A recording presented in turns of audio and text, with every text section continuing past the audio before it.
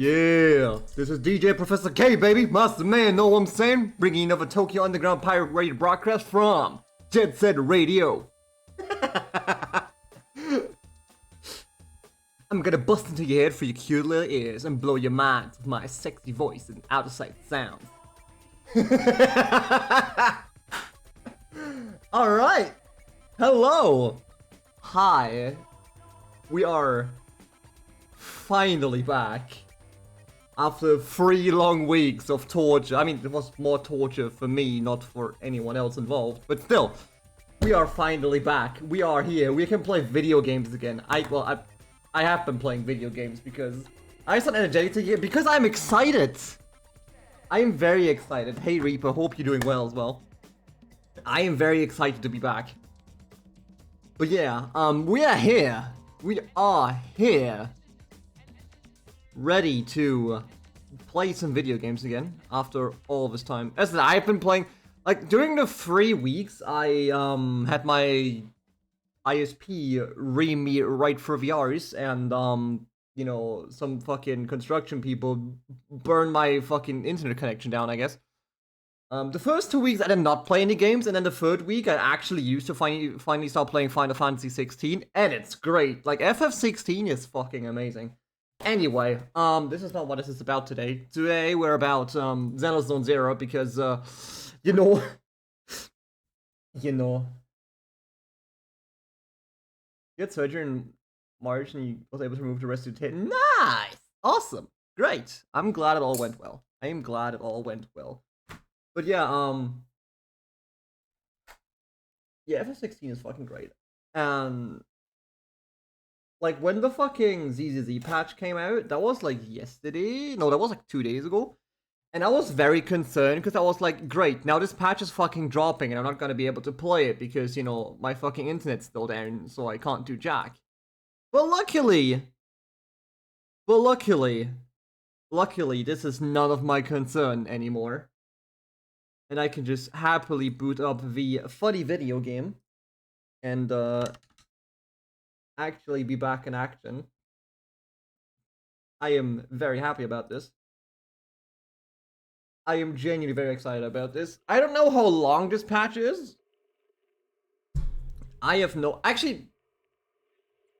Oh yeah, right! I wanted to do the fucking... I wanted to do the fucking, trigger character stories as well. But, you know, that didn't go well because the day I wanted to do it, my internet was out, so, actually, we have so much content to go through, I don't know if I'll be able to do Might and Magic, but you know what, fuck it. In other news, I have 5 weeks off now, actually. 5 entire weeks off now, off of work, so, I got all the time in the fucking world. So that's gonna be grand. That's gonna be grand. So, I can take all the fucking time I want, really. I am not limited to anything. Also, let me take that sip.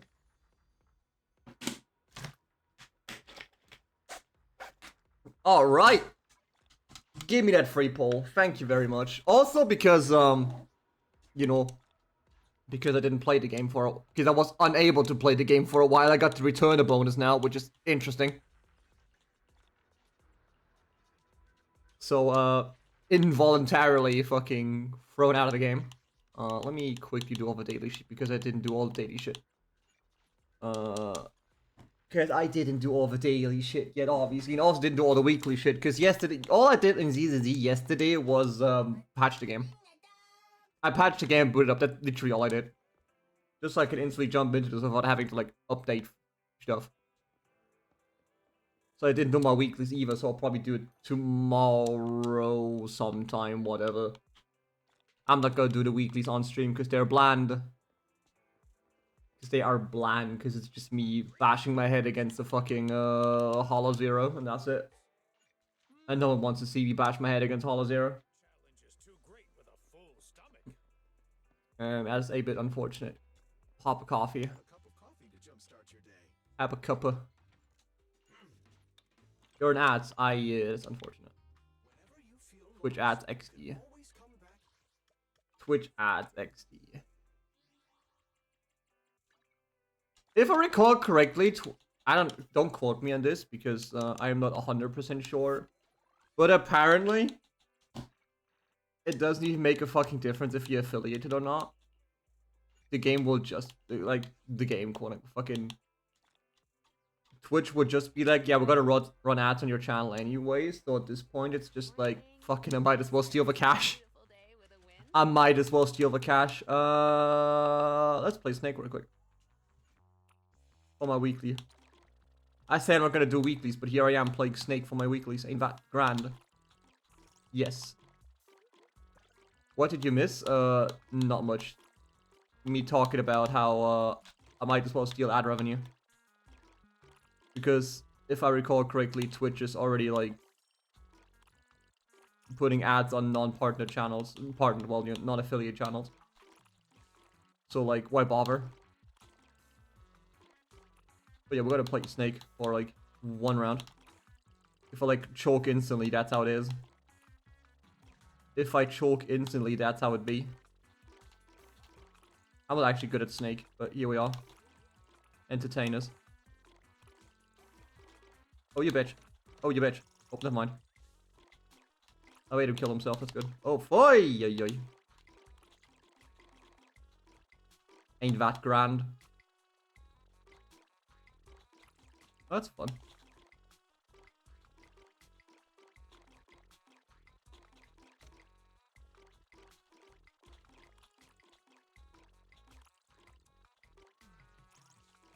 Oh shit, he died. That's good. Oh, you bitch. I got outplayed. Instantly got fucking reamed. No! Get me out! Instantly got fucking reamed in Snake. Yes, question mark. There you go. Oh yeah, right. Get the coffee thingy, upgrade an agent.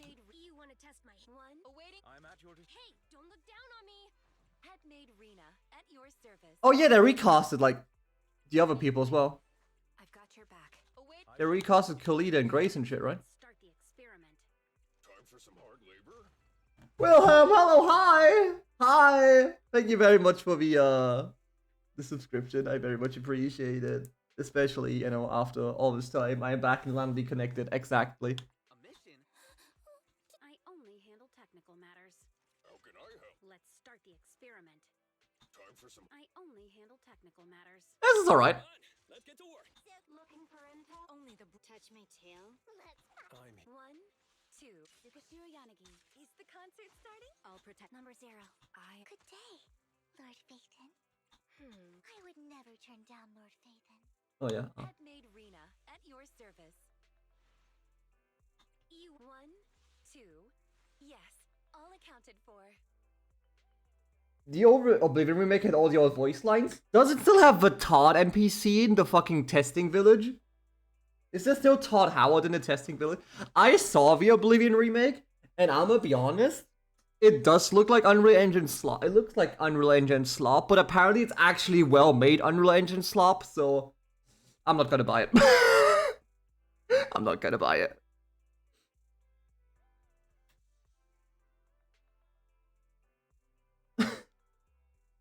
I was gonna, like, ironically, when the leaks happened, like the leaks quote unquote about Oblivion remake, I was inclined to play OG Oblivion.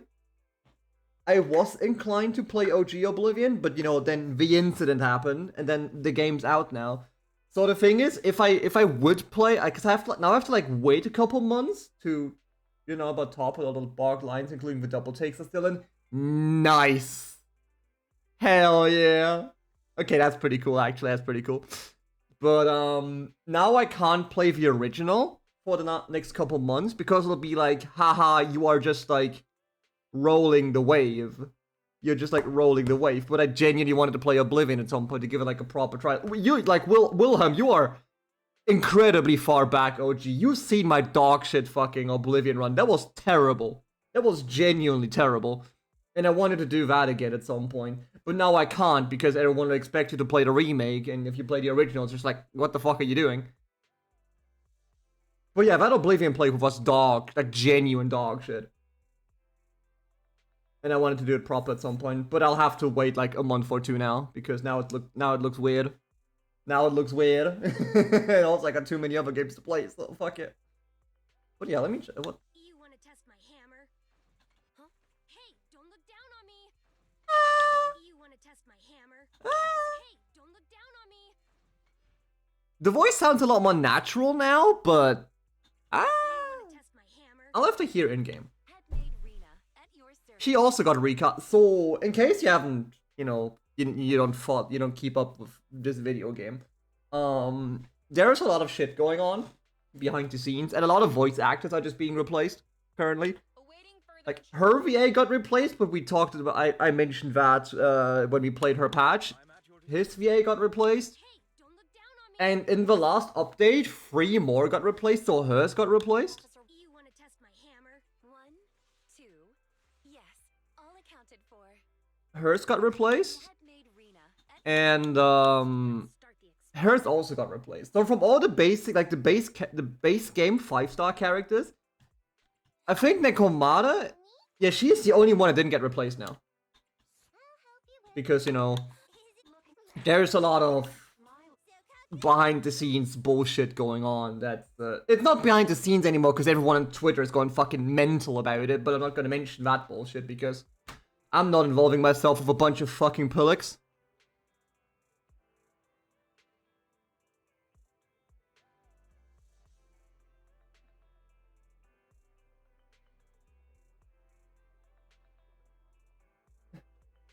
Wait, what?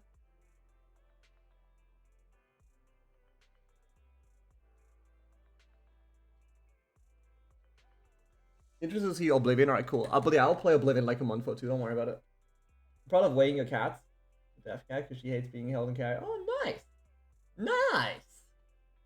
Yeah, cats and doing anything that isn't normal procedure is just like, what the fuck is this? What do you mean you're trying to lift me up onto a funny platform? Get out. 1, 2. Yes, all accounted for. Oh, wait, I can't do... My loyalty lies Oh, no. So, or hiring me for a job. you see the issue with this quest? You see the issue with this, like, return a mission? Upgrade an agent, right? Or level up an agent. 1, ready and waiting. Remember ages ago when I started maxing out every character that I have? Yeah, I might be in a bit of a bind. I don't think I have any characters to upgrade right now. Unless I pull 4 of the 5-star characters right now, but... Ready for Oopsie. Oopsie. I can't do my fucking missions. Oh well. Not like it matters. Not like it matters. Oopsie whoopsie. I played the game too much. Oh, I did a reset today. Did it actually reset today? That's fucked. Anyway, so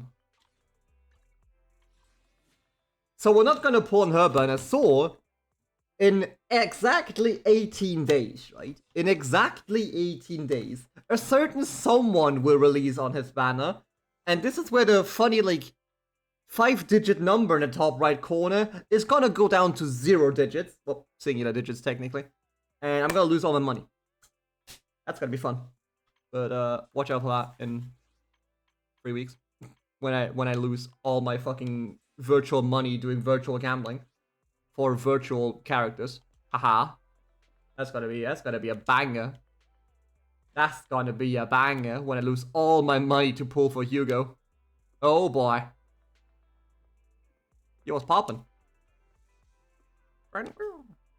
Only as my parents. That's me! It's you, I heard from the colleges that you're a straight-up law-abiding citizen who runs things by the book and keeps neighborhoods tight. Yes! I am a very law-abiding citizen, and I do not run an an underground organization for hollow explorations. You haven't heard that from me. And your driver's license not bad. Records like traffic violations or illegal parking, totally clean. Oh, yeah, right. Yeah, right. Plus, everyone down at Lumina Square office has seen how you really care about our work. You always stop by and check out every single poster we put up. Especially ones about taking down illegal proxy and hollering. worry about that part. Yeah, I'm just checking out your work. The best friend the public security officer could ask for. Haha! You know it! Yeah!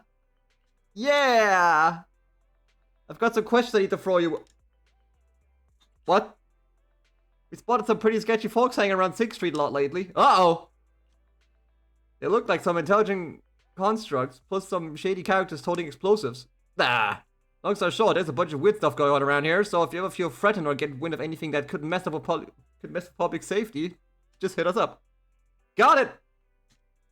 By the way, I know this sounds very creepy, but if you or your buddies accidentally wander into a hollow, just reach out to me. I'll be there in a flash to help you out.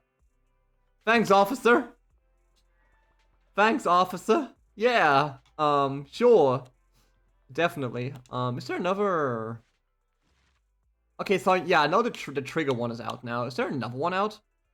No, it's just for trigger one. Gotcha. This is main chapter, right? Yeah, this is main story. Special episodes? Oh, yeah, those. Gotcha, chief. Okay, so there's only this one. There is only this one. Oh, it's only one mission? That's curious.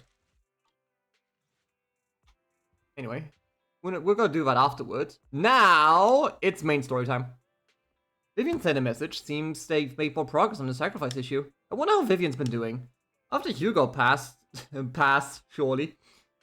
She's been busy managing Mockingbird. We haven't talked to her in quite a while. Weiss, do you want to arrange time to see Vivian? Sure! Fuck it! We ball. Alright then, I'll arrange a time with Vivian. You just rest and await my news. Okay. Time to eat. Rest. You originally planned to watch some videotapes and rest on the sofa, but you end up falling asleep instead. Until you hear something nearby. Nani? Ah, you're finally awake. Tried to cross the border, right? Ah! Ah! You were watching me sleep, hello? Fucking yandere.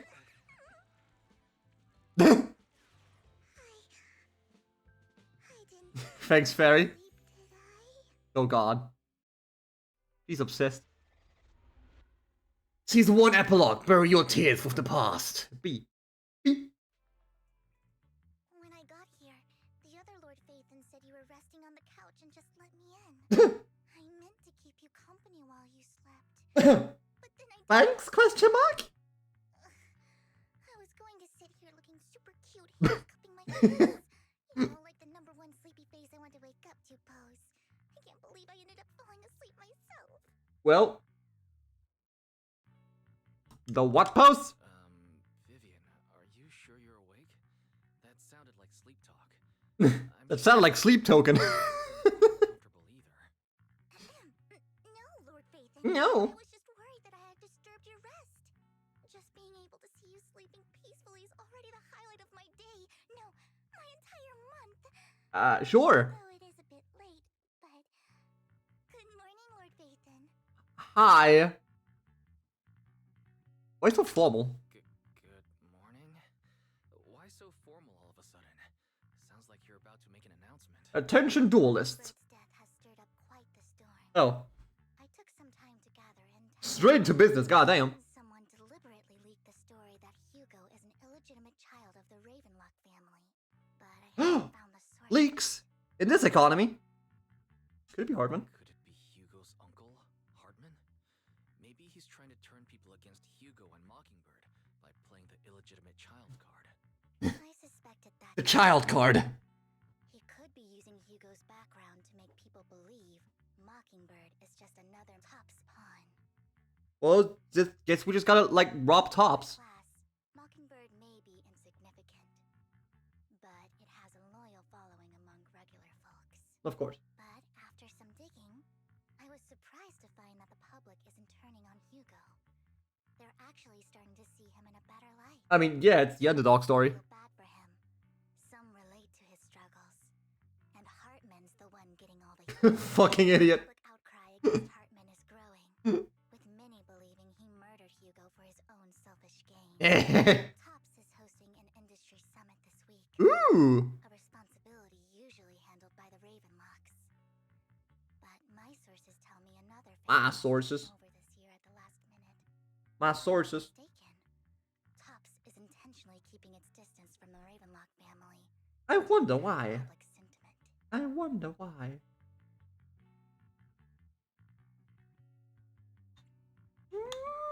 Maybe he's trying. Someone trying to take advantage of this to get rid of both Hartman and the Ravenlocks? Probably. I think Hartman knows this too, which is why he's completely vanished. No matter how hard I search, I can't find a single trace of him. Unless. Hartman must have taken the sacrifice core. Now that he holds this bargaining chip, he is definitely going to negotiate his way out of this with the Exaltists. Sorry for interrupting. Oh, hey. Can I borrow Wise for a minute? Oh, no problem at all. I'm sure you have important faith in matters to discuss. Take your time. Surely. I'll just be waiting outside. Okay, bye. Wait, don't go outside. What? Oh, don't mind me, Lord Phaethon. I wanted to browse the videotapes anyway. I'll be right here. Just let me know when you're done. Thank goodness Vivian didn't walk out the main door. Lycon's been pacing around outside for like half an hour. What? Turn off at least. What is this man doing outside? He's stressing over what he did to Hugo in front of Vivian. Oh. But he really needs to talk to us. Maybe you should go speak with him first?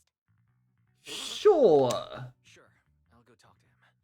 At the end of the day, we're all after the same enemy. Yeah. As proxies, we should become the bridge between them. Yeah. See, he gets it. He gets it. He knows what's up. Wait, who are these people? Why can't I talk to these people? Young man on the streets. Oh, I can't actually talk to them. Curious. Passionately debating young person. Cool. Anyway, hi. What's up? What's up? Good morning, Master Proxy. Hi. Good morning. Belle just let me know you wanted to talk to us and Vivian about something. Ohayou gozaimasu. Urgent request from the mayor. One Ah. that directly affects Nueru's safety. Uh-oh.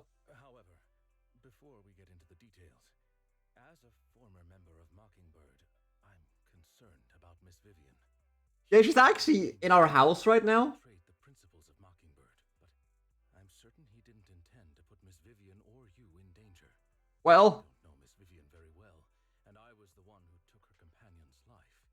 I might not be the right person to comfort her, but I hope she doesn't regret the choices she made, I mean, or lose faith in the there we go. path she chose. There you go. What? She didn't seem upset. Vivian doesn't seem down at all. In fact, she's been actively gathering intel. I think she's handling this with even greater calm than I am. If you're feeling bad about what happened with Hugo, it might be a good idea to talk to Vivian directly. From what I've seen, she's not as fragile as you might Luckily, she's in the parking lot. Reassuring to hear. I trust your judgment. You've always had a sharp eye for people. Would you mind coming in with me? I'd like to apologize to Miss Vivian in person. Sure. Sure, but just to be clear, I'm staying neutral and not picking sides. Yeah, right. You both have your own stance on this. As a proxy, I'll do my best to help facilitate honest communication. She just like punches him in the face. That. Thank you. She just like walks in, like slaps him across the head. You return to the video store of Lycon. Vivian doesn't seem to have much of a reaction to Lycon's arrival. Oh boy. Miss Vivian, I'm very sorry about Hugo. You don't have to explain anything. I'm also part of Mockingbird. Mockingbird stands on more than just gain, so it won't fall when fortunes shift. Damn. Hugo had his fixations and ambitions. I also have things I must see through. I'm determined to get to the bottom of the Exaltists and the sacrifices. God damn. Miss Vivian, as a former member of Mockingbird, you have my deepest respect. You have my word, whatever comes next. I would never harm you or Master Proxy. Yay!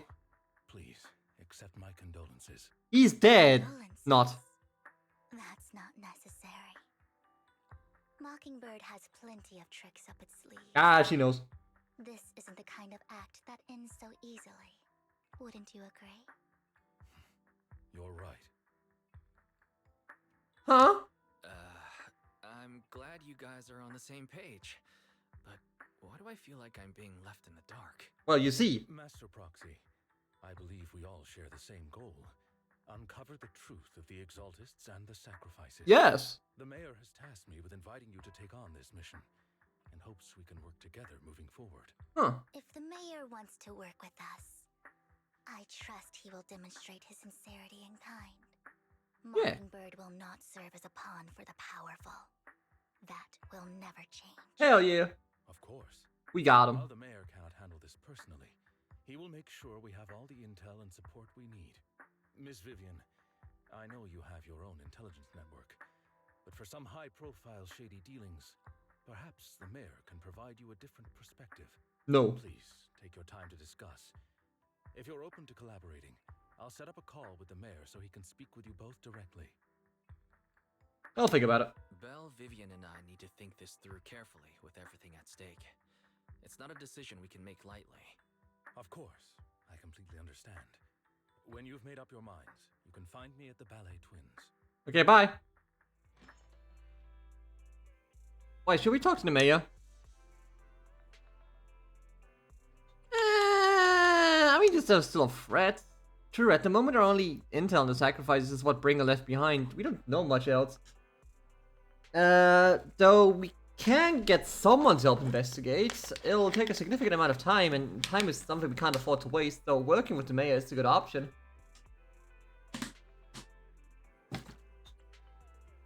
So what about you, Viv? As a member of Mockingbird, would it be against your values to work with the mayor? Mockingbird isn't just about going against authority. Mockingbird hopes that all people can be given equal opportunities and treatment. I don't exactly trust the mayor, but I believe he's someone we can work with, at the moment at least. Right, let's go talk to Rykan then. Let's go talk to the Wolfman himself.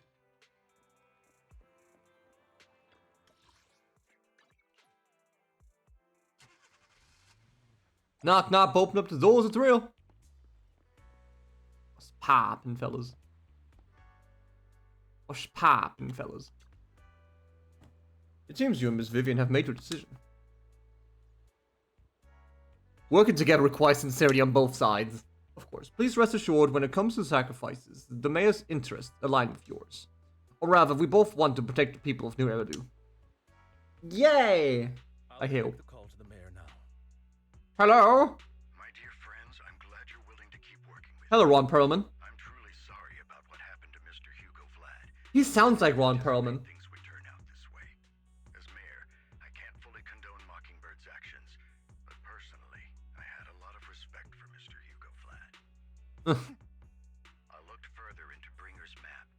Now look at this map. Created by an exaltist named Landon.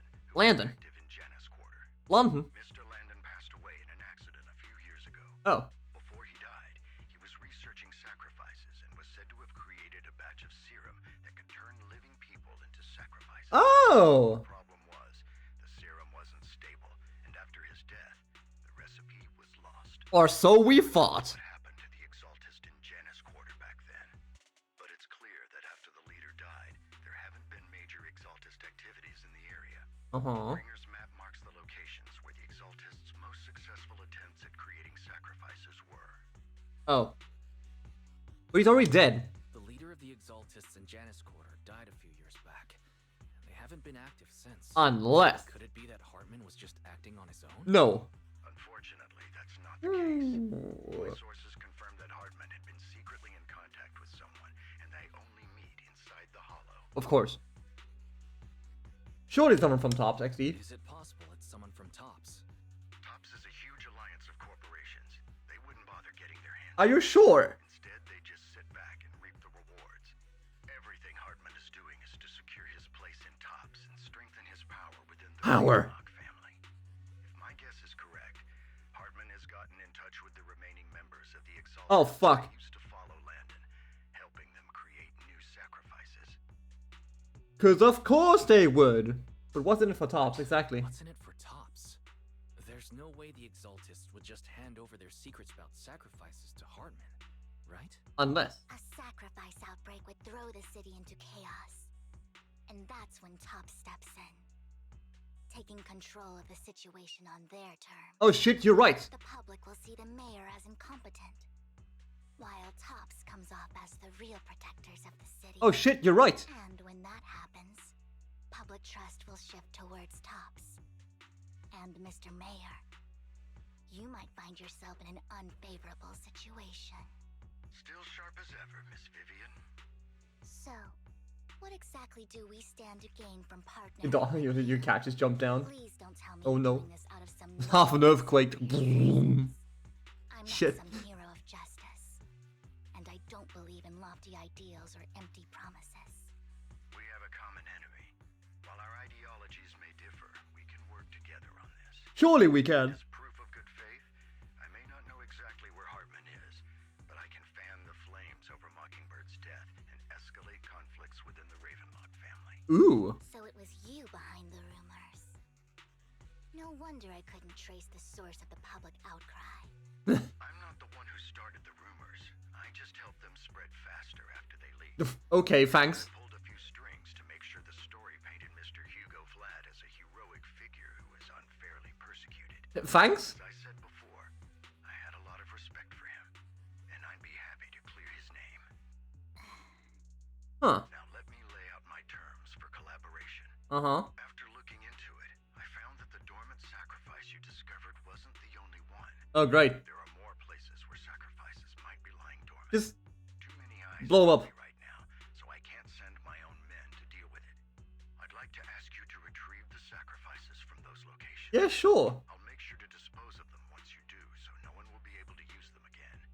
On top of that, I've asked a friend to help monitor your physical condition. Oh, great. Even uncover more of your potential. Her research overlaps with your teacher's work. You don't need to Huh. She's a Void Hunter rank special investigator. Huh. Really now? A Void Hunter rank special investigator is going to be assisting us? And she's involved in our teacher's research? That's right. She's heading to Janna's quarter for some business. I wanted to set up a formal meeting, but she declined. Thanks. She prefers to assess things on her own, and will reach out when the time is right. She'll let you know the details then. Yeah, read it. Feel like a small earthquake. With her on board with this commission and ready to Kitty help cat her fucking set calls up an entire earthquake. So how did the tectonic shift happen? Cats. Cats cause tectonic Very shifts. people in New Era do. We'll do our best. I know you won't let me down. Given our positions, we might not be friends, but we're definitely not enemies. Not yet, at least. The rest to you then. I've got to go. Goodbye. I'm glad the two of you have decided to continue working with us. With your help, we are sure to successfully recover the sacrifice. I have other businesses to deal with, so please excuse me. If you require anything, please feel free to contact me anytime. Okay, bye! Not Faithin, shall we head out now? Yeah! Let's go bust some shit up!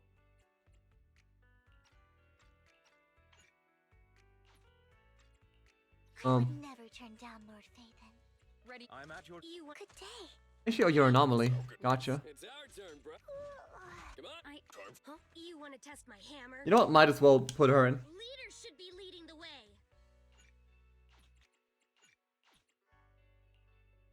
Put her in so I can hear the voice lines.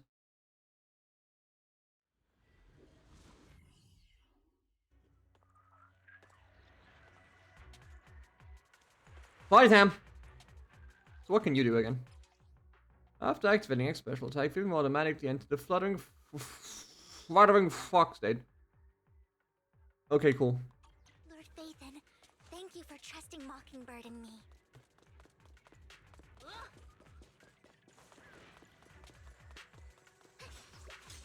So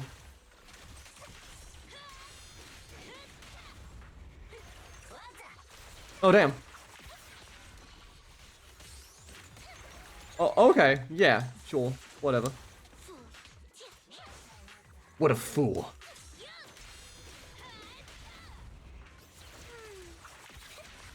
Yeah, this is fine. This is fine. I have no idea what she's doing, but this is fine.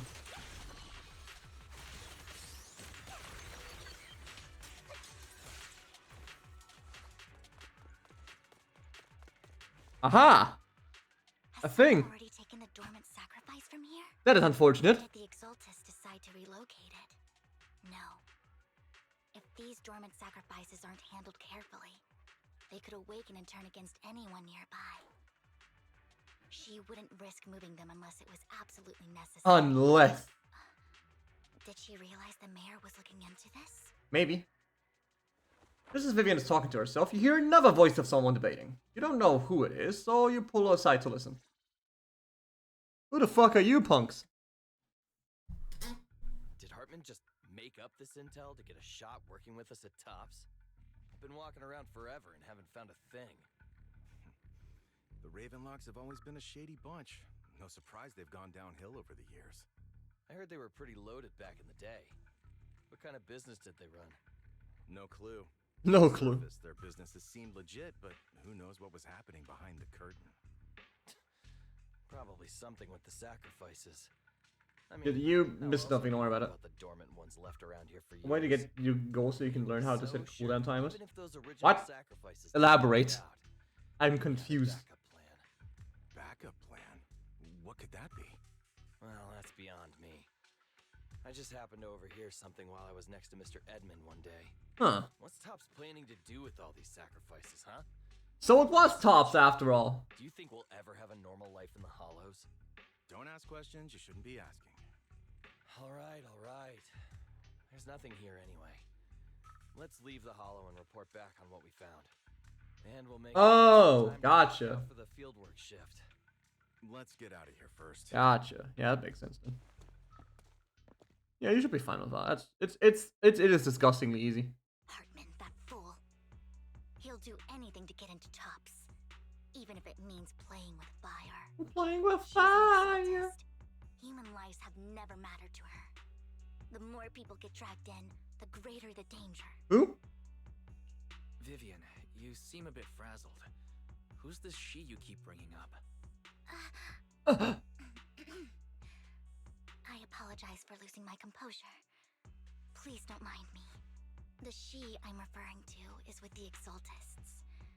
Someone I have a history with. Oh boy. That's why the moment I heard about the sacrifices, I felt compelled to uncover the truth. You know what? That makes sense, yeah. I never meant to hide anything from you. It's just that It's hard. for me, the Exaltists Yeah, don't worry bring about back painful memories. And I'm not ready to face them yet. So It's time to face your... Anyway. give me a little more time. Once I've gathered my thoughts, I promise I'll tell you everything. Yes, ma'am.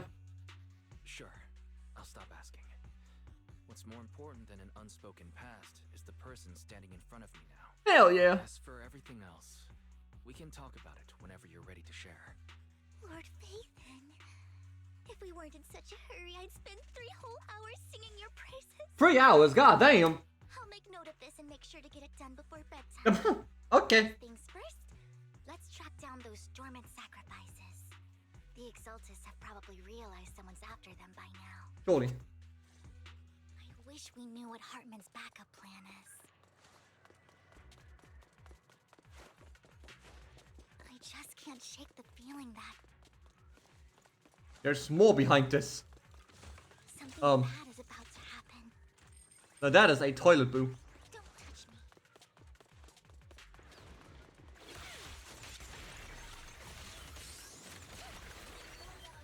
Huh.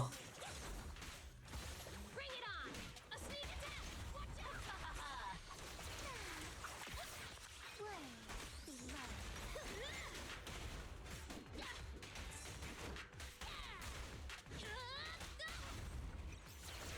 Huh.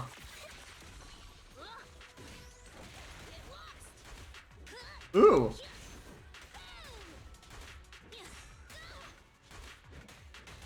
Okay, in combat the voice is pretty fucking good, goddamn. I wanna hear her ultimate line though. Dormant sacrifice is gone too. Who could it be, and how do they know the locations of dormant sacrifices? Let's check the next location. I hope this doesn't become a nightmare for new Eridu. He Well. may have done terrible things, but he had his reasons. He certainly had reasons. Be seen as the bad guys by a lot of people. But.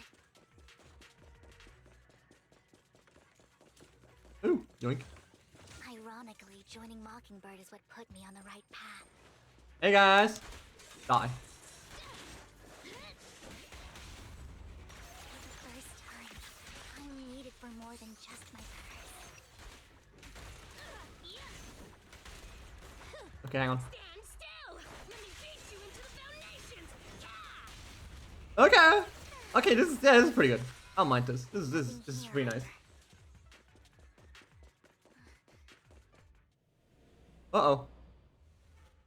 Person. Mr. Freeman.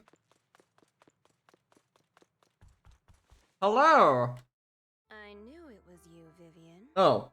Camille, what are you doing here, sis? Are you destroying the dormant sacrifice? No. Vivian, don't call me sis. I'm not your sister. Are you trying to stop the Exaltists? No. I never left the Exaltists. You know what Landon did back then. And I don't care. Landon did it for the creator. Ah. His methods may have been extreme, but they were necessary. Back then, you walked away. You should do the same now.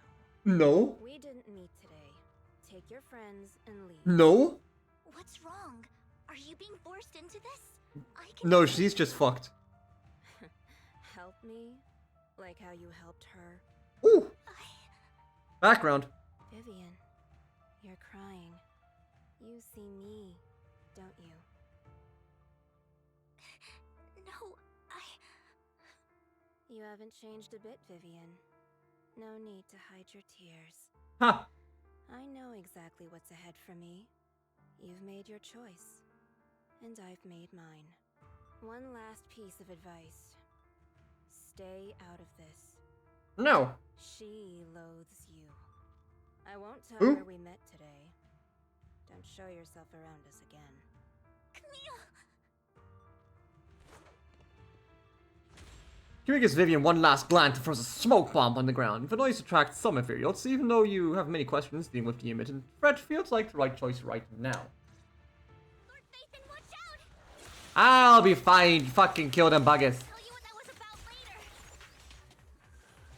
Don't touch me. Let's take care of the ethereals first. Guess what I'm doing? My job. Exactly. Good night. Out of my sight. How dull. There we go. Sure, I guess. Don't touch me. Burn it all! Powie. Low blocked. Who dares get between me and Lord Nathan? Did she have rocket boosters under her skirt? What the fuck? Well, I guess that explains how she flies, but... I guess that explains how she flies, but... Idiot. Wow. What an eyesore. Got him. After fighting off some inferiors, you search for a long time, but don't find any dormant sacrifices. After deliberating with Vivian, you decide to leave the hollow for now, and figure out your next move. Just then, the phone rings. Hello? You've been gone forever. Did you run into any trouble? Is this the Krusty Krab? We searched the coordinates the mayor provided. Most of them were already empty. No dormant sacrifices. Camille, the Exaltists have been actively destroying the dormant sacrifices. Why would the Exaltists go after the sacrifices? To cover tracks, XD. I saw it too, but I can't figure out why the Exaltists would do this. And one of them is someone I once knew. Back in my day. She would leave the Exaltists after Landon's death. But she stayed. Wait, what did I miss? Why do you know so much about the Exaltists, Vivian? Well. When I was a child, I stayed with the Exaltists for a while. Dun dun dun. Back then, Landon was one of the most respected figures among the Exaltists. Back in the this day. region. A lot happened. And after Landon died, I left. I can't turn a blind eye to the sacrifices.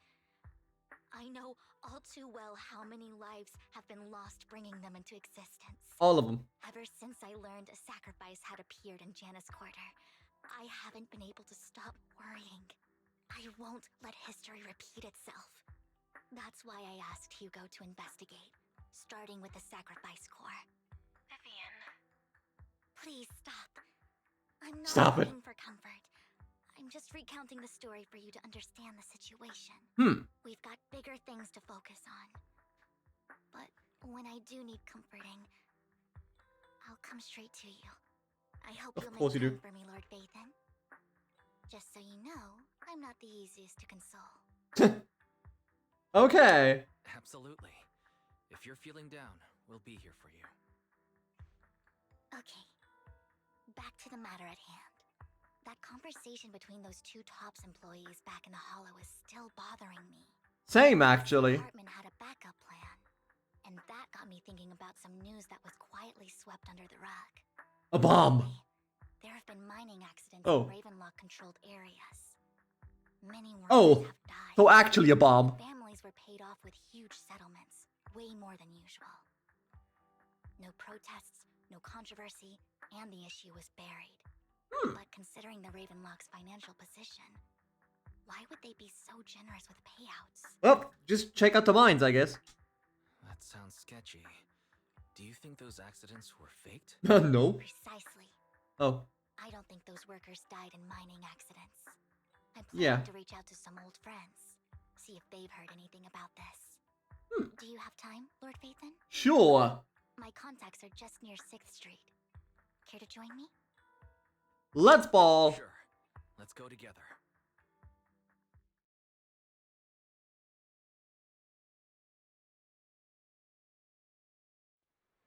You arrive at Luna Square with Vivian to meet her old friend.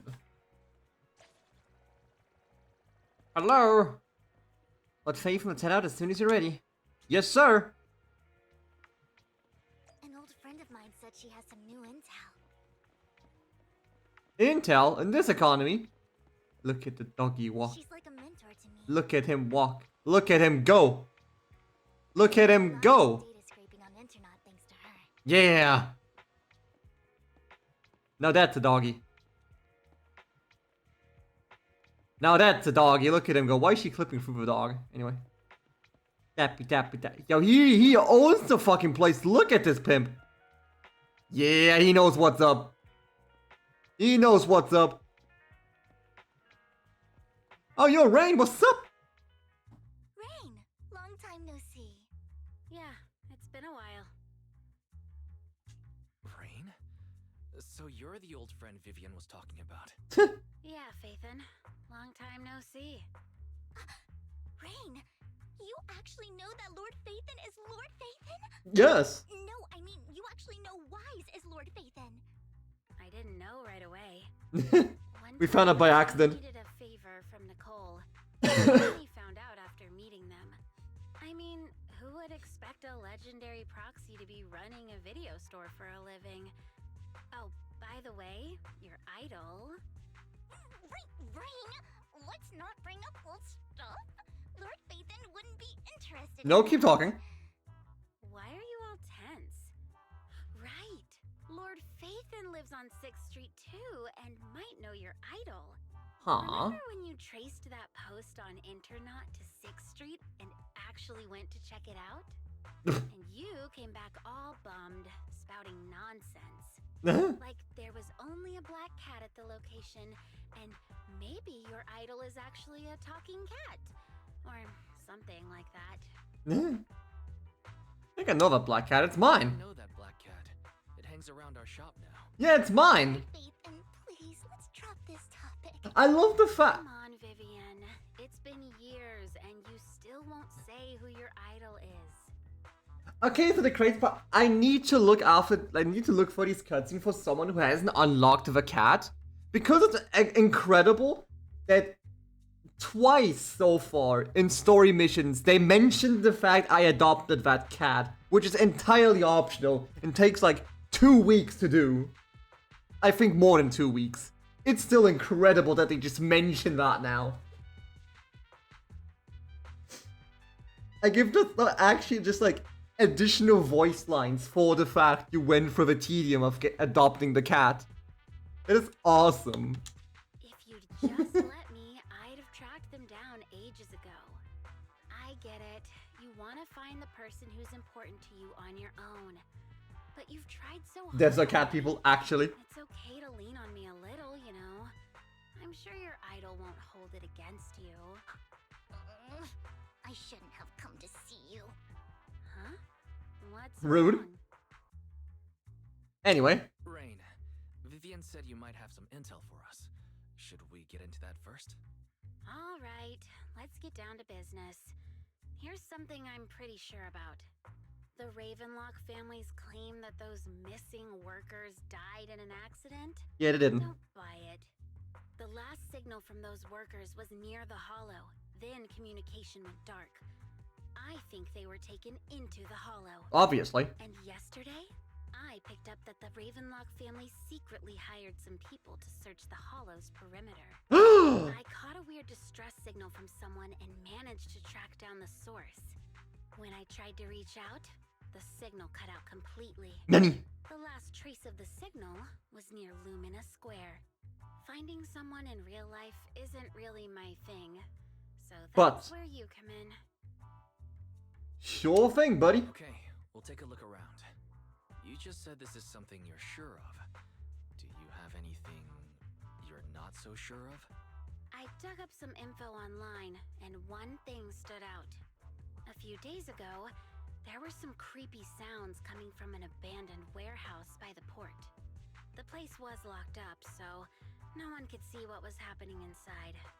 Not sure if it's related to your search. If you don't find anything useful around here, it might be worth checking out. Roger that. Well, that's all I have for you. Well, that's all for now. Okay, bye. Don't get all emotional on me now. I'm just helping out a friend. Hell yeah. This one's on the house. Consider it payback for the favor you did me last time. But Of course. if you still want to find your idol, hit me up. The idol. Curious for what? Alright, don't worry about it. I'll manage it myself. Stop being so nosy, Rain. What idol? Nosy? Nah, just professionally curious. What kind of person is worth all this searching, huh? Me. But honestly, whoever they are in real life, they've become a part of you. You've come a long way in this search, Vivian. I much prefer the person you are now. So if you find this person, don't chicken out. I'll meet them. Hell yeah. People will appreciate you for who you are. Rain. Aw. I might not care about the real world or what it'll be like. Damn. She's into it. Everyone I know can live a good life. She's in the fucking cyberspace. I'm counting on you to save the world, guys. Hell yeah. All right, I have other business to take care We'll of. save the fucking world, man. I'll leave the rest to you. Rain waves goodbye and leaves. Vivian somehow mentioned she knows someone who's really skilled at finding people in real life. So you follow her and continue your way. Lord Phaethon, please pay no mind to what Rain said. I do.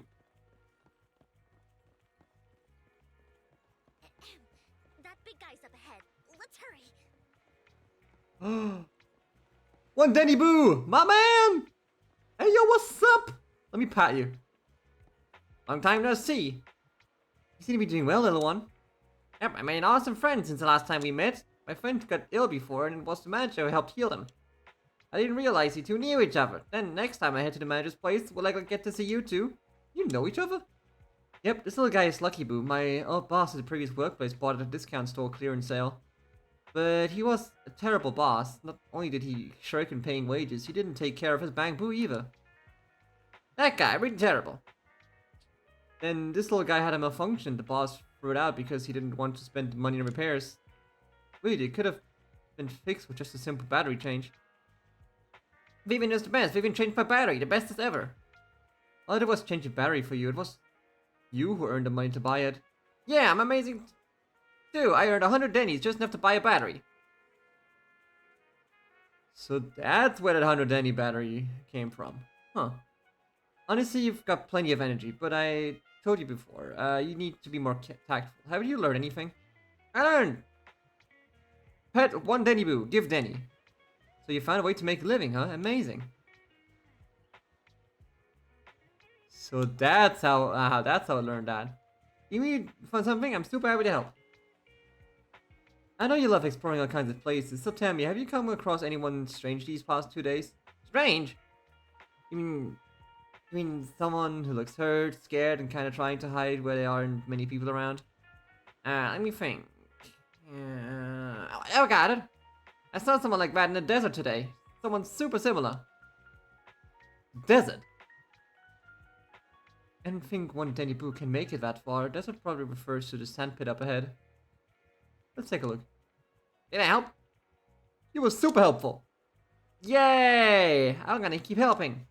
You should go and do whatever important stuff you need to do. Let's play together soon. Bye, one Danny Boo. One Diddy Boo is just too cute, right? It's adorable. I didn't know you helped it too. I knew Lord Phaethon was the best in the whole world. Hello, sir. You look fucked up. It seems that's the person Rain and one Danny Boo were talking about. Lord Phaethon, please stand back. I cannot be certain if he'll end up doing something extreme considering his current mental state. I'm afraid he might hurt you. I'll try talking to him and see what's going on. Sure thing, buddy. Don't take me back, please. I was wrong. I know I messed up. I don't want your money anymore. Money? Please, no. Calm down. Who are you? I won't say anything. Just let me go. I don't know anything. I swear, I know nothing. We're not PubSec, the HIA, or the Ravenlock family. We won't force you into anything. There's no need to be afraid. What do you want from me then? We simply want to know where the Ravenlock family took you and what they made you do. I can't say. I can't tell you. I have a family. They'll hurt them. You never saw me. Please, just stop asking. Don't you wish to see your family? I don't deserve to see them. What? It's my fault. I was greedy. I did this to myself. But your family must miss Sir? you dearly. Are you alright? Sure they won't blame you. No, it's my fault. It's all on me. I don't want to drag them into this. He's fucked. The whole ship is sinking. No one on board can escape. I'm just a nobody. And right now, there's nothing I can do to change anything.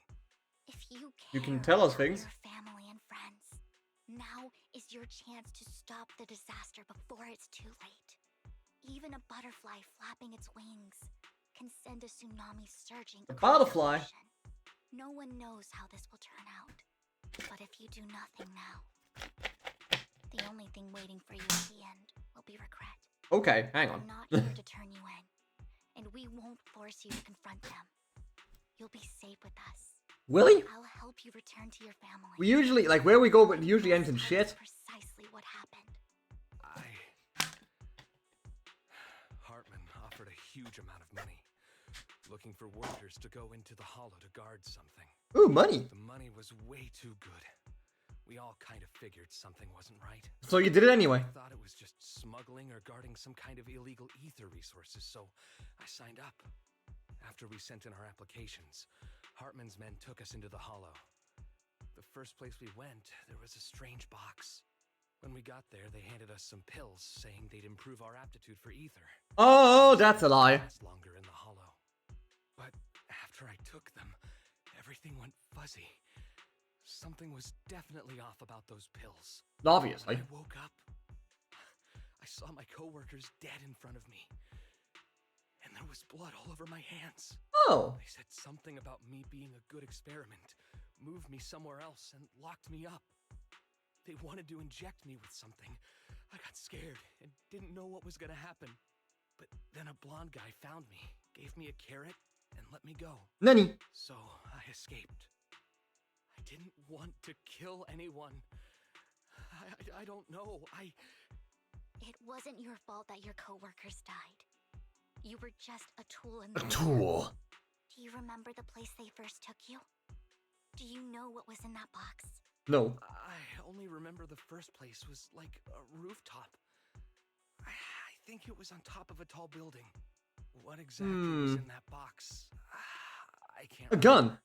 I'm not lying. Those pills they gave us, they make You hallucinate. Oh, great. I took just one and my mind felt like it wasn't my own. My memories turned into a blur. I'm telling the truth.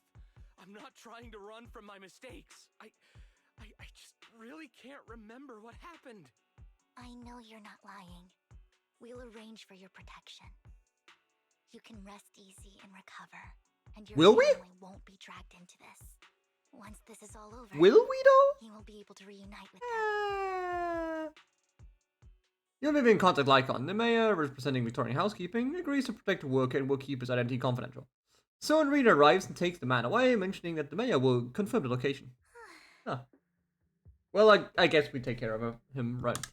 Sometimes I wonder if you've had some kind of special training, Vivian. No matter who you're up against, you seem to analyze the pros and cons and make a judgment in no time. Actually, I wasn't always like this. I used to run away when things got tough. There was even a point where I just wanted to disappear. As if my very existence was the source of suffering. I wondered. Perhaps leaving it all behind could put an end to the pain. It's hard to picture that. My first impression of you was pretty, assertive. Well, I was on a mission at the auction when we first met. And just as Rain said, I've come a long way from who I used to be. Speaking of Rain. Speaking of Rain, it's quite a coincidence that you two know each other and are actually close. You even know one Denny Boo. That surprised me. We might have crossed paths without even realizing it. Enough about me. Tell me more about you, Lord Phaethon. Where have you been? Good question. What have you experienced? Good question. Looking back, it feels like I've been through a lot lately. Belle and I even lost our Phaethon account. It's a long story, starting with how the Cunning Hares took something from the Red Fang gang. Back in the days, you walk along the river by Lumina Square with Vivian, just not sharing the stories. Although she wasn't part of them, she's been to the places where they took place. She's been to the chaotic hall of the Kimita Golden Week, she has a favorite sandwich at Cheesetopia, she's even received a star sticker from Officer Mew Mew for rescuing Bang Boo. You're amazed at the coincidences of life. Yeah, coincidences. Before Bella's idol. Imagine. This area. Belle told me there's a highly rated store here. Uh-oh. Lord Phaethon! Hi. What's wrong? I've seen that black cat on 6th Street. Yeah, it's mine. That harmonica in the outer ring you mentioned. I've heard it before too. Huh? I've even been to the monument outside Hollow Zero. But none of that was a coincidence. You've been stalking me! It was me. Huh? Kono Dioda! Following you. And now I've finally made it. So you were stalking me! Ever since I was little, I had been seen as the bringer of bad fortune. I had traveled to many places and witnessed far too much misfortune. Every tear I shed brought disaster. I've heard too many curses to count. I loathed my tears as much as I despised my own existence. Wherever I stayed, tragedy followed. I had roamed too many places, and each time, it ended the same way. I didn't know where I could go anymore. One night, I stumbled upon a post discussing me. Whether they knew me or not, everyone seemed convinced that I was the source of the curse. Some mocked me with cruel intent. Some wished I would vanish, and others speculated maliciously. It really seemed that my very existence was a disaster. In that moment, as darkness enveloped the city, I saw lights flickering to life all around New Eridu. So many lights, and not knowing where to go, I thought, if only I could disappear into those lights. I made up my mind, and right then, phone rang. I decided to take one last look. I wanted to know who left me my final message from this world. So who was It it? was you, Lord Vathan. Huh? Huh? Huh? Me? Yes. And I checked with the other Lord Vathan. You were the one using the account at that time. I was just shitposting, bro. You probably don't remember it. After all, it was just an ordinary day with an ordinary post and meaningless comments online. But for me, it was the night I finally realized where I could go. I wanted to walk the paths you had walked, see the sights you had seen. And then, one day, share it all with you, face to face. Oh. So, I have to ask, what exactly did I say in that reply? Well, you'll have to figure it out for yourself. God damn it. I'm not telling you. You're putting my memory to the test. So, Lord Vathan, thank you. Not only for that comment you made that day, which was a silver lining for me, but also for giving me the courage to become who I am today. The Vivian standing right in front of you now. Hell yeah. Lord Vathan, I truly like who I've become. The wind skims across the surface of the water, lifting Vivian's hair and brushing it against her cheek. The light reflected in her eyes dance and flicker as if eager to share their stories of the past, both the good and the bad. Emotions intertwine with the narratives, and you feel as though you've witnessed the path she has traveled. Rykan just sent a message. There's an update. Ah, fuck. Fine. Normal reminiscing. Back to the video store and go over the details together. Normal reminiscing. It's game time.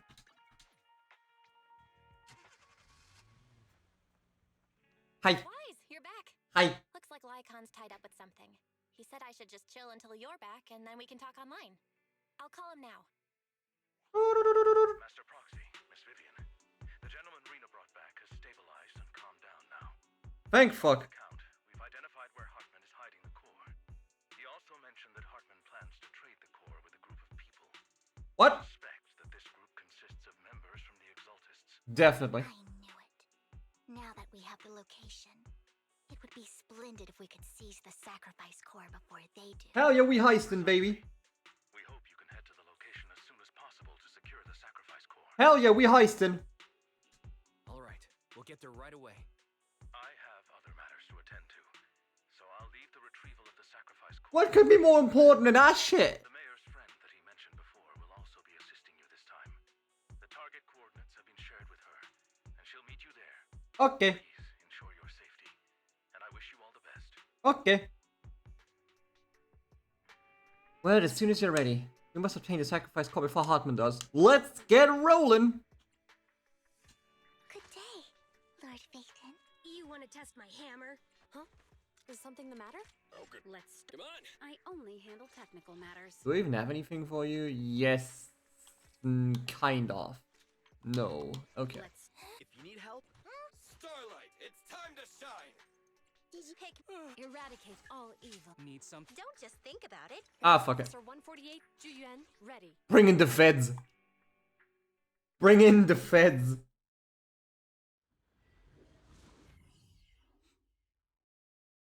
We heisting. Hello, assholes. Where's the sacrifice core? Camille, you really think I'd stroll around with something this important?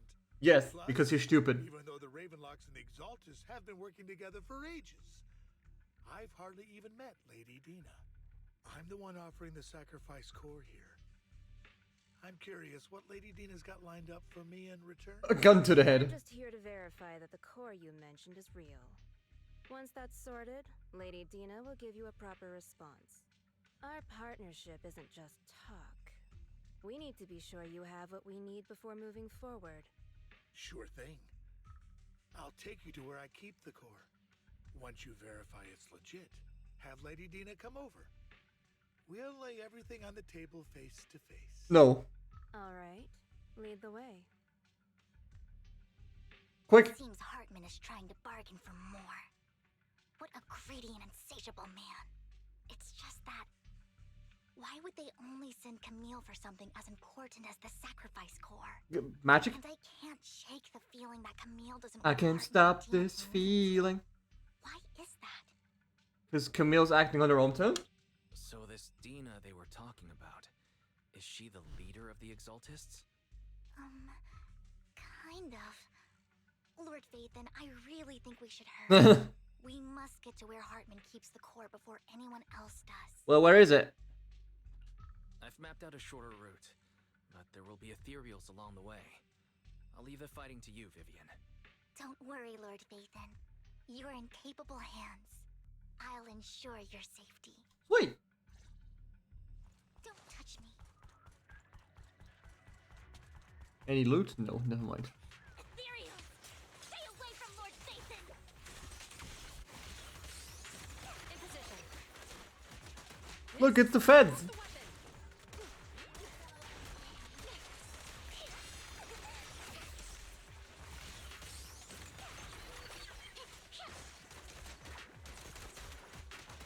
You just fucking shoot him in the face. Ba-boom. Looks like Hartman's trying to negotiate for more leverage. But why? Well, because he's an idiot, to be fair, but still. Hello? Let's get out of here before we're spotted. Shotgun to the face, y'all.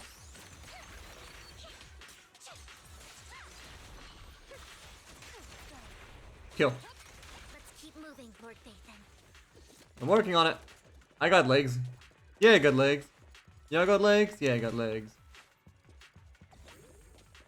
Yeah, I got legs. Yeah, I got legs. Leave the enemies to me, Lord Phaethon.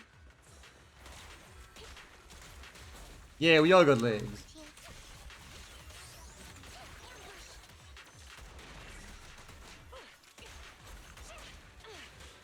Get his ass.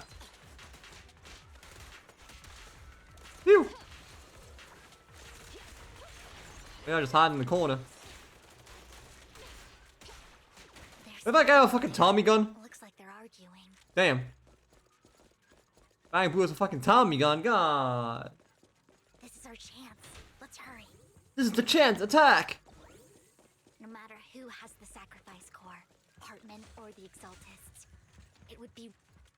And that's exactly why I am getting it. Hand over what's in the box. Hey, assholes. Or we do this the hard way. Or the middle soft hard way. Or the middle soft hard easy way. Girl.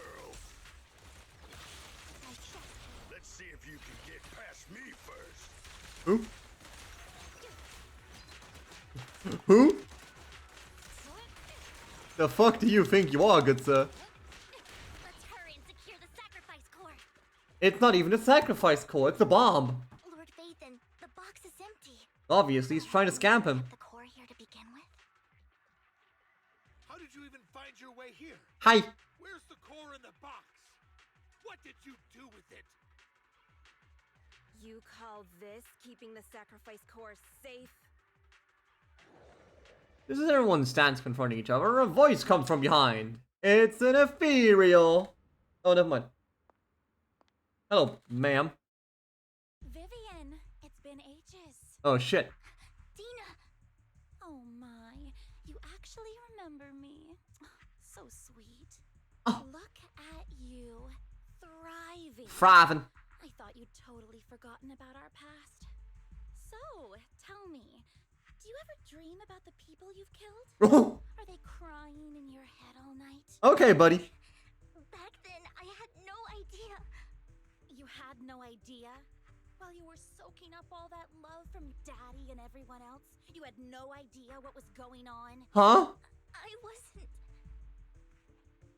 Lady, I require context, ma'am. Vivian didn't actually... Camille, when did I say you could meet up with Hartman today? Oh. I just wanted to make sure the sacrifice core is legit. I was worried Hartman might try to pull a fast one on us. Huh. Really? So loyal.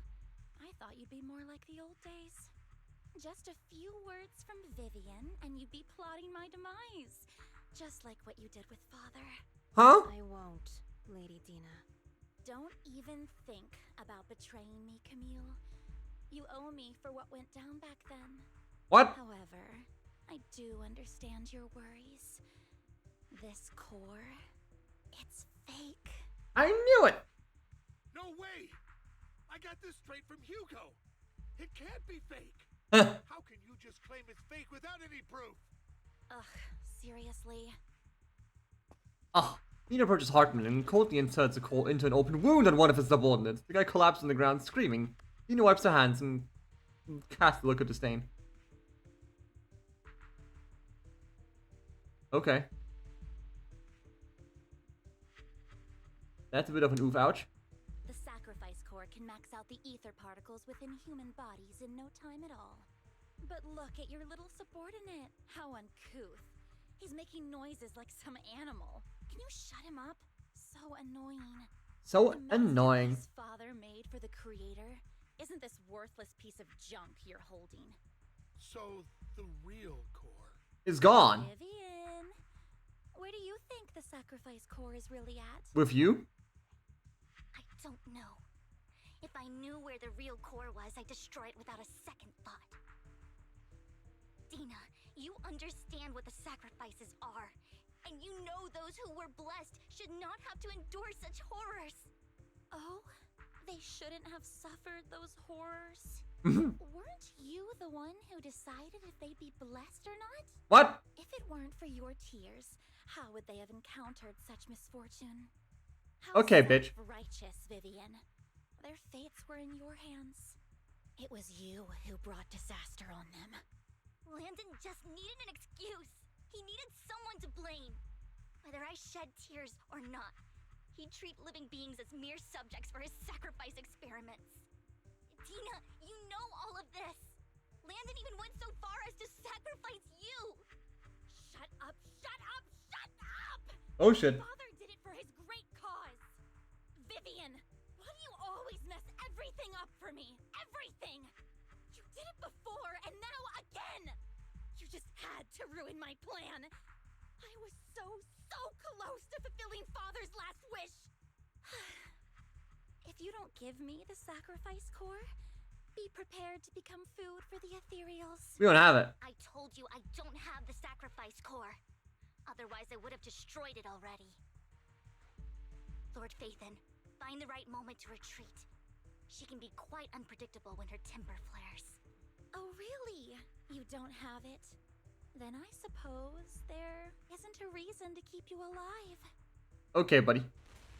As Nina finishes the word, several explosions erupt, followed by tremors in the ground, signaling the rapid approach of numerous ethereals. In a panic, Hartman rushes to the car he summoned, taking Camille and Dina with him. What?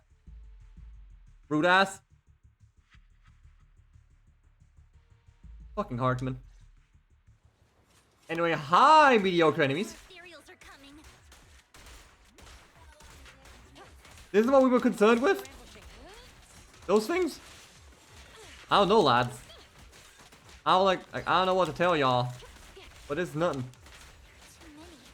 There's no chance to get out of this. Too many? What do you mean? What do you mean, too many? Look at this. This is not. You went to lay down, your cat instantly tugged himself in. That is average cat behavior. I love cats. No. Get my dress dirty, little pig. Kaboom, baby! Standing by. Hey, check this out. This is supposed to be hard? No, it's not. It's story missions and it's supposed to be hard. Like, I can appreciate when games like these have like super hard modes, but the story is relatively easy.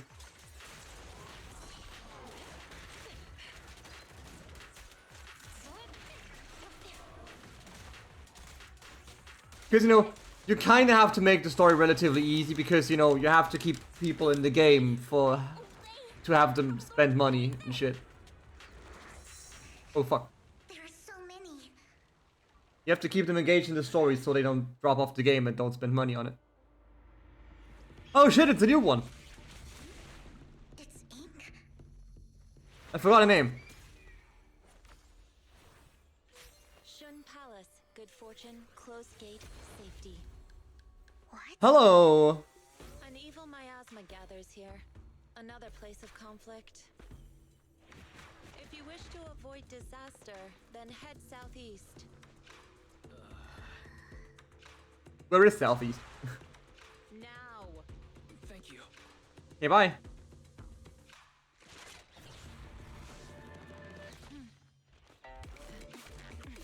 Woo! Get him!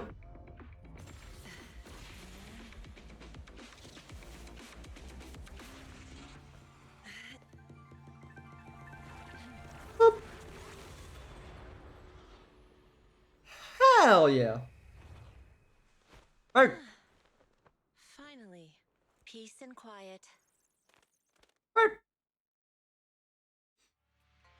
You must be wise, right? What? Mayflower mentioned a special partner might need my help. Oh! May I ask, who are you? Who are you? 13th generation master of Yunque Summit. You can call me Yishuan. Mayflower passed along your info, and I was curious what kind of person you are, so I came to see. Hi. At first, I thought it might be a hassle, but your energy feels really calming. Quite nice, actually. Are you the investigator? So, you're the investigator the mayor mentioned. Yes. He also asked me to be your temporary teacher and offer you a bit of guidance. Oh boy. Lenny. Guidance? What does that mean exactly? Unfortunately, this isn't Of course the not. place to talk. I have some investigation work to catch up on, and it seems you've got quite a lot on your hands, so let's part ways for now. Okay, bye. Find a good time to visit you soon. Each one leaves after saying this while Vivian appears lost in thought, looking distracted. I'm so sorry, Lord Vathan. I'm just not feeling very well. I think I'll head back for now. I'll investigate the sacrifice core and reach out once. You're just gonna leave me here? Yeah, let's get the fuck out of here first. Looks so great. Let's get out of here and figure things out later. I was gonna be like, everyone just leaves and I just stand on top of this roof surrounded by like potentially ethereal. Just like, oh great, thanks. Guess I'll die.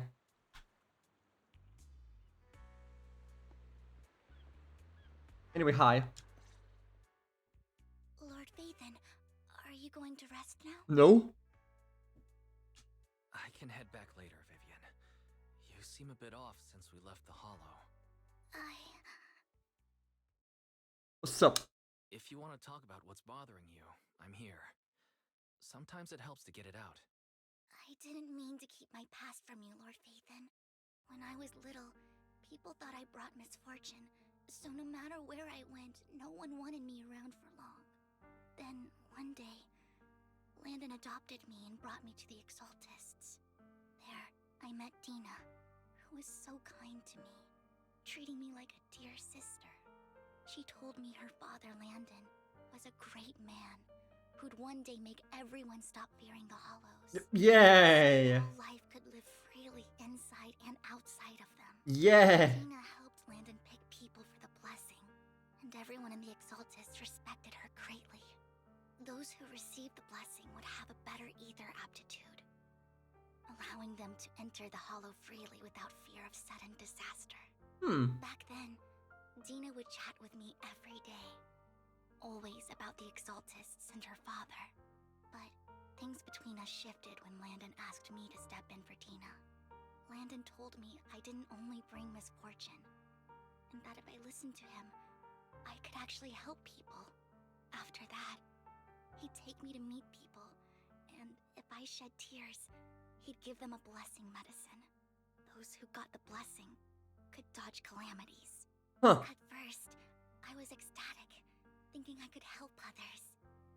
I shared my joy with Dina, but that was when she started to pull away from me. Huh? Was that blessing medicine the same sacrifice serum Bringer had? Probably. Yes, to be precise, it was an early version of the sacrifice serum. Landon's medicine wasn't stable. The medicine Landon developed could boost abilities quickly, but also sped up the development of ether corruption. In the end, most people turned into ethereals, and a few became sacrifices, losing all human consciousness. The ethereals were killed while the sacrifices were given to the higher-ups of the Exaltists. The Exaltists wanted the sacrifices to hold human consciousness, so Landon's medicine was seen as a failure, and he gradually lost influence within the Exaltists. One day, I saw Dina, and tears streamed down my face. In a bid to save his reputation, Landon decided to let his own daughter receive the blessing. Oh. I had always thought that getting the blessing was a good thing, until I saw terror in Dina's eyes that day. Oh. That evening, I broke Landon's rules for the first time, and followed him out of the Exaltist's residence. And I just left. I trailed him to the Hollow, where I witnessed someone who had been blessed becoming corrupted. In the end, that person became an ethereal. Then, without hesitation, Landon killed him. Before Landon returned, I went back to the residence and snuck into his study. And there, I uncovered the truths I just told you. And just a few days later, it was time for Dina to be blessed. I wanted to save her and stop anyone else from getting deceived. So, that day, I told everyone present that Landon should be the one to receive the blessing. Oh. At first, Landon argued, and no one believed me. But, in front of them all, I looked at him and let my tears fall.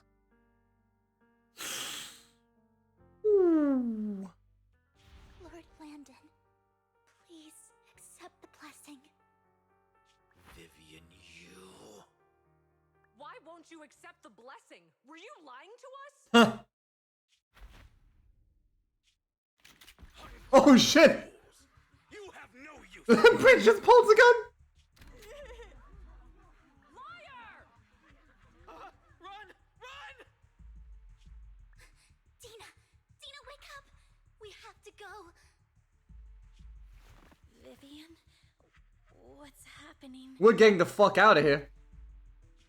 Listen to me. Lord Landon's so-called blessing isn't... Oh shit!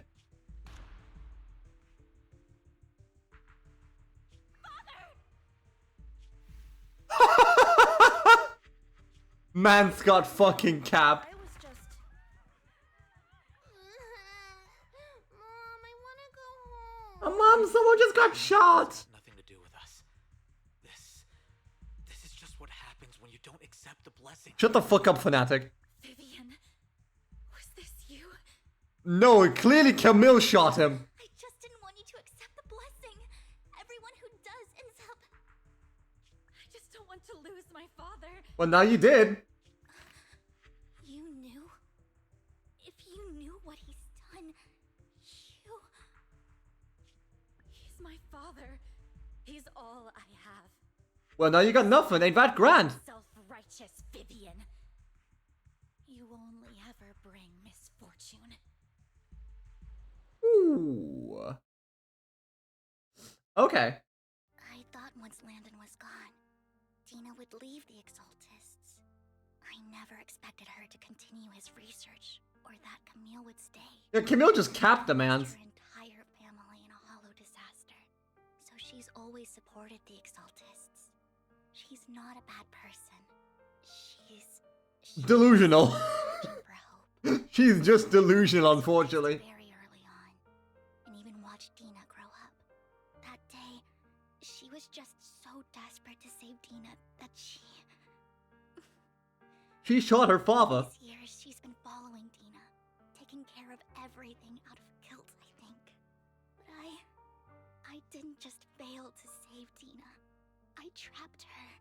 I see misfortune approaching, but I can never change its course or avoid the bad ending. Maybe I really am a bringer of misfortune. Nah, we got this. We got this. No, you're not the one causing trouble.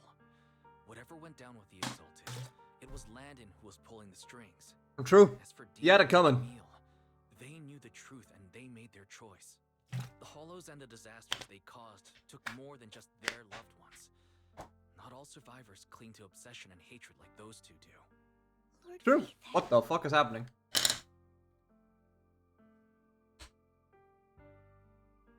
What the fuck is happening? Oi. Oi. Stop being a bitch. There you go. There you go. Believe in yourself. Vivian. From what I can see, you're handling Always have hope. crisis pretty well on your own. Besides, you told me you really like who you've become. I hope that you can believe in that at the very least. Yes, that'll always be true. Hell yeah. Thank you for listening to my story today. Years have gone by, but I've never had the courage to face all this. Oh, no, you kind of have to, unfortunately. We were meant to meet today, so I could finally spill it all out. It lightens my heart a little. Lord Vathan, you truly are a wonderful listener. Yeah. Not just today. Whenever you're feeling down, note that I'm here for you. I will.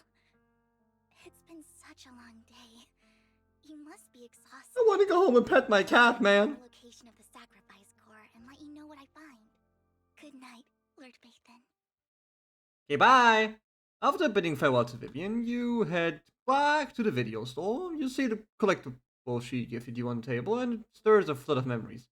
You've been through so much lately. You hope the sacrifice crisis can be resolved smoothly, pondering the whereabouts of the real sacrifice core. Weariness sets in, and before you know it, you drift off to sleep. The next morning. Why, Vivian wasn't just told just now, but you weren't here. Do you need something? It was about the sacrifice core. The first time the sacrifice core appeared was at the auction, right? So she decided to try and find the security footage from after the day. It's possible more happened afterwards, and we're simply unaware of it. If we can get the footage, we may gain new clues. What, if you have time, head to Lumina Gallery to meet up with Vivian. Gotcha, Chief! Let's steal some shit. Earlier, Vivian exchanged information with an acquaintance from the auction house's lounge. Shawl, I didn't expect you to be working. Wait, you work in it? Perfect. I was just covering someone's shift. The Oh. screening here is super strict, and I was afraid the supervisor would realize I was new and subbing for someone, so I hid in the control room during the supervisor's inspection. Oh my fucking god. So I happened to bump into this guy, a blonde man wearing a hat, and I think he was checking some footage. Then he logged that footage into the tape he brought. Later, I found that part of the footage had been wiped. Oh, Hugo, you bitch! Wearing a hat. Could it be Hugo? Hugo, you ass! Know him? I think it's him. If it were Hugo... I think I know where he would hide the tape. Thank you, Shaw. You were a big help. Great! You also helped me a lot when I started working. I used to make mistakes all the time. If it weren't for you cleaning up my messes, I would have been fired ages ago. So, I'm happy I could help you too. Alright, go ahead and do what you need to do. We'll catch up another time. Okay, bye! After saying goodbye to Shal, Vivian leaves the lounge. Lord Faith, there you are. Someone I used to work part-time with just so happens to be covering their shift at the auction. I learned from her that Hugo once took some footage away with him. I think Hugo was planning something, so he hid the security footage, but once I knew when Hugo came here, I should be able to guess where he put the videotape. Huh? We are Mockingbird after all. It shouldn't be surprising we have subtle ways of communicating information, should it? Once on a mission, we couldn't use communicators. So Hugo trained a few birds and put trackers on so we could communicate, but after the mission ended, we let them roam free. Birds just checked their trackers, and one of those birds flew near the auction venue on the day Hugo took the footage. It still flies around here from time to time. The tracker only gives a broad area, but I believe this might be something Hugo left for us to find. If I'm mistaken, the videotape is hidden wherever the bird is. I can't be sure which bird Hugo used this time, but all the birds he originally trained had at least some black feathers. Lord Faith, let's split up and search the area. If you see a bird, you can send me a picture of it. I should be able to recognize it. Let's go bird watching!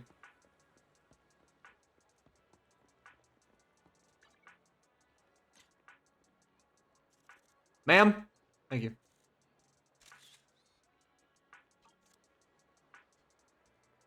Soft and sweet ball of fluff. It's hard to imagine this is a bird Hugo chose for a mission. But does it have some black feathers? Maybe this is it. Either way, might as well take a photo and send it to Vivian. You get a negative answer. Let's keep looking elsewhere. Okay.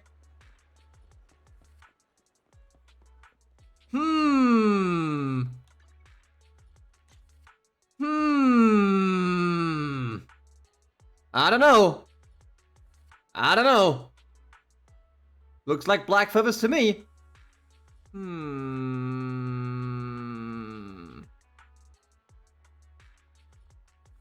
Ah, fuck it. Penguins count as birds, I guess. And besides, using a bamboo for communication seems perfectly reasonable. What if this is the guy? Yeah, just send it to Vivian. With a long set of ellipses. Seems like we were wrong. Unfortunate. Hello, birdie. What's poppin'? You certainly look the type. Hi. Black crows in a dark alley. It's a bit cliche, but this really is a good place to hide something. That's the one. That's the one. It's all thanks to Lord Faith and we found him in so quickly. It's here, then Hugo must have hidden the videotape among those boxes. You look for the boxes and find the recording, but it's been damaged. After discussing with Vivian, you decide to head back to the video store together to repair it and check the content before making your next move. Okay. Yo! Dog. Dog. Dog. Look at him go. Look at that swagger. Anyway.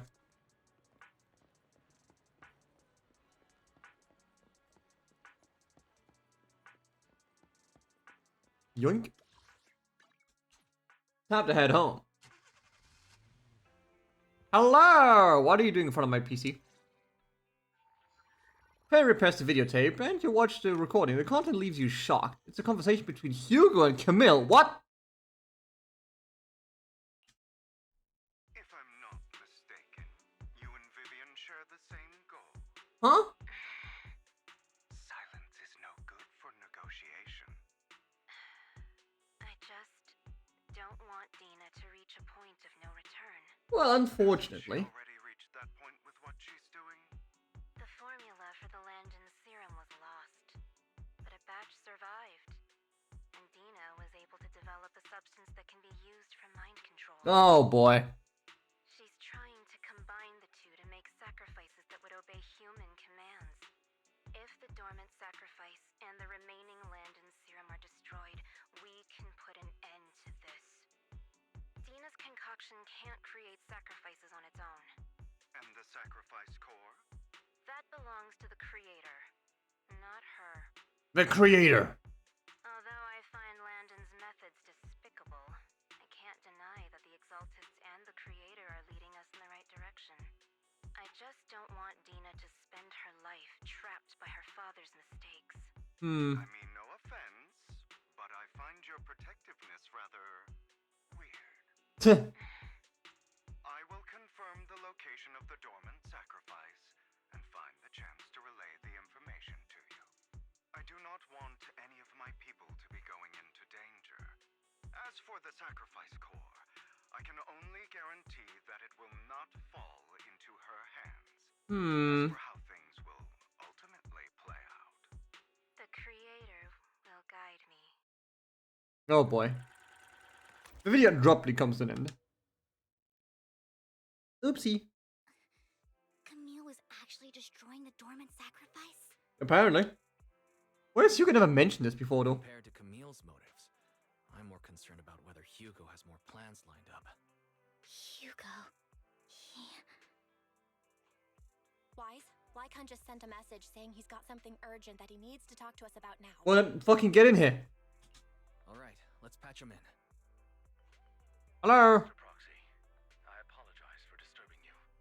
We have just You're live on call. family will host a banquet tonight. Oh fuck. This banquet is rather special, as they're allowing members of their family to invite business partners to attend. Oh fuck. With Hartman at the center of controversy, there are many members of the family who are eager to use this opportunity to replace him.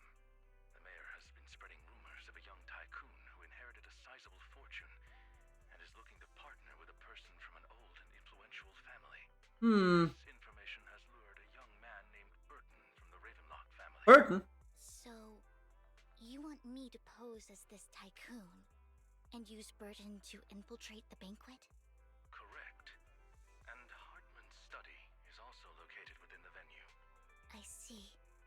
Hartman's study might hold valuable information. So... Seems like there's nothing left for me to do. You can attend as her +1. +1? The fuck? Nathan, please go with me. Master Proxy, it seems Miss Vivian requires your presence, so... Yes, just your presence will help me immensely.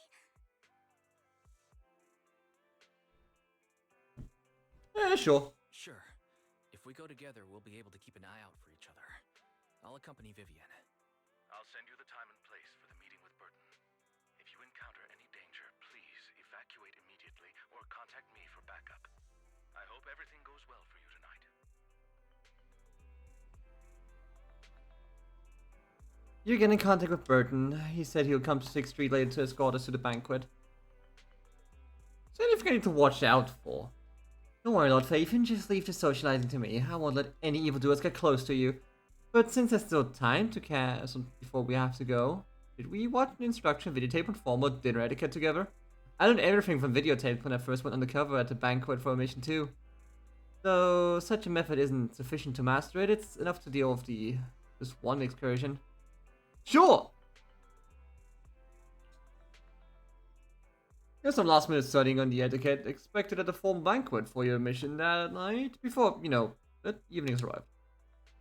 Lord Fabian Burton sent his location. Are you ready to join for the banquet? Yes, sir!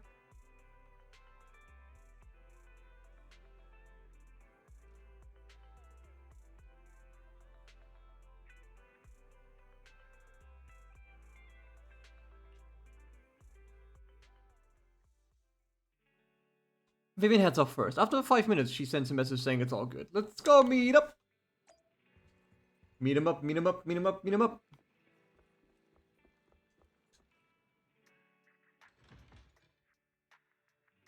Hi. Who the fuck are you?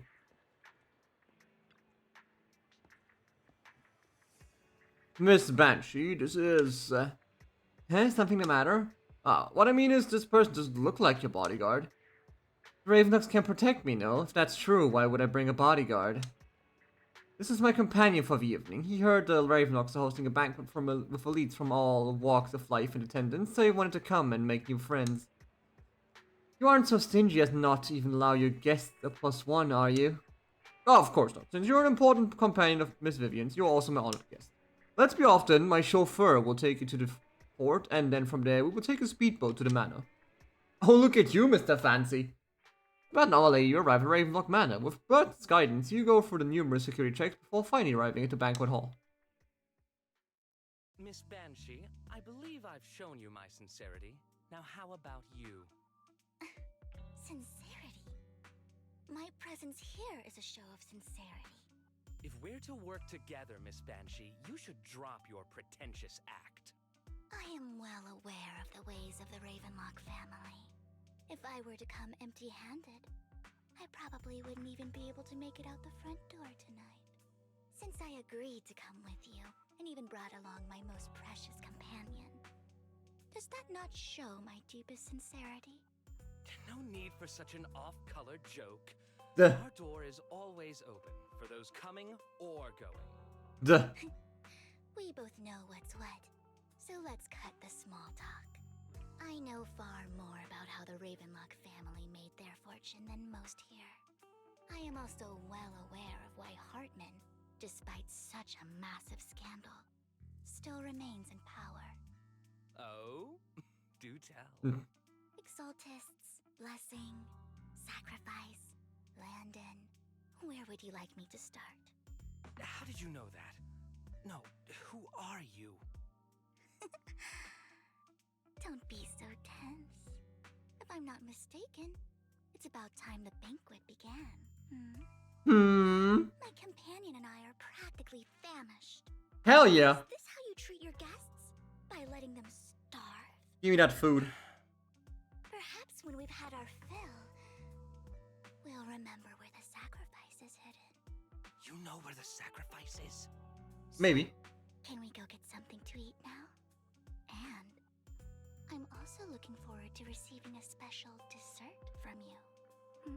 Huh? We can discuss what you wish to know while we enjoy dessert. Okay. I wouldn't let such an important guest discuss matters on an empty stomach. As Alrighty then. I will prepare it myself, and I guarantee it will satisfy you. I'll come find you later. I wish you a pleasant evening. Okay, bye. Burton hurriedly leaves, and Vivian seems to breathe a sigh of release. These kinds of people are exhausting to deal with. They're posh cunts, of course they are. I don't know how Hugo used to put up with it. What do you mean by dessert? Was there a special meaning to the dessert you mentioned just now? I thought he'd stay for longer, but he left once you said that. Hugo taught me that bringing up dessert in such situations is a way of telling the other party they need to offer more. Oh. Fortunately, that old fox Hartman is terrified of losing power. He's definitely keeping the destruction of the sacrifice and the fact that the sacrifice core is fake hidden from the other family members. Huh. Otherwise, Burton wouldn't have been so willing to raise his offer. Lord Phaethon, let's find Hartman's study when the banquet is at its busiest. Hell yeah. All right. We're gonna sneak around. Out of the surrounding terrain. Once more people arrive, we'll enter the garden through the door in the corner of the banquet hall. Wherever you go, I'll follow, Lord Phaethon. In accordance with the plan, you head deep into the manor after sneaking out of the banquet hall with Vivian. It doesn't take you long to reach Hartman's study, and with a gentle push, the door actually opened. Isn't this going a bit too well?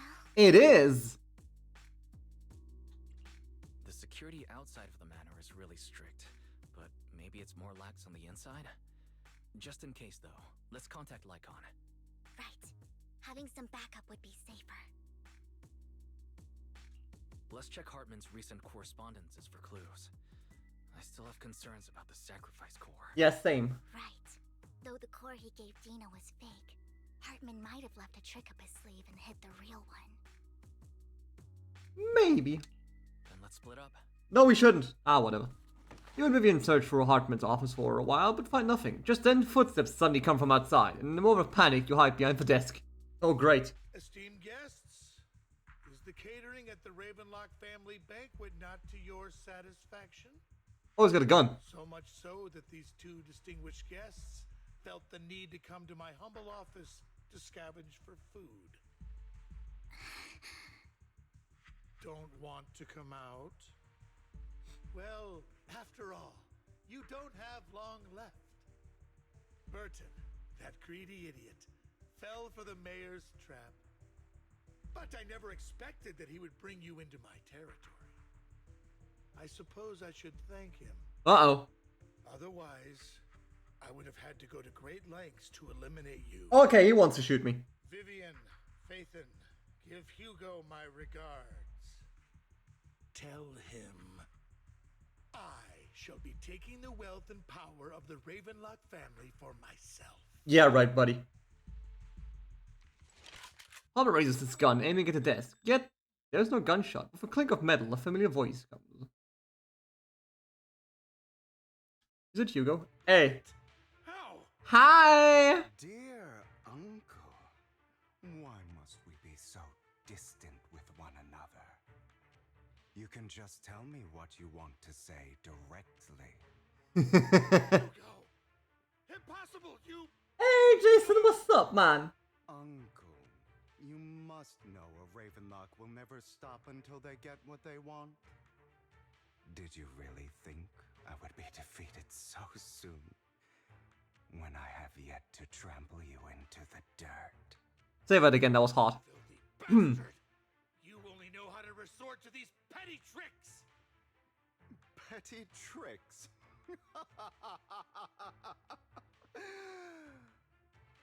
Perhaps you'd like to know what I managed to accomplish using this faked death of mine.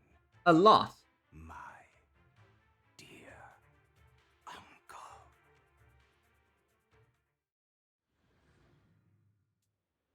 Shortly before. Just been cleaning and relaxing a bit for your birthday. Wait, is your birthday like today? Like, today. Shit, happy birthday, Jason. Fucking hell. Fucking hell. Look at you. Shit, man. I was unaware. Then again, I never keep track of birthdays, so, you know, shenanigans. Fucking hell, but yeah. Hope you, like, make yourself a great day and, like, while you're watching this stream, go, like, party with your friends or some shit. I don't know. Have a cake. Or pie, because I personally prefer pie. Fucking hell.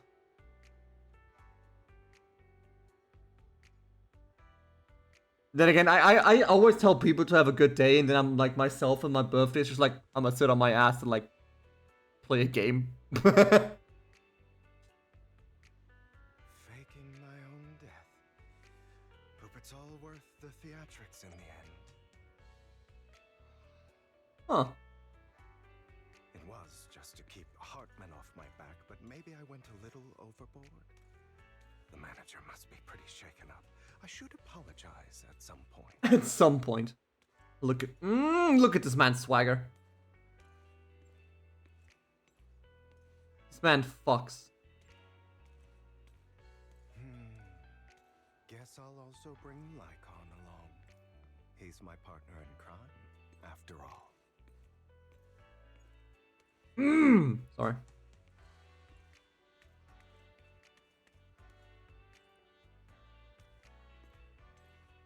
God damn this man. Anyway. Get out of here.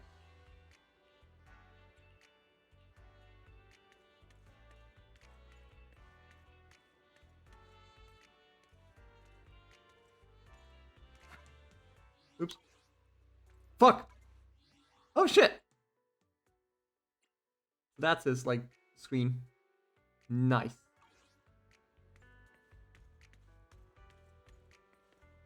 Hey, buddy, oh pal, I'm alive, by the way. You're taking longer to rest than I expected. Rykan, you think too highly of my physical capabilities. Well, thank you for your cooperation. I must say, if nothing else, at least your acting skills have improved. Why do you look so angry? You should be happy. We pulled that off together with flawless teamwork and managed to fool everyone. Man's just faked his death. Pure foolish facade.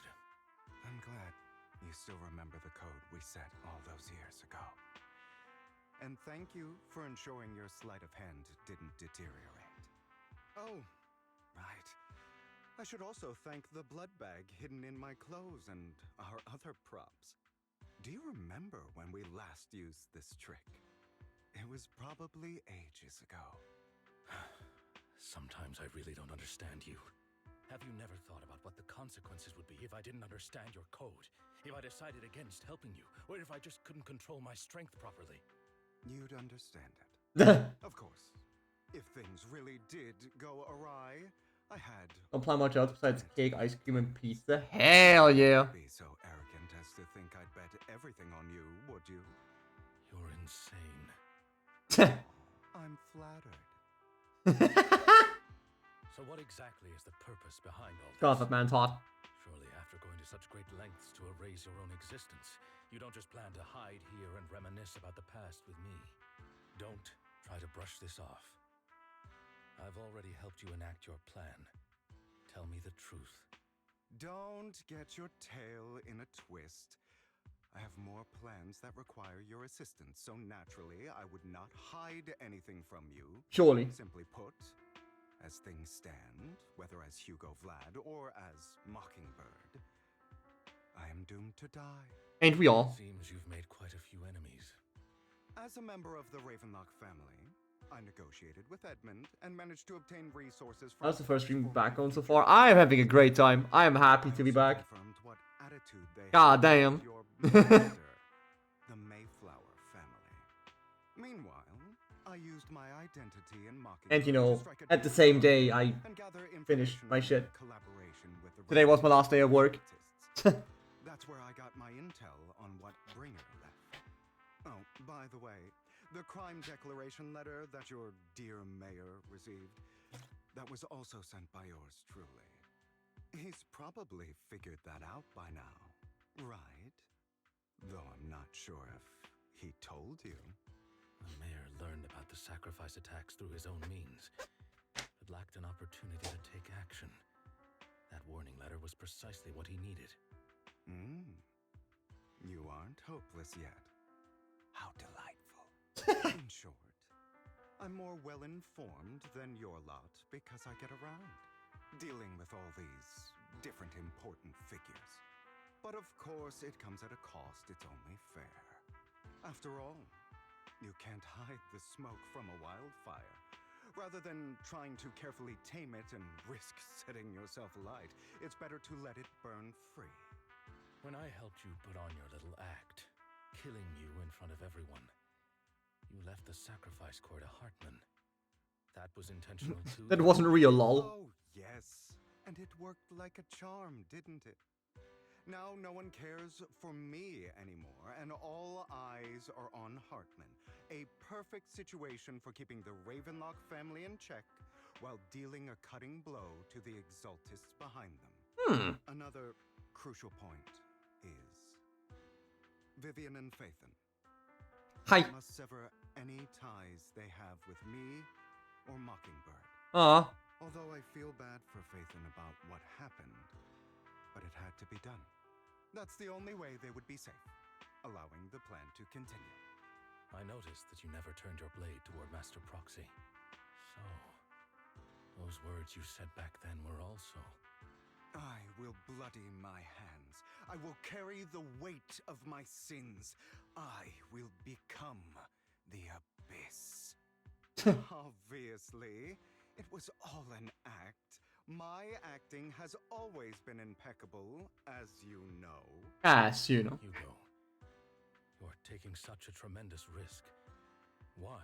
Murder. Would you believe me if I said it's for justice? No. But unfortunately, it's not. I want revenge on the Ravenlock family. And I will make sure that despicable excuse for a human being, Hartman, suffers a slow, torturous end. Of course. I also promised Vivian that I would help her investigate the whole thing with the Exaltists. That's all. You don't look too good. Is it your wounds? No. This is the first problem I plan to resolve. Rykan, do you have a place that is sufficiently discreet, quiet, and can take a lot of damage? What? Lycan leads Hugo to a small warehouse in Port Elpis. Hugo looks quite pleased with the place. After scanning the area for a moment, he sits down on a chair, pulls up some rope, and ties himself up. What? What do you mean? What exactly are you doing? Don't look at me like that. If I didn't have to do this, I wouldn't. What do you mean? Recently obtained a bizarre substance, most likely from those crazy Exaltists. After use, it allows control of the victim's mind. To some extent. You were dosed with it. To be more precise, Lycan, I deliberately allowed Hartman to put this drug in my cup to facilitate our previous collaboration. Oh, Hugo tells Lycan what happened back in the private suite when he was negotiating with Hartman. The only reason Hartman agreed to work with him was because of this. Because he had drugged that red liquid. Oh, fuck. After that, every time Hugo and Hartman met up, the latter would always add a small dose of that drug into Hugo's cup and then ask questions attempting to glean information. After finding out about it, I quickly found someone to help analyze its composition. The good news is he gave me a very low dosage, perhaps because he was afraid I might notice. There's a different medication that can delay its onset, preventing me from actually being under his control. I simply need to put on a show in front of my dear uncle. The bad news is that currently there is no antidote. Oh, great! When I delay those effects, however, they will accumulate and erupt when my body reaches its limit. Oh! It may even break my mind. Oh! And that's exactly what's happening now. I need to endure those accumulated consequences. So, I will lock myself in this room for however long that takes.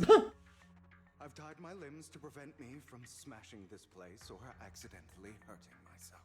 Okay, buddy. Anyway, after you leave, do not open this door, no matter what you hear. I recommend seeking professional medical assistance. Get a doctor, bro. This is advice I received from a doctor. Or are you saying you don't believe I can make it? So, Rykan, come find me here at the scheduled time. All you need to do is smile and await my victory. God damn. What if I want to stop you? You know you won't succeed. You never have. And you never will. Rude. Well, time is short. Let's begin. I understand. Don't die, you stupid bastard. After who knows how long, after enduring seemingly endless pain, Hugo finally awakens. The ropes that bound him had come undone, though he didn't know when that happened. Hugo checks himself over. Thankfully, he hadn't injured himself that badly while he was going crazy. After some time, Hugo straightens out his attire and tidies himself up, then opens the warehouse door. What the fuck? Is this because the side effects haven't worn off yet? I'm drunk as fuck! Lycon's late.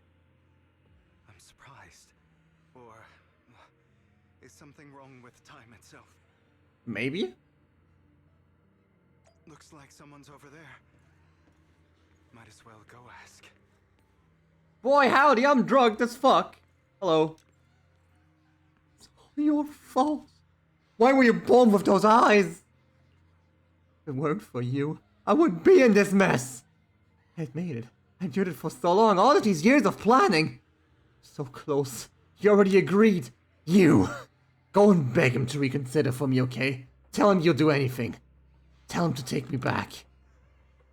No. I won't want to see you now. You can't go and see him. Mother. It's all your fault. He got like a football. I wish I had never given birth to you. The woman's face is distorted with hatred, as if the person before her is not her child, but an enemy who destroyed her future. She blames all her misfortune on this innocent child. Everything will get better if you just die, right? Damn! If you die, he'll come back. We'll have another, more perfect child. Okay. Who will inherit the Ravenlock family bloodline. Then I will be able to escape this pain. Okay. So, Hugo, for the sake of Mommy's happiness, just die, okay? She raises her hand to reveal a pair of scissors, the tip gleaming with chilling light. She thrusts a sharp point towards Hugo's paler eye. And she vanishes. As if she had never existed at all. What is this, Dead Space 2? It's just Dead Space 2. I wasn't awake yet after all. That's because you don't want to wake up again. Uh-oh. Who are you? I am you. Hidden deep within your heart. You want to kill her, don't you? Your so-called mother. Every time she beat you without reason, when she tried to gouge out your eyes, when she sold you into that hell, laughing all the while. You wanted to be the one to end her life. Okay, so. As you are, you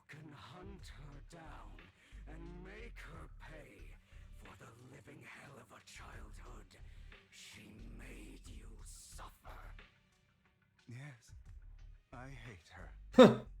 I hate her because she was foolish and shallow, greedy and stupid.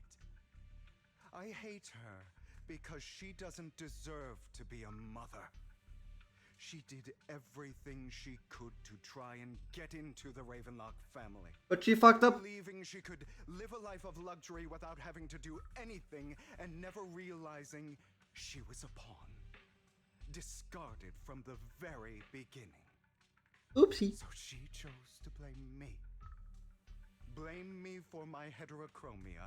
Blame me for my very existence. But I won't kill her, because I know it won't change anything. She was incapable of loving me, just as she is incapable of loving herself. Have you been brainwashed by that dog? Keeping up the act of being some magnanimous and forgiving fool? Don't compare us. I've simply come to understand love or hate. I make my own choices, and they have nothing to do with anyone else. Are you sure though? She sold you to the Ravenlock family for a huge sum Huge. of money. She used that money to start a new life without you. While she was indulging herself, you were going through hell in the Ravenlock Manor. Does it not torment you? Do you not feel the hatred? Do you not want to demand answers? Well, Only by killing her can you be truly free. For a long time, I thought the same way. until. Now, well, I want to make a different choice. Stop lying to yourself. You never had a choice. This weak-minded thinking will only lead you to failure. Like before, you'll be nothing but a worm, trampled into the dirt by those so-called elites. Do you still not get it? No. This is how the world is, and always has been. Hesitating, you'll be the victim. If you don't grab your knife first, you'll end up being on the other end of the blade. Unless you have a gun. If you want to change anything, you must first become the one who makes the rules. Just like that woman. The only reason she could treat us that way was because we were weak. So listen to me. No. Find that woman, kill her, and prove to this world your strength. No one would care if I kill her. Deserves. Why forgive them? They don't deserve it. I'm not forgiving them. Or rather, I don't care about them. They don't even matter, at least not yet. You know, Fuck him. perhaps Who cares? the person I hate the most, the one I truly cannot forgive, has never been someone else, but rather my weak, powerless past self who could do nothing but hide inside a closet and cry. I hate myself for having neither the strength nor the courage to resist. I hate myself for begging for so-called familial love, even after being treated so terribly. I hate that despite the pain of my wounds, I still hope to receive the carrot and not the stick. And that me is you, correct? Get him. So, I forgive you. I forgive myself. You'll regret this, fool. Your pretty words mean nothing. You will ultimately return here to me. No. Lol. Okay, bye! After an intense bout of dizziness, Hugo awakens in the dark warehouse. The ropes that bound him had come undone at some point. Hugo takes a deep breath of some damp air and stands up. Hugo straightens out his attire and tidies himself up. Then he opens the warehouse door, for real this time. I see. This is still an illusion. Never mind. I wonder who's going to show up this time. Never mind. We're still being brain fucked. Uh-oh. Hugo, let's play hide and seek. Oh, for fuck's sake. Not hide and seek with psycho children. This never works out.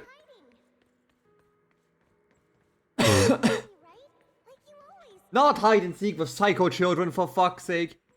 Have we never learned? Oh, okay, it just points me to where she is. I thought I actually had to play hide and seek. Fuck, you know. You're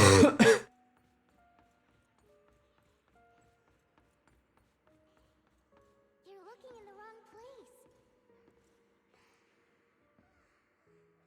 I found an even better hiding spot this time. Harder to find than any place you should. Underwater, drowning. And dying. Hey, Hugo. Do you ever wonder why? We breathe. Why I had to die?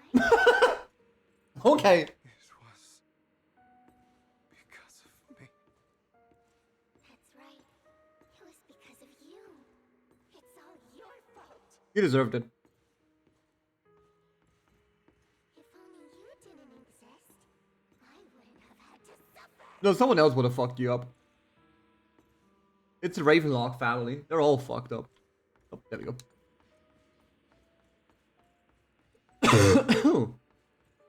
Whoop. Whoop. Oh, great. Now I have to go back here. Hello. Still looking in the wrong spot. No, I was here earlier. I can't believe you still haven't found me after all this time. Watch her actually being underwater or drowning. Dead. Have you forgotten about me? I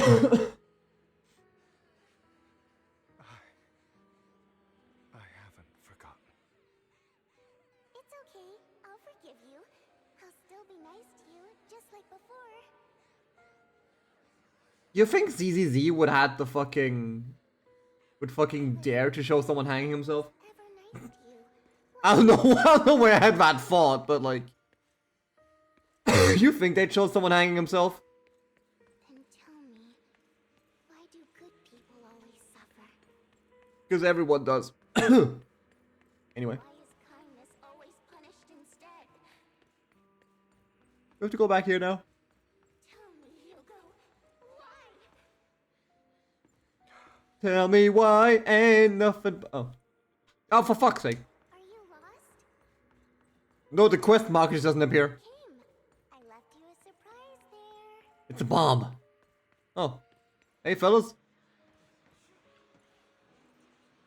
What a cruel bastard. As expected of a disgusting bastard. Lady Serena was so nice to him, yet how does he still have the nerve to stay in this house? They should have left him in front of the start. Filthy lowly blood. Rude. Curses and insults encircled Hugo, piercing his skin like frozen knives. The mockery and rage form a wave that crashes through him, threatening to drown him. Then, as the cacophony reaches its peak, it goes silent. The air seems to congeal in the silence, deep and oppressive. It is as if time stood still, with only his rapid heartbeat echoing. So Wardo! I told you that you would eventually return. We meet again. We meet again, it's been 5 minutes. I told you. I am you. A side of you that you've always tried to deny existed. Of course. I know. This time it's about Serena. Right? Yes. Your half-sister. And the only child in the Ravenlock family who has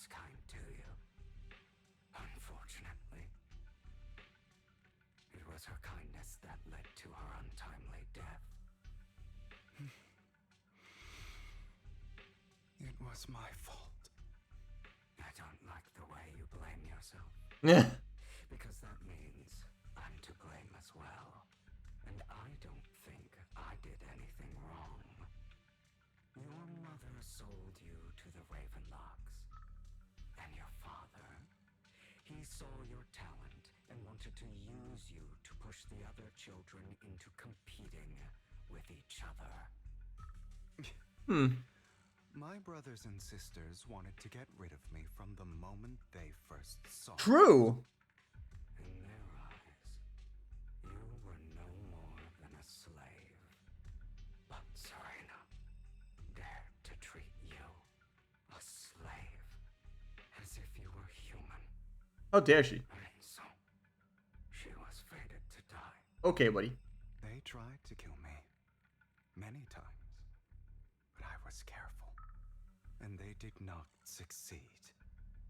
So they killed Serena, who was weaker, an easier target, and pinned everything on you.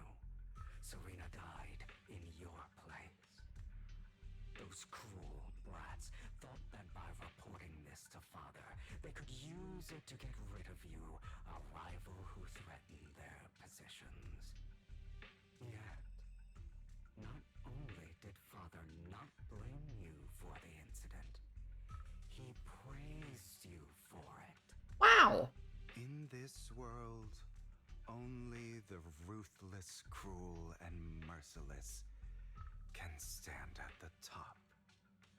And that's exactly what you managed to live up to, no? Not really. You found a perfect opportunity thereafter to catch the ringleader of the group who framed you and almost beat him to death. Ah, alright. Normal things.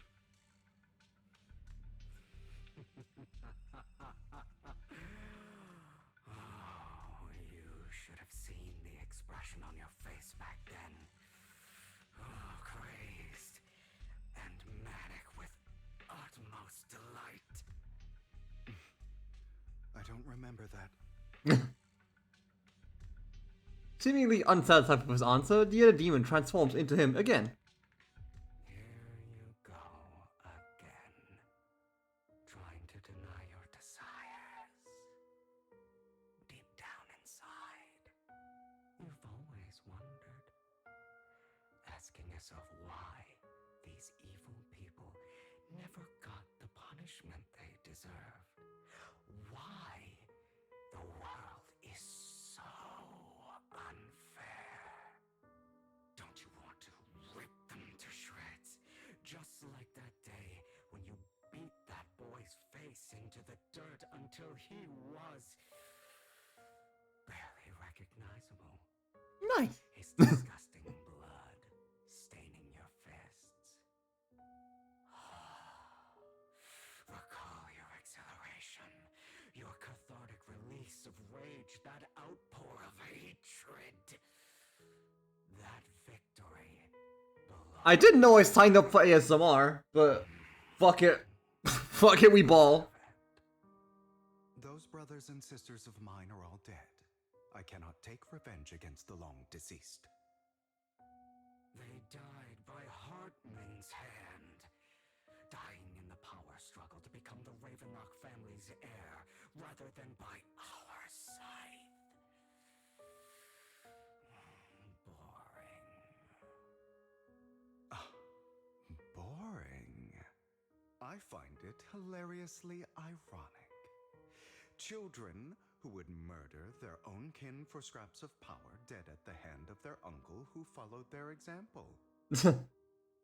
Is that not karma? Kind of. Power struggles pitting kin against each other, betrayal, suspicion, and hatred between people of the same blood. Wow.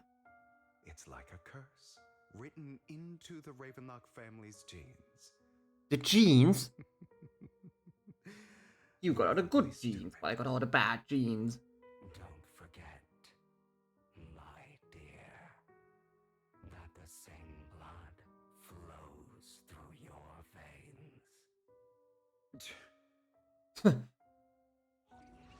As to prove his words, the demon transforms to Hartman. Uh-oh. Not Hearty.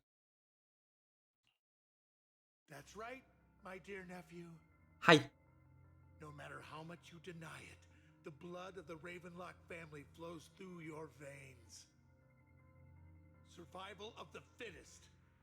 Only the strongest deserve to live. That's not what that means. The strongest deserve to rule. Survival of the fittest means it's best to adapt.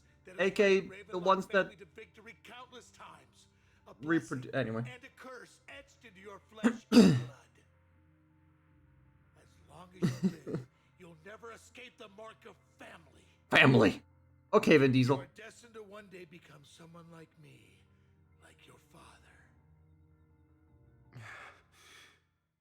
No. Is that fear I sense? I can see you trembling. Why does the Ravenlock bloodline terrify you so?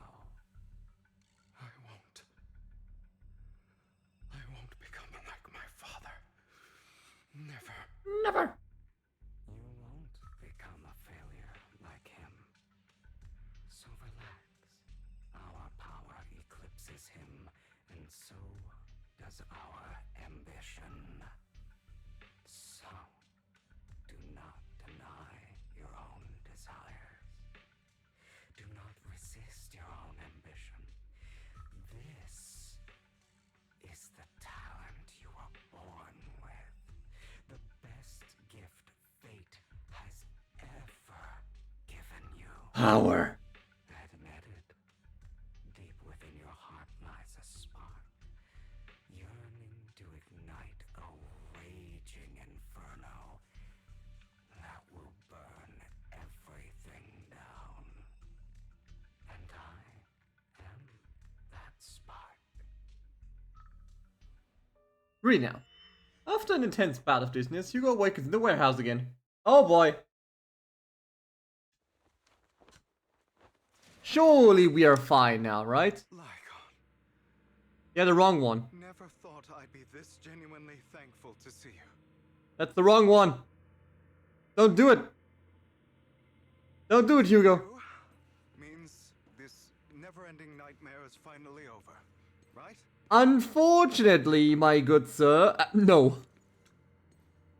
Why did you break our oath? Why did you use me?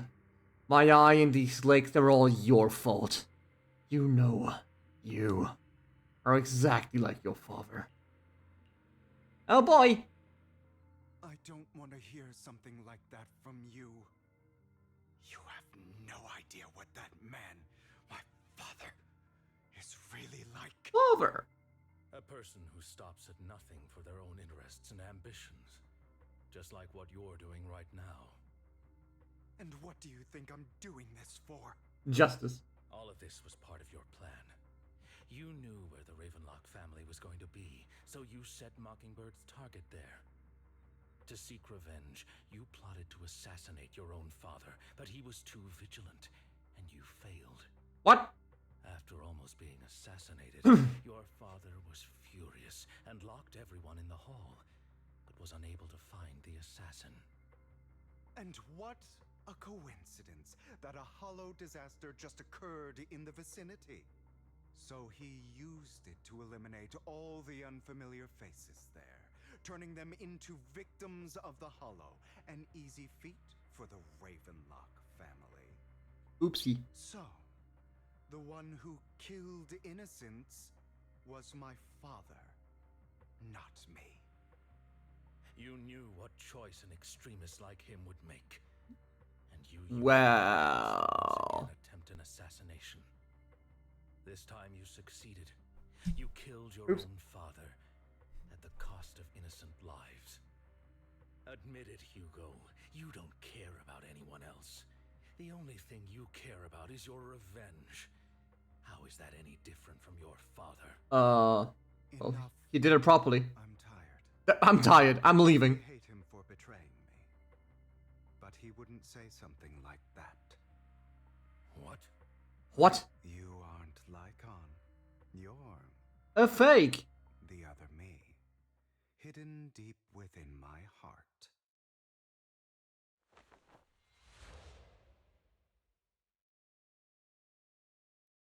I could just go on and place that familiar figure. Huh. I've been waiting for you, my dear. It seems Well. you've already grown accustomed to this place, even turning the tables on. Well, I've been here like 3 times by now, so obviously. You are me, and I am you. Persona? There's no such thing as having an advantage over oneself. We are ultimately one and the same, forever inseparable. Then you should know what I want to say. When you and Rykan split, you didn't even try to clear up the misunderstanding, didn't deny or argue against what he said. You just took it. Because you realized that deep down, he was right about you. You just hadn't acted on it yet. Some people live only to bring more suffering into this world. Sometimes, murder is what brings justice back into this world. For that, Yes, and I must stain these hands in blood. That's right. Just like what you said before you faked your death. Were those words really just an act?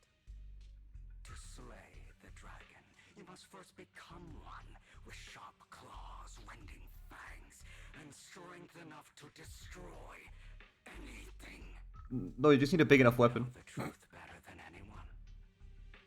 If you hadn't hesitated and instead seized the first opportunity to kill your father, none of what followed would have happened. Okay, so, but it did. Civilians wouldn't have died.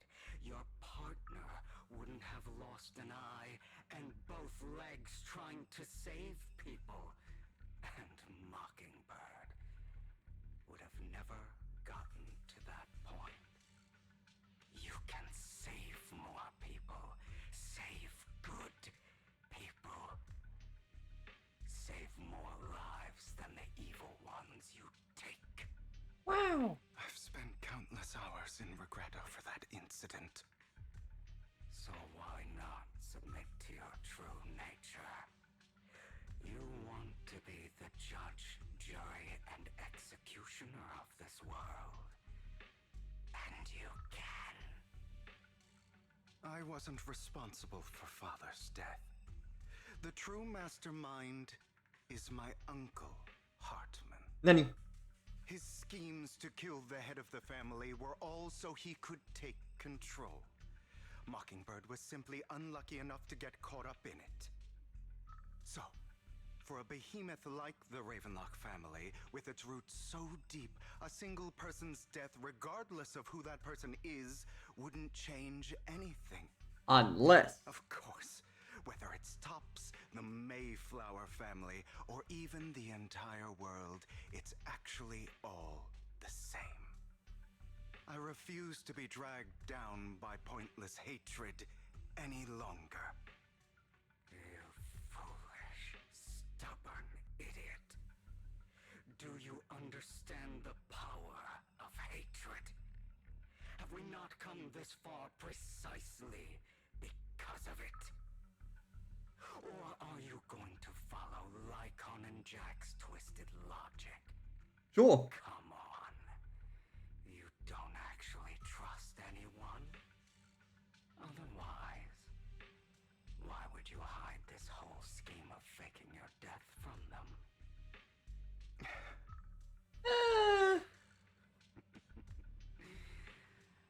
You've built an impenetrable wall around your heart, keeping everyone out. Surely not everyone. Of course you are right to do so. Unless. No one in this world can be trusted. Always. All you'll receive is hatred from your own blood and no love.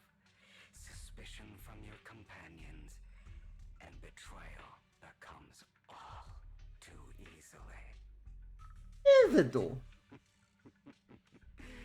The most ridiculous thing is that you want them to trust you.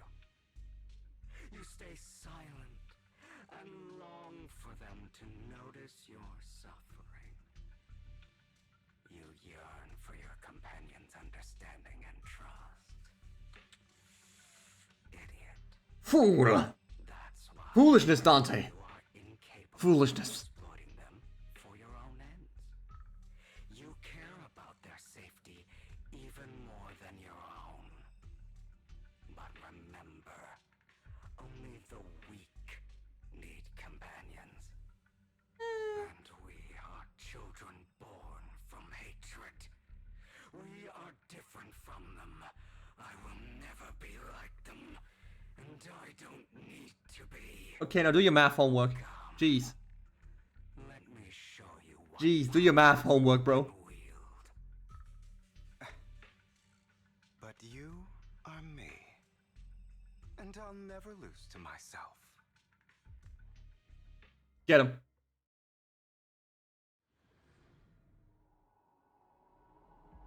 What the hell?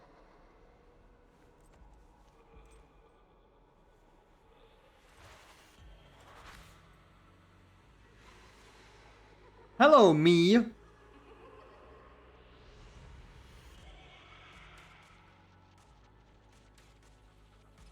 Whoa. Okay. A special attack or ultimate hits and stun enemy. The total last effect is triggered. This effect increases skill's damage multiplier based on the enemy's remaining stun duration at the moment of activation. After triggering total eyes, the enemy will immediately recover from stun, and a certain amount of days will be inflicted upon the remaining stun duration. Okay, it's like stack stuns. Gotcha, chief.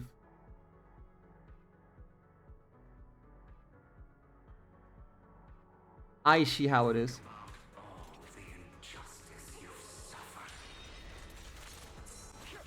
Psych! Psych! Woo. Gun sniper rifle, fucking sniper rifle scythe. This is Ruby done right. Ruby done right. Someone actually did it.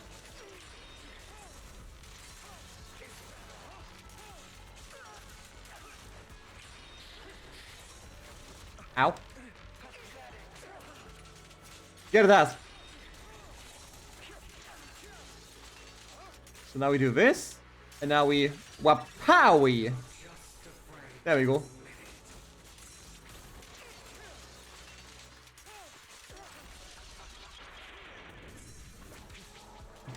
Dodged, lol. How you like that, bitch? Oh fuck.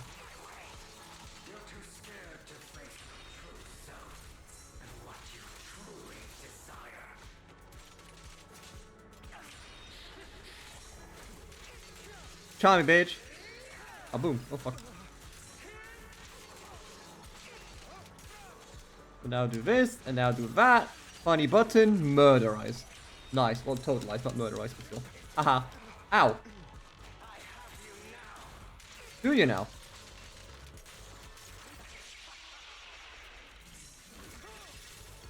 Oh.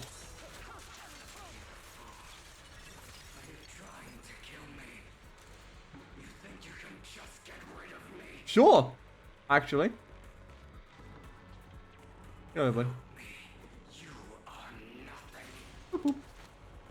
For what it's worth, thank you. What? Don't be afraid.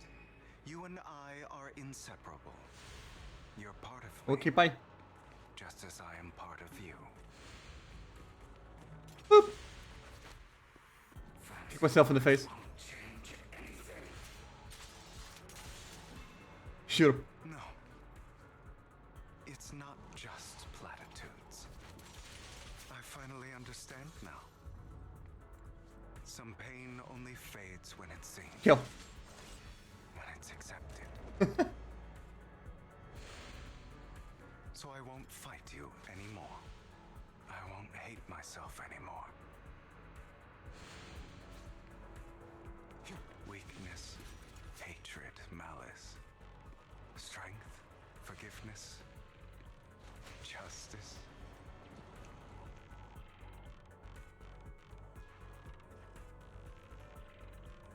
Okay. I didn't even get to use my ultimate. Anyway.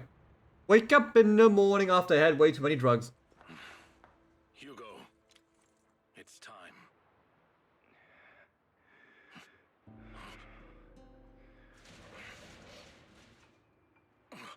Hugo. Hey! Hugo, you... Did I scare you? I made it through. Did you now? No praise for me, my dearest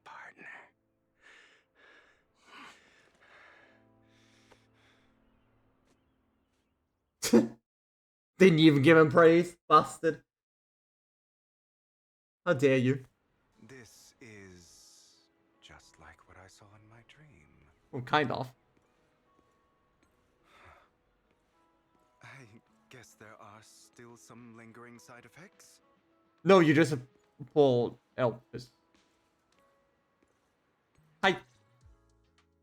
Ah, my former partner. You're still as punctual as ever.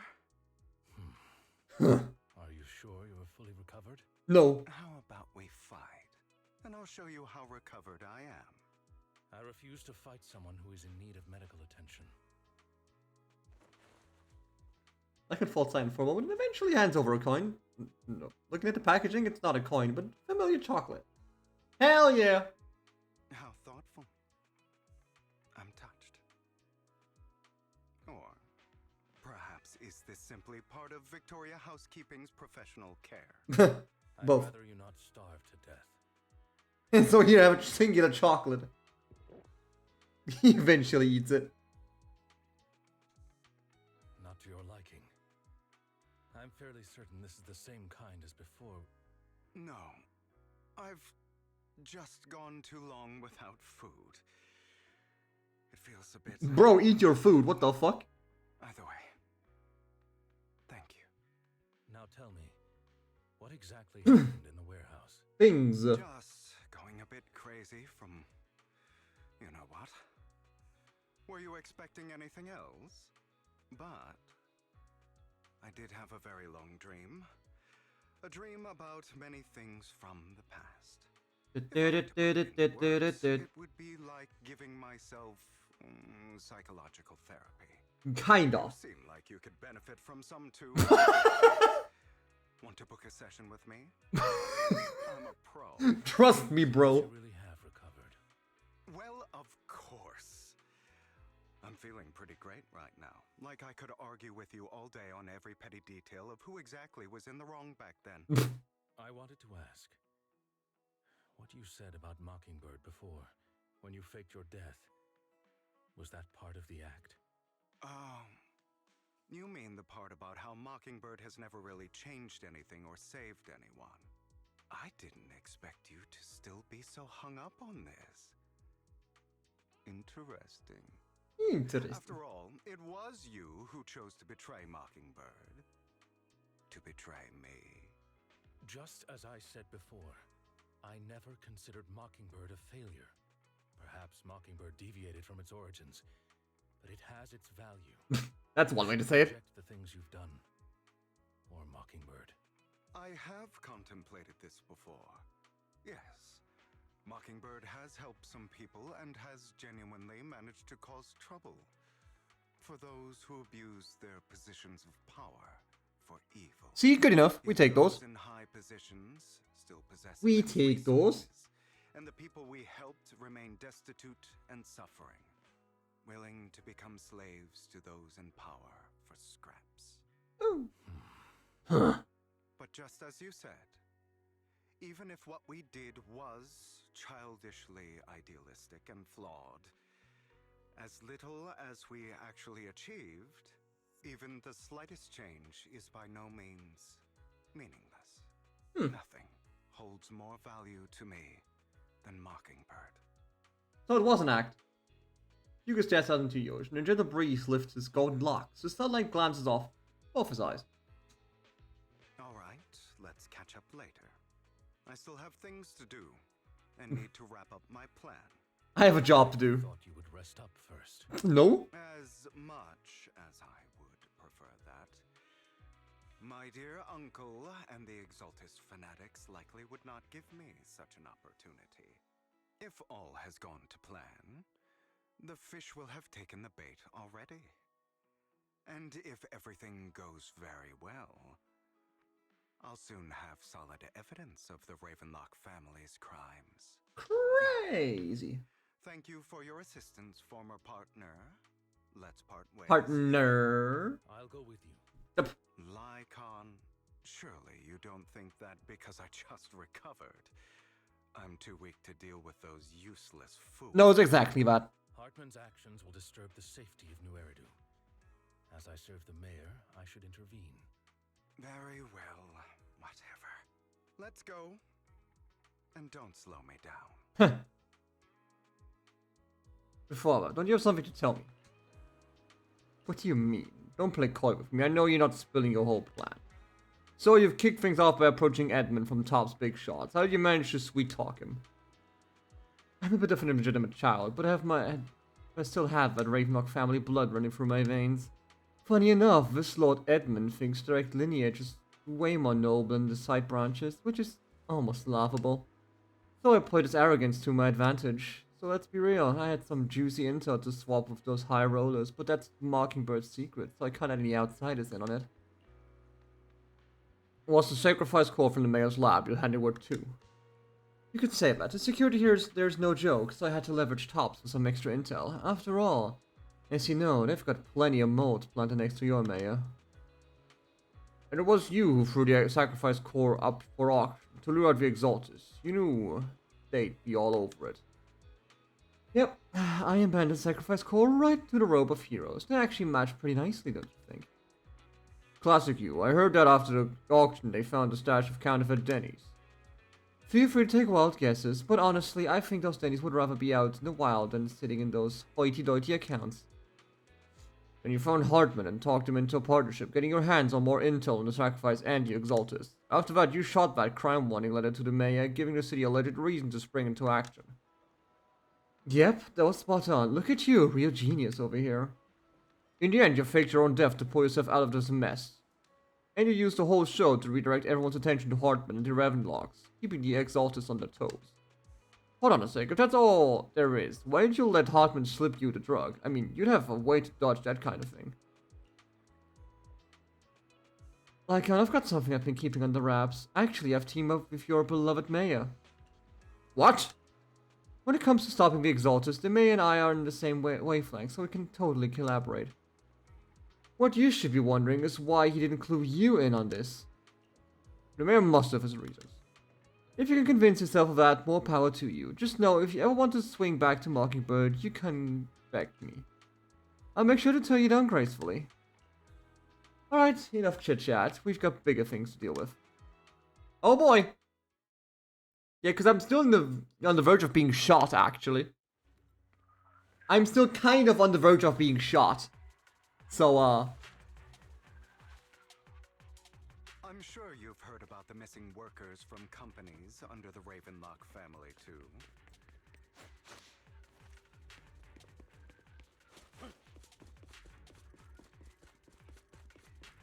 Those are Ravenlock's men. The workers with them are the victims who were tricked into going into the Hollow.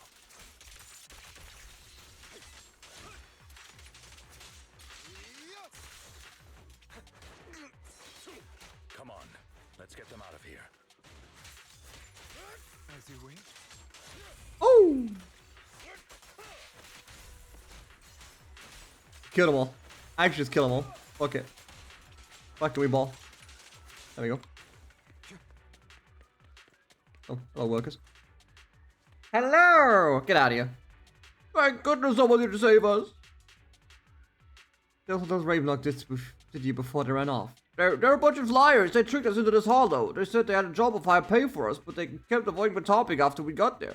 Something didn't seem right, so I wanted to leave. But then they showed their true colors. They tied us up and told us they were going to ship us off somewhere. It didn't make you take any weird medicine, did they? Medicine, no, but it wasn't just us they tricked. Another group went that way.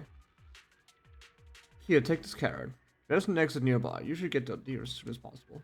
I can't thank you enough. Well? We got places to be. A bunch of nobodies. Annoying as hell. Kill them! Rude. You're welcome to try.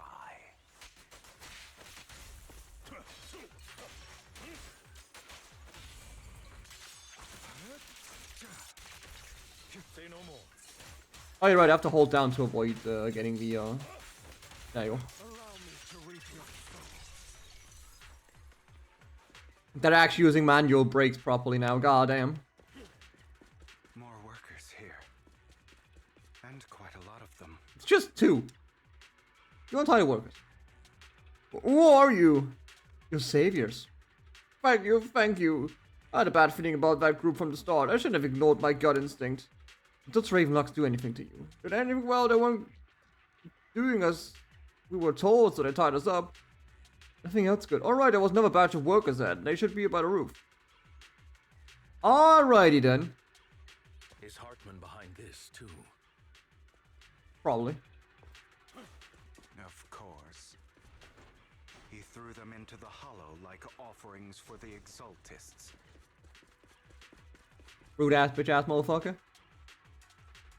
Oh shit. There's more over there.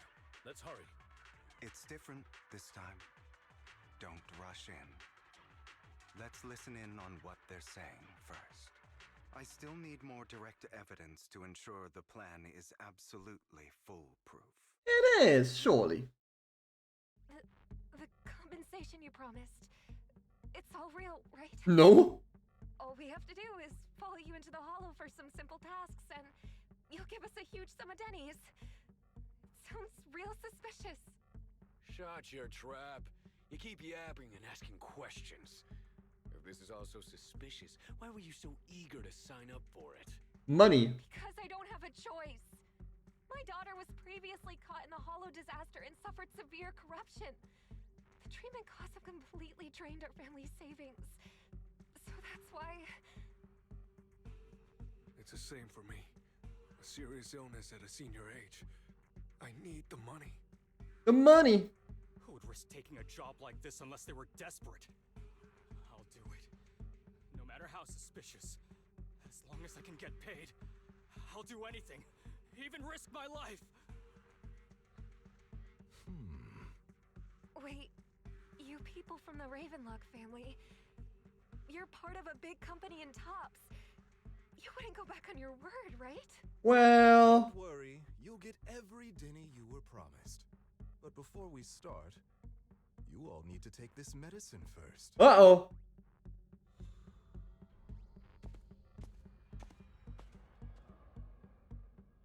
Oh boy. Bro, should we really be doing this already? These workers keep talking. We're wasting time like this. And the sooner they take it, the sooner it'll be over. Consider it an early release for them. Early release, fuck, you know. What? You didn't say anything about having to take pills before. Pills here. Look, this is good stuff, all right? It'll increase your ether aptitude. There's tons of people who'd kill for something like this. Exactly. You'll be working on the Exactly. for several hours. This is essential medication. You have to take it before we continue. If you refuse, then you can forget about the job. Forget about it. Of course, you won't receive the compensation either. Well, Rykan, what are you doing? Rescuing those workers, of course. There's clearly something off about those pills. We can't let them take them. Now is not the right time. As I said, we need more evidence to ensure the plan works. it'll work. Don't worry about it. As I said many years ago, you can't exploit innocence to achieve your goal. So that's how you see it. If that's not what you want me to think, then explain everything to me. Right. It's a little complicated, but simply put, these workers will be fine. Of course, it's your choice to trust me or not. But if you try to rush in, I will stop you. I trust you. But Meanwhile, the workers have also made their decision, except for the talkative worker, most of them already swallowed the pills. That's when the arrogant Ravenlock family member finally revealed its true nature. You'd think I'd let you run while forcibly shoving the pill into the mouth. After clearly capturing everything, Hugo lets out a sigh of relief. Alright, that's the evidence. Now we can go and beat them into the ground as much as you want. Don't forget, you owe me an explanation. Also, There is none. overdo it and kill them. Even if they're the worst of the Ravenlock family. No, don't worry, I will kill them. Alright, Your Holiness, Saint Lycon. Who the hell are you? Yes. Why don't you take a guess? We're the ones here to Kill. stop you.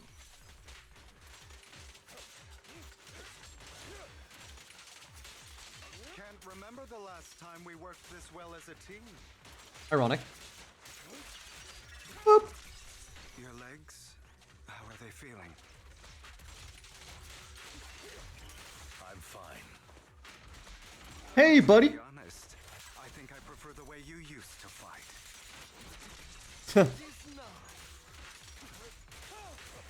You had a lot more aggression. I've merely learned to control my strength. Kill. There you go. To defeat the Ravenlock family members. Damn it! Who the hell are you? How dare Your demise. The Ravenlock family! Ravenlock. Savor the name while you can, for it will soon cease to exist. What's that supposed to mean? Yes. It means exactly what I said. I think this might be good for you. Sever your ties while you can. You still have a chance to walk your own path. The family's honor comes above all else. Okay, loser. Is that really what you think? I saw the compassion on your face just now. You're not from the main family, right? That's why you were assigned to these trivial tasks. But in reality, there's no need for you to keep playing this boring game for them. Join me. I don't have a choice. From the moment I was born into the Ravenlock family, You always have a choice, if you're willing to act. All right, let's end the small talk here. Just fucking chops the next. Oopsie. Don't worry, Lycon, I didn't hit them too hard. Enough to keep them quiet. How's that? My acting's pretty good, right? What? As always, a certain someone should take some lessons from you. Huh? I'll leave the rest to you then. Huh? Okie dokie. Everyone's a fucking actor. God damn it. Everyone's a fucking actor. Okay, now can you tell me exactly what's going on here? The pills are fake, lol. As you can see, that worker just now was actually an informant of mine. Wow. The pills were swapped out with vitamin tablets. Outside of this batch, some workers have already taken the actual substance Hartman has. True. But rest assured, the antidote for it is already in development. I found the best in the field to help, and with the data I collected before, we should have results soon. TM. I wanted to ask. The reason you decided to lock yourself in a room and endure the effects of the drug.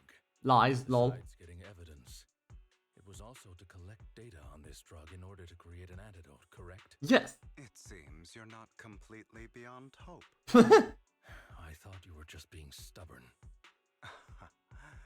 Sometimes I wonder if you know me at all. Then, I have one last question. Why did you never tell me any of this back then? Ooh. The truth is, I heard everything. That entire conversation between you and Jack. Oh.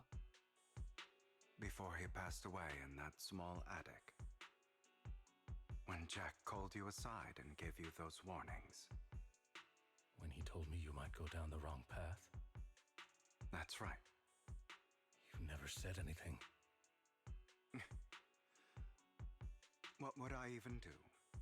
Scream and rage over your suspicions? Surely. Or get on my knees and beg for you to trust me? I don't know. Either. You know there's no way I'd allow myself to do such a thing. Besides, back then, even I was confused about myself. Jack, he... It means, Jack. All in the past. You don't need to explain anything to me. Enough. Enough. Get going. If we're going to reminisce over the past, we should find a more suitable location. After leaving the harbor to arrive at a place with nice scenery. Rykan. That incident back then. I didn't do it. Huh? It was a scheme Hartman devised to take over the family. It was Hartman who killed my father, too. I only discovered the truth long after the fact. I did indeed attack my father, and I thought he was dead. But he wasn't. I thought he was dead, but he wasn't. I couldn't kill him. And even before that, if I hadn't hesitated, none of what followed would have happened. Even now, I still think they deserve death. But I no longer care to personally deliver that fate. They're beneath me. Hey, you get him. And I have more important things to do. You... Like, saving me from being shot, by the way. Lycon. I once wanted to fight against those ugly truths that defined me, but I discovered that the more I rejected them, the more painful it became. Oopsie. So, I could only accept that crazed, hateful, and malicious side of myself. As long as I know I will never become like my father, like Hartman, that is enough for me. You've changed. But I think that might be a good thing. Really now? Patronize me. You've changed a lot too, compared to before. I still disagree with Jack's words, and I won't forgive your betrayal. I will walk the path I believe is right, even if I must tread over thorns and through the mud. But I will also allow you to walk your own path. Lycon. Should I say thank you? Should I? Welcome. Come to think of it, we haven't talked about your legs and eye. Yeah, about that. It was just an accident. Not your fault. What? I'm doing well now. I hope you are too. On the contrary, perhaps I should be the one apologizing. I misjudged you. I used to think you wanted power, that everything you did was for your own ambitions. I thought you wanted the power to pass judgment on all in this world like a god. I am a god. I am my own god. Or you could say that in this world, everyone is their own god. There are many things that we are powerless to change. But there are also many choices we can make. Just as I said before, I am the only one who can kill me or save me. I'm glad you think that way. Let's go. I still have one last thing to do. Yes, prevent me from being shot. Witness the end of Ravenlock. Hello. I'm still on the verge of getting shot. As Hugo recounts the process of gathering evidence, Hartman, unable to listen any longer, slams the table in anger. You really think you can take my place if I die? Never, you filthy bastard! Your little tricks mean nothing. As long as the Ravenlock family stands, I can still get back on my feet. You still don't get it, do you? This was never about avenging my father. And I don't care about taking your place. I didn't come this far just to kill you. That'd be pathetic. Right on cue. Why don't you take a look at this, Uncle? On behalf of Tops, I'd like to clarify that we had no involvement in the Ravenlock family's actions. Tops is officially terminating all partnerships with the Ravenlock, effective immediately. We will have no further Get his ass. affiliation with them. Are you crazy? What the hell do you get out of ruining the Ravenlocks? You want to be a petty thief forever? Thief? Oh, Uncle. Allow me to reintroduce myself. I'm the name people whisper about. The one who robs the rich and gives to the poor. I'm the master con artist who can fool anyone, anytime. I'm the leader of Mockingbird. The one who turns every headline into my own stage. Get him.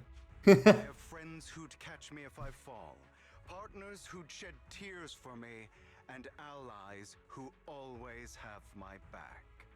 However, I am Hugo Vlad. You're the one who needs the Ravenlock name.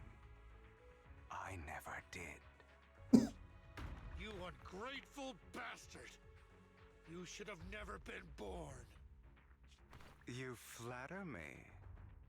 Same goes for you, Uncle.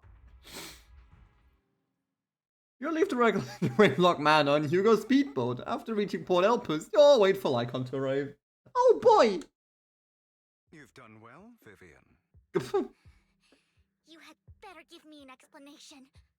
And here I thought this would be a touching reunion. What's with all the anger? Hugo, I'm a member of Mockingbird too. And I mourned your death. Listen, Vivian. So about that. I don't want you or the people you cherish to get caught up in danger because of me. We're always in danger. Selfish, so I don't hesitate to use you all as variables in my plans. Okay.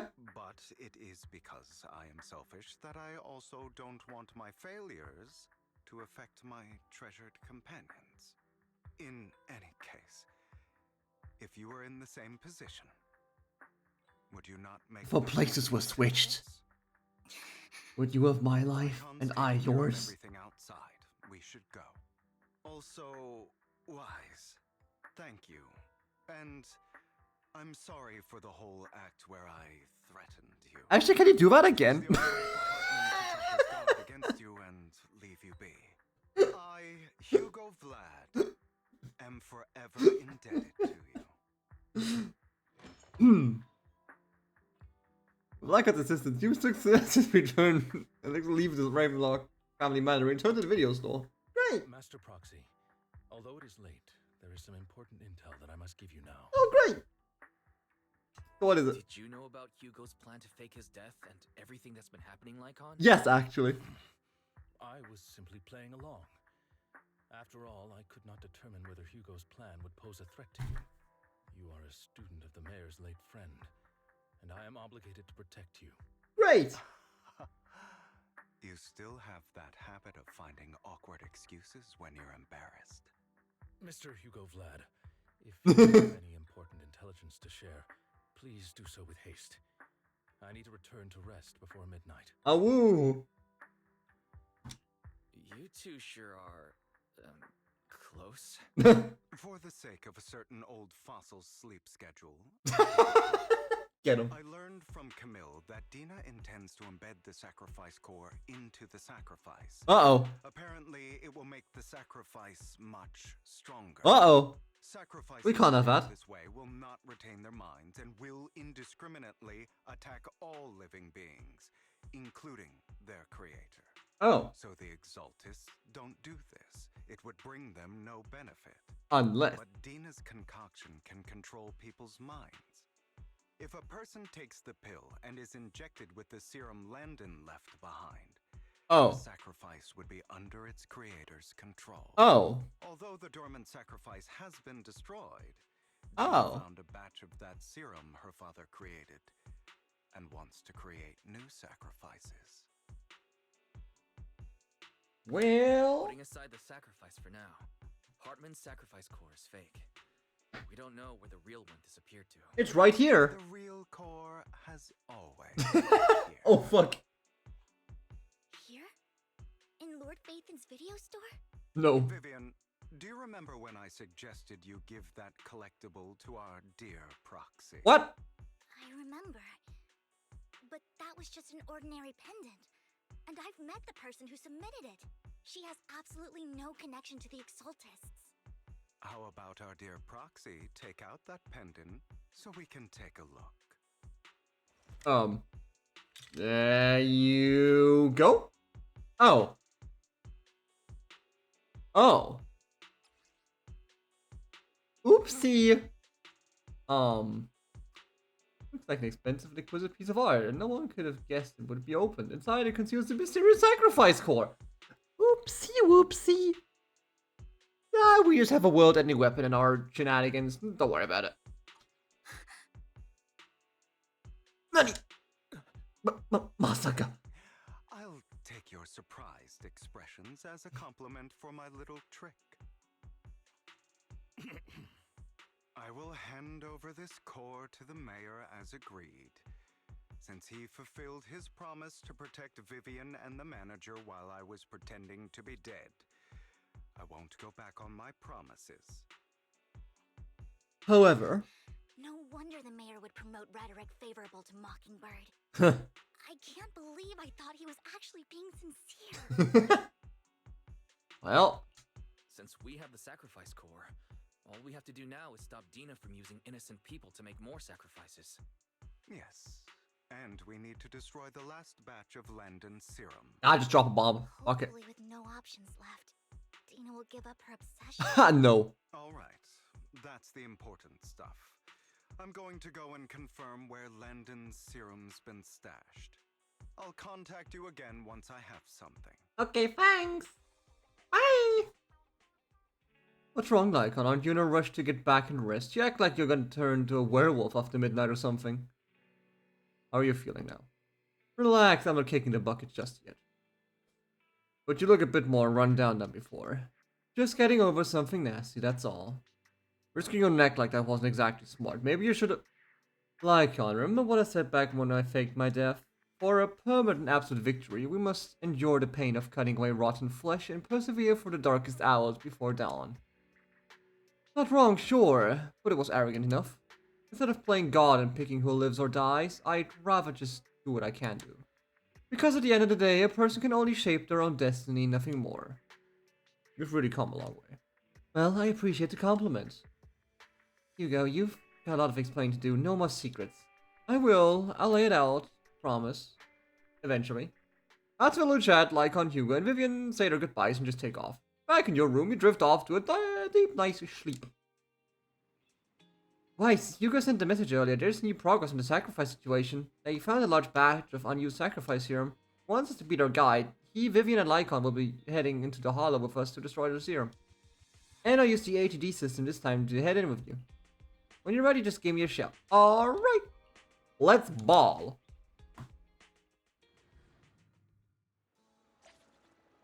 Knock, knock. Oh. Their house. Yo, now this is a crib. I could live in here. Hi. Dear managers, there you are. Having two Lord Phaethons leading the way for me must be the luckiest person alive. We'll be counting on you two, as according to my intel, this is quite a large batch of serum. My guess is that Dina wouldn't put all the serum in one place, so we need to split up. Just to be safe, we'll be counting on both of you to guide us. Once you're both ready, let's head into the hollow. Let's party.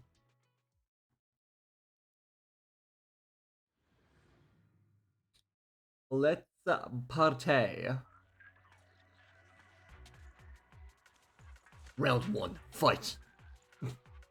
Landon's stash should be somewhere nearby. I look ethereal. I did some digging. Some of the missing workers were brought here too.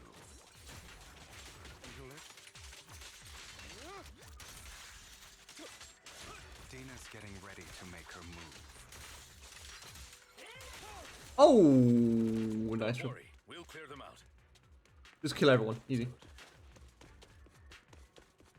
They're trying to destroy the goods. Stop them! How do you know?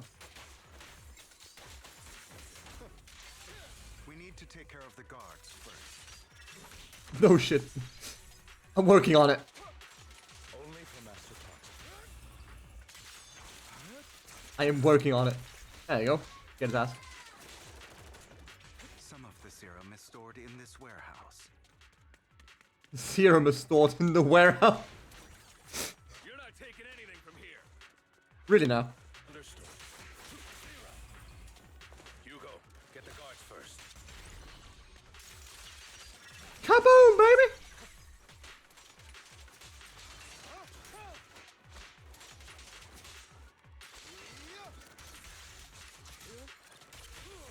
There you go. Goodbye. Dead. You just stepped into your own grave. Sure thing, buddy. At your service. Oh, yeah, he did. He did.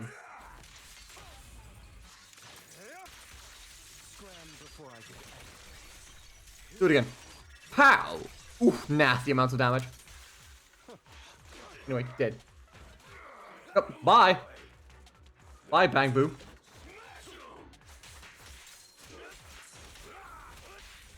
A miraculous moment.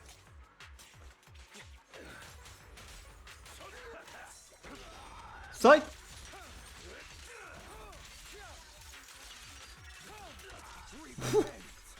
Okay.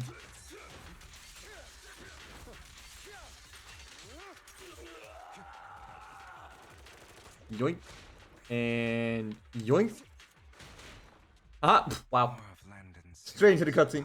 Than expected. Fortunately, since they're still here, it means Dina hasn't executed the final step of her plan. There's likely a lot more stashed around here, and we have yet to locate the missing people. Our actions Oh, there's people here. Fuck. Okay, never mind about dropping the bomb. making plans to deal with us on their side. With Landon and Dina's concoctions combined, she may be capable of creating a sacrifice that obeys her. If it comes to that, this will get far more troublesome. So how about we split up? How about we split up? Hugo and Lycon will destroy what remains of the substance around here, and Vivian and I will go search elsewhere. Very well. Let's go with your plan. But be careful if you encounter Dina and Just her give me a people. gun. I don't know. According to Camille, she's absolutely obsessed with completing her father's dying wish. Who knows what she may try. Let's part ways here for now. And perhaps the other manager could use EOS to guide us. Sure. I've been feeling way better these past few days, so just leave it to me. Yeah. It's only now that I realize how fortunate we are to have two Lord Faithins. Yeah, but I feel like our work's doubled. In the past, Wise and I would only ever work on the same route. Well. Greater power means more responsibility. And in any case, I'm sure the mayor would be able to provide double compensation. Ooh. He's a very generous person after Double the. Hold on. Lycon. Double the paycheck. I will request additional compensation from the mayor. Yeah. It's not about compensation. It's just, I'm still not used to us being separated in the Hollow, so I'm worried about Wise's safety. Just give me a gun. But I have no doubt in your abilities. I just haven't gotten used to it yet. As they talk, Vivian stands behind them and suddenly sheds tears as she gazes at one of them. She turns and quickly approaches the area where Landon's serum is stored. Oh boy. Vivian recalls the tears she shed when looking at Faithman and the destiny she saw then. This is the future I saw. Lord Pathan. Falling. Vivian closes her eyes as if making a decision, then grabs a vial of serum. What? This time, I will make sure the future I saw does not come to pass. I don't want to bring you misfortune. What are you doing? That's all I wish for. What are you doing?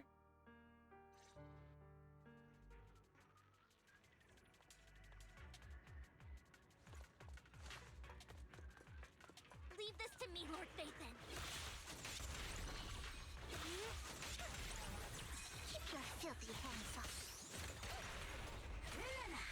Kaboom, baby.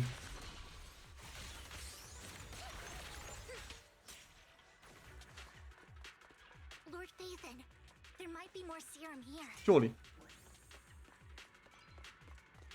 Aha! How dare you steal from Lady Dina? Yes. Cause she's a hoe. Try to go easy on you. No promises. Cause she a hoe.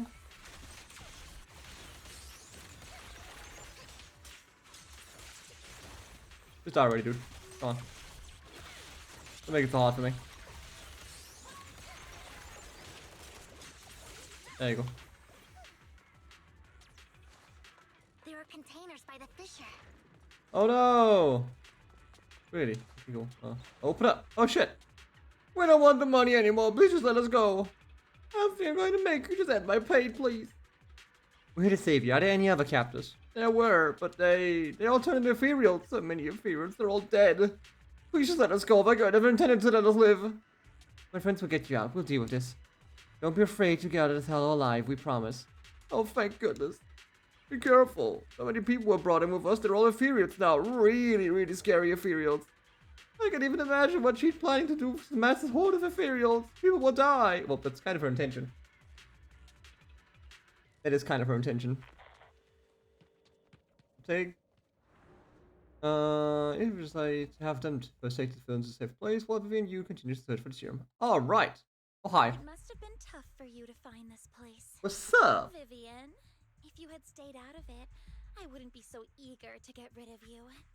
Those people have been taken to safety. You're all out of options. Really now? They're just mere test subjects. Another test subject. Get away. There will always be people consumed by greed. Greed. Therefore, they will come willingly to me. In any case, what are a few sacrifices in comparison to the completion of Father's grand ambition? Dina, you deceived those people. They didn't come willingly to you. You tricked them, just like Landon did back then. Deceived? Father gave hope to those who had everything taken from them by the Hollows.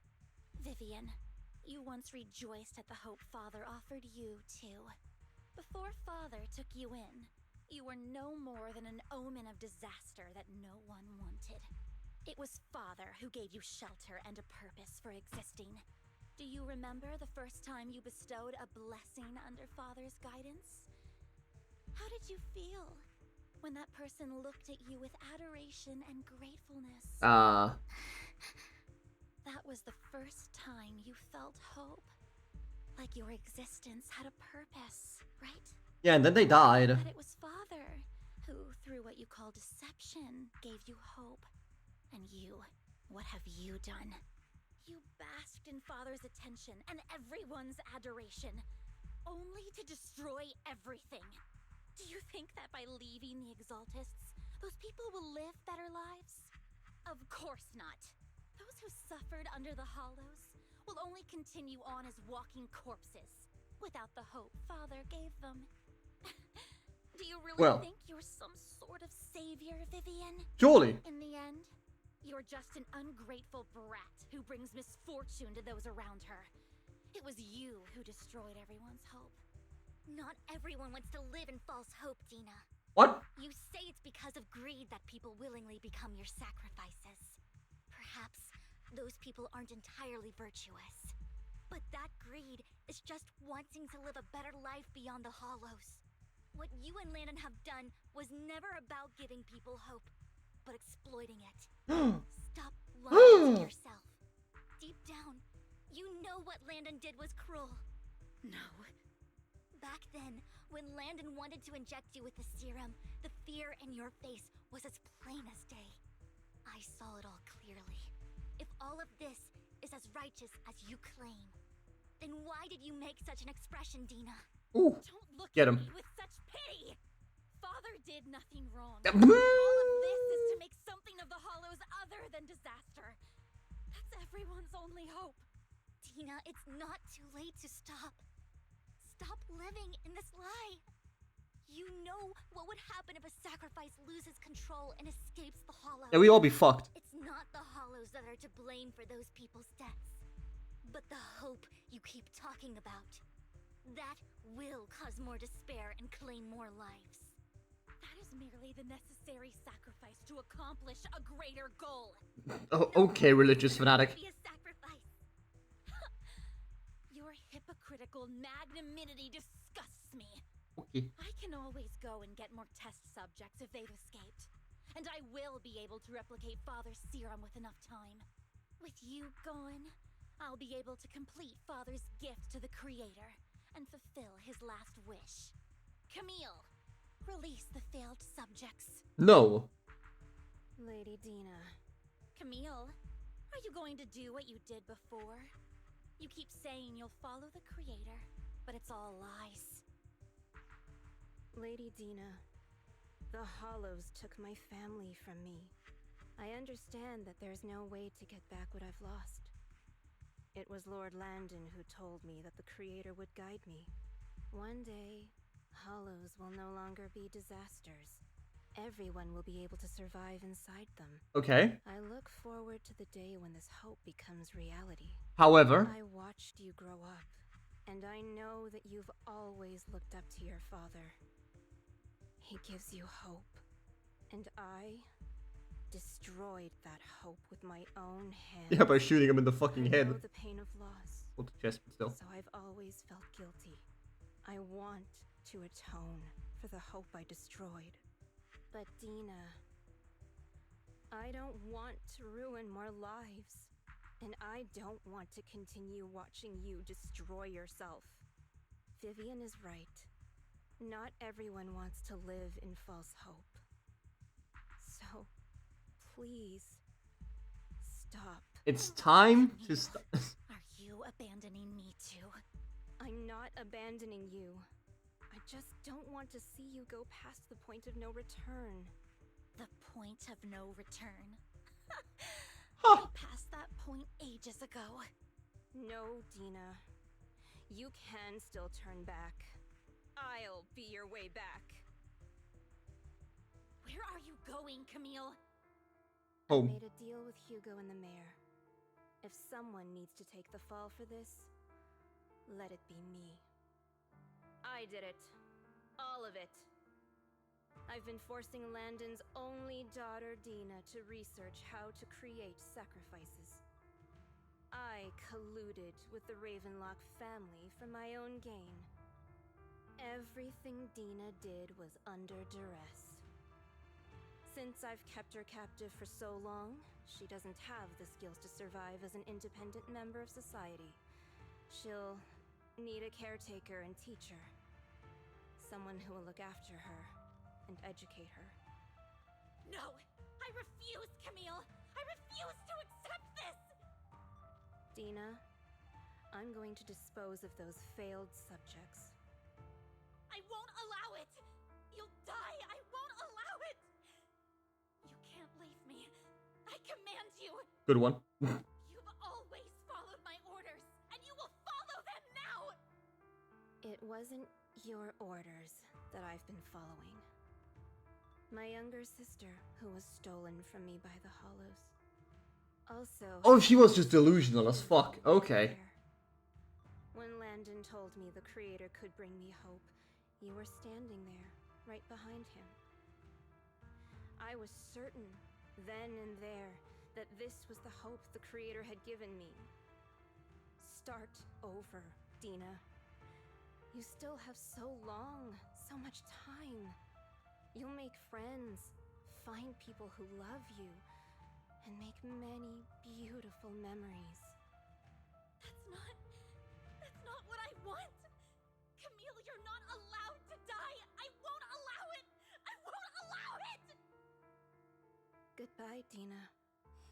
And I'm sorry, Vivian. I'll leave the rest to you. Walks forward towards the fissure, see the assassin to spring figure. She also walks forward. Vivian is about to stop. Dina uses the control to open the container door. A figure would surge out, blocking the path. Oh. Uh-oh. He's actually going after her. Oh boy. Let's take out these ethereals first. I bet. Don't they know? We can't let Camille's efforts go to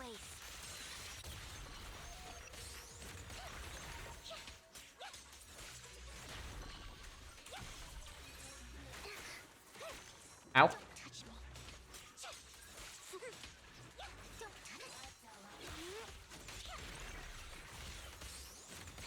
I don't know how to feel about her gameplay. Feels very weird. Oh, I didn't kill a funny bug. Oopsie. Oopsie me.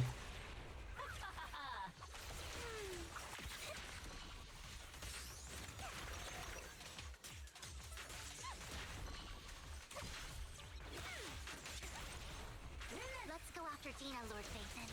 Surely. Whee! They must be on the other side of the fissure. Well, here we go. Oh, hey. Oh, she actually killed them all. Oh, she's actually dead.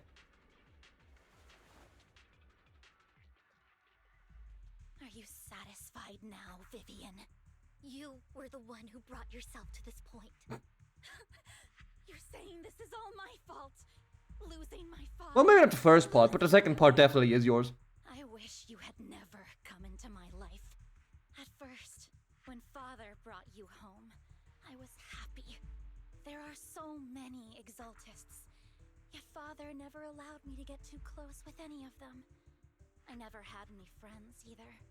But when Father brought you back, he told me to take good care of you. That you were my first friend. I was also... Unfortunately, she's also the reason your dad got shot. in helping Father select a person to receive the blessing. Because it meant you were different from all those other people. You could stay with me. But soon, I grew jealous. You took the attention that should have belonged to me. Should. You even took Father's love from me. It's only because of my ability that Landon... I know, but... Vivian, jealousy is something you cannot control. Oh, this is the first true thing you actually said. The same goes for fear and hatred. I'm amazed, girl. That one day, you would look at me and shed tears. I knew if that day ever came, Father would not hesitate to force the blessing upon me. And when that day did come, I hated you for causing my father's death. It's technically Camille that got him shot. Back then, so why are you still defending Landon? And why didn't you tell me back then?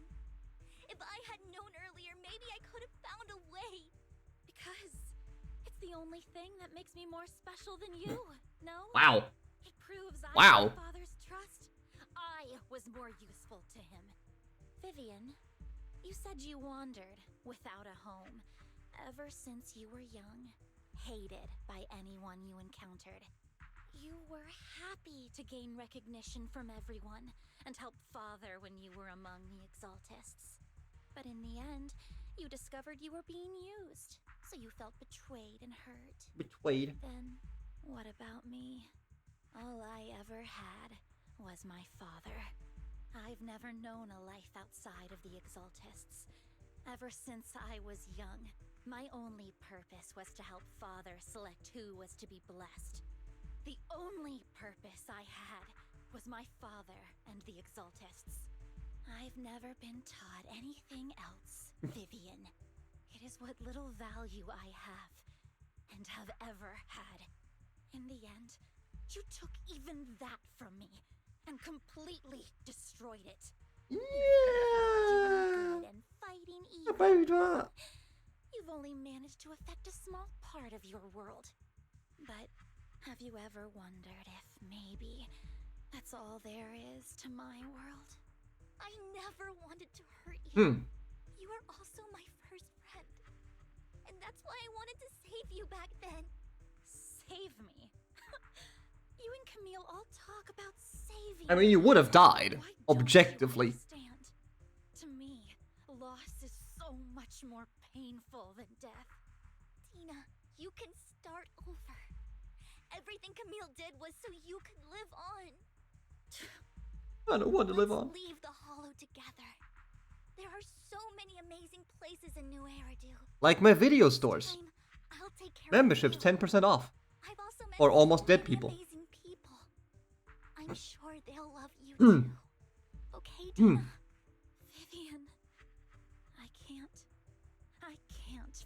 you, and I don't want to forgive you. Gee, suit yourself then. I have nothing left. If what little hatred I do still harbor were taken from me, well, I refuse to be so pitiful. I won't apologize, Vivian. Gee. Uh-oh. Oh. Right. Bang that own fucking serum into you. I want to hate myself, so I can only hate you for killing my father, and hate Camille for leaving me. Ah. That's just the kind of person I am. Hateful and despicable. I refuse to owe anyone anything. I refuse to feel regret. I won't. Vivian, I will keep hating you. I will take all who are precious to you. I will also hate Camille, so I won't do as she wished and start a new life. Vivian, if you had never existed, if I had never, you would be... Lord Phaethon, please do not interfere. She was my first friend. I'm going to bid her farewell. Well. Ooh. Ooh. New enemy. Big ass new enemy. Looks like fucking Dahara from Hots, anyway.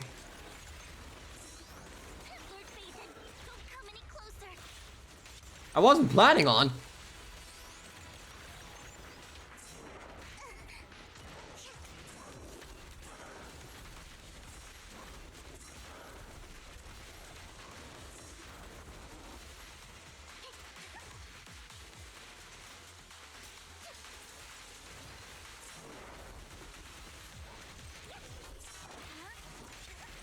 You can't just give me a boss fight like this and not give me the ability to parry. Oh well. Whoop, whoop.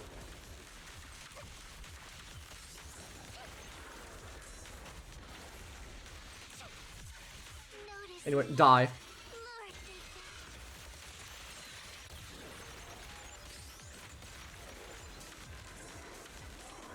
Explosion!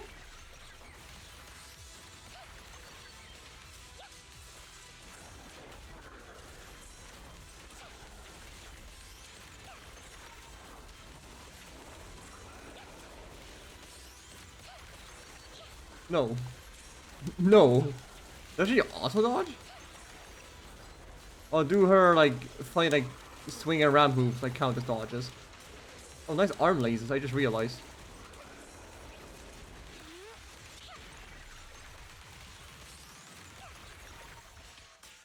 I think the swerves count as dodges, interestingly enough. Yeah, they do. Kind of.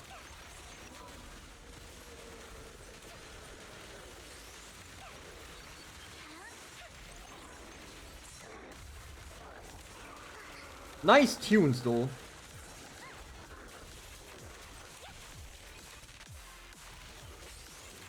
Anyway, goodbye. Good night! Oh, never mind. Not dead yet. Give me just a moment. Now you're dead.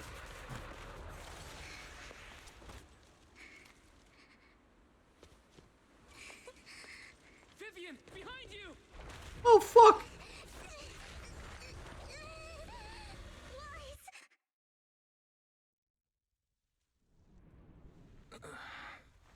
What happened? I passed the fuck out. Oh.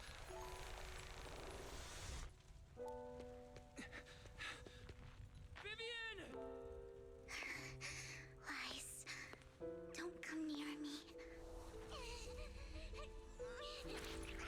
This is my choice.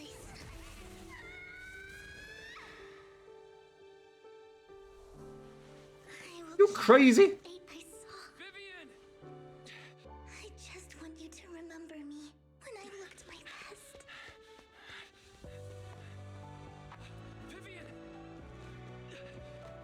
You crazy ass! Vivian, your body. I'm sorry.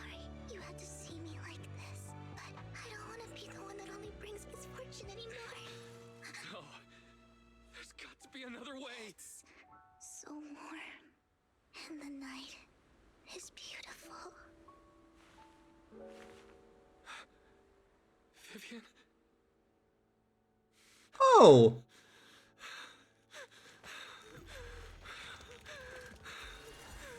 No! It can't end like this! Friendship! Yay! Anime protagonist powers! Turns out we can cleanse corruption! Oopsie! Because if you had a long dream where you saw your teacher again with her familiar smile, but soon the environment and your teacher both dissolve in the water, like behind a misty curtain, blurring, then vanishing. Wise! There's 5 more minutes, man. Wise, you're finally awake. Hi. I'm at the store? I remember I was with Vivian. Wait, she injected herself with Landon's serum. Is she okay? Hugo and Lycan brought you out of the hollow. You scared me to death. Thank goodness you woke up. And you said Vivian used the serum on herself? But she looked fine to me, bar a couple of scratches. Hugo sent me a message earlier saying he got her checked over and she was alright. Uh-oh. Remember what happened? Well, kind of. The situation was dire, so Vivian used the serum on herself to defeat the ethereals. I saw the crystallization process starting to occur. I can't describe exactly what happened. I saw something blurry, but I just wanted to stop Vivian's corruption process. I don't know exactly what I did, but then I lost consciousness. I passed the fuck out. When I let Hugo and Lycan there, it was just you and Vivian lying there on the ground. We couldn't wake either of you. Let's put that aside for now. Do you feel any discomfort-wise? Yes, actually. I'm a bit dizzy, but otherwise, I'm fine. Don't worry. Phew, A bit dizzy. you should rest for tonight. Hugo and Vivian said they'll come over tomorrow, so we can discuss the details then. Okay, sure. Okay. Sorry for worrying you, Belle. Good night. Yeah, he sounds dead as fuck. There are no strange sounds or sights in your dream, and you sleep peacefully throughout the night. Shortly after you wake, Vivian, Hugo, and Lycan arrive at the video store. Hello! Lord Phaethon! How are you feeling? No headaches? Leg pains? Heart palpitations? Loss of appetite? Deaf? Vivian? I was just so worried. Sorry. Anyway, Lord Phaethon, I'm so glad you're okay. What happened this time was all my fault. Yeah, that's alright. Things were dire, and you did what you had to. Plus, if it weren't for you, we wouldn't be here now. So what happened? Wise said he saw the crystallization process start. But I didn't see anything through EOS. Hugo? Lycan? Did either of you guys see it? No. Allow me to explain. Uh-huh. Miss Vivian told us what happened after she awoke, and the mayor arranged a full medical checkup for her. Uh-huh. Based on the results, Miss Vivian indeed shows mild corruption sequelae. Oh. But if the crystallization process had already started, the lingering effects should be far more severe. To be precise, if the process had already reached the point of mass surface crystallization, it should have taken no time at all to become an ethereal. So, the mayor theorizes that it was the etheric energy within Master Proxy's body that affected Vivian's condition and the surrounding etheric particles, causing Vivian's corruption to recede. I can save Haramasa! Corruption is a reaction between the etheric particles inside the body and in the surrounding environment. Therefore, it's not necessarily irreversible, just that currently our mainstream method of defense is prevention. I can save Masa! I'm having a hard time believing that, even if it's coming from you, Lycan. It's almost like you're claiming I can manipulate etheric energy. Master Proxy, you are special. That's what my mom told me. Your teacher left you. Huh? A gift from our teacher. How come I never knew about it? I don't know all the details, so I cannot explain everything to you. My apologies. However, Miss Yixuan might be able to answer some of your questions. Oh yeah, her. She will visit you sometime soon. Sometime. So please feel free to ask her any questions you may have. She has quite an eccentric personality. If she causes you any inconvenience... Can I file a complaint about her with you if she does? Surely. Master Proxy, you have always been a people person, so I trust you will handle things just fine. Surely. So, The way you said that just makes me more worried. In any case, the mayor has asked me to give everyone his most sincere gratitude. Unfortunately, the mayor could not come personally. Of course not. But has promised everyone a favor. Provided it's within his means, he will offer his unconditional assistance once. Money. There is no time limit on this favor. Unconditional, What if I wanted his position as mayor? If that is what you desire, then the mayor and his subordinates will be first in line to vote for you in the next election. As for the other votes, you'll have to work for them on your own. Democracy, baby. Should you assume office, I hope you take full responsibility for handling all day-to-day matters and lead by example. By sheer happenstance, the mayor has provided you with a copy of his current assignment. The city waste sorting and... Old fox. Well, can I request Lord Phaethon's? The mayor imagined, you might ask. I have prepared all the necessary documents, and the ceremony expenses will be covered by the mayor's account. What? As long as Master Proxy agrees, we can sign and process the What? documents immediately. But this matter requires mutual consent and cannot involve coercion, confinement, or one party's life. I would never do that to Lord Phaethon. Right, you wouldn't. Probably. Mm-hmm. At least As for Yandere Master prick. Proxies, the mayor has some sense of what you desire. That said, he hopes you might speak with Miss Yixuan first before you decide the timing of that favor. Hugo and Lycan are still bickering, and Vivian sits to one side, eager and anticipatory. As always, you can smell the aroma of noodles from the neighboring noodle shop and hear snippets of Elfie's music. Oi! Why, are you feeling alright? Maybe? What Lycan talked about, controlling ether particles. He said it was a gift from my teacher. I keep thinking about it. I feel like something insane is going to happen. I can't think about this right now. You only just recovered, Wise. You should get some rest. We'll talk about this later. Okay. Time to go to sleep. Bye. Whoop. Can I really control etheric energy? That'd be mental. Perhaps this could serve as evidence that she was innocent. I don't feel anything yet. Doesn't feel like I have any special powers. Oh. Sleep time. Hey! We did it, gamers. We did it.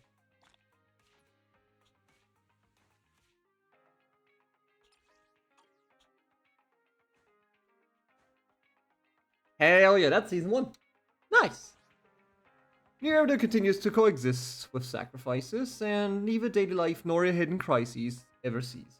New stories in the distant horizons are surely exciting, but one should also cherish each passing day, present or past. One day they'll become memories worth holding on to. Ah! We did it!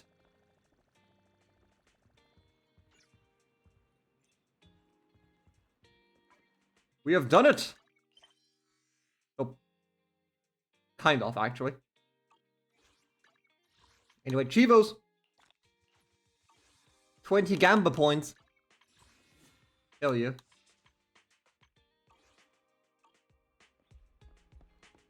Hello! Wrong one. Oh. Why, someone calling herself... I can't Chinese, bro. I heard it like 2 minutes ago. But fucking Jijuan, fuck. Is here for you. She's dressed like one of those masters of mystical arts from those movies. You know her? Kinda. I do. She saved Vivian and me when we encountered zombie fields in the hollow once. Well, do you remember what the mayor said before? That he'd bring in a Void Hunter ranked special investigator to help us adjust her ether aptitude? Yeah, that was her. I see, no wonder she has such a unique presence. According to her, we have a good feng shui, and 6th Street is geomantically, blessed and a good place to live to. That makes sense. Really. Of course, she looks so serious. It didn't sound like just empty flattery. You weren't here when she came in earlier. I asked if she wanted to stay and wait, but she said she wanted to take a look around when you could talk once you were free. If you have time now, you could go find her, Wise. Okie dokie.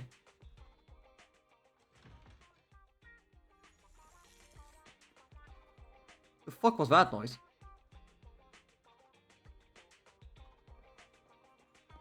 Hello? I did not expect that such a spiritual entity would exist here. It appears this street is a geomantic gem. A what? It's Doggy. A spiritual entity? His name is Howl, and I guess you could count him as a neighbor of mine.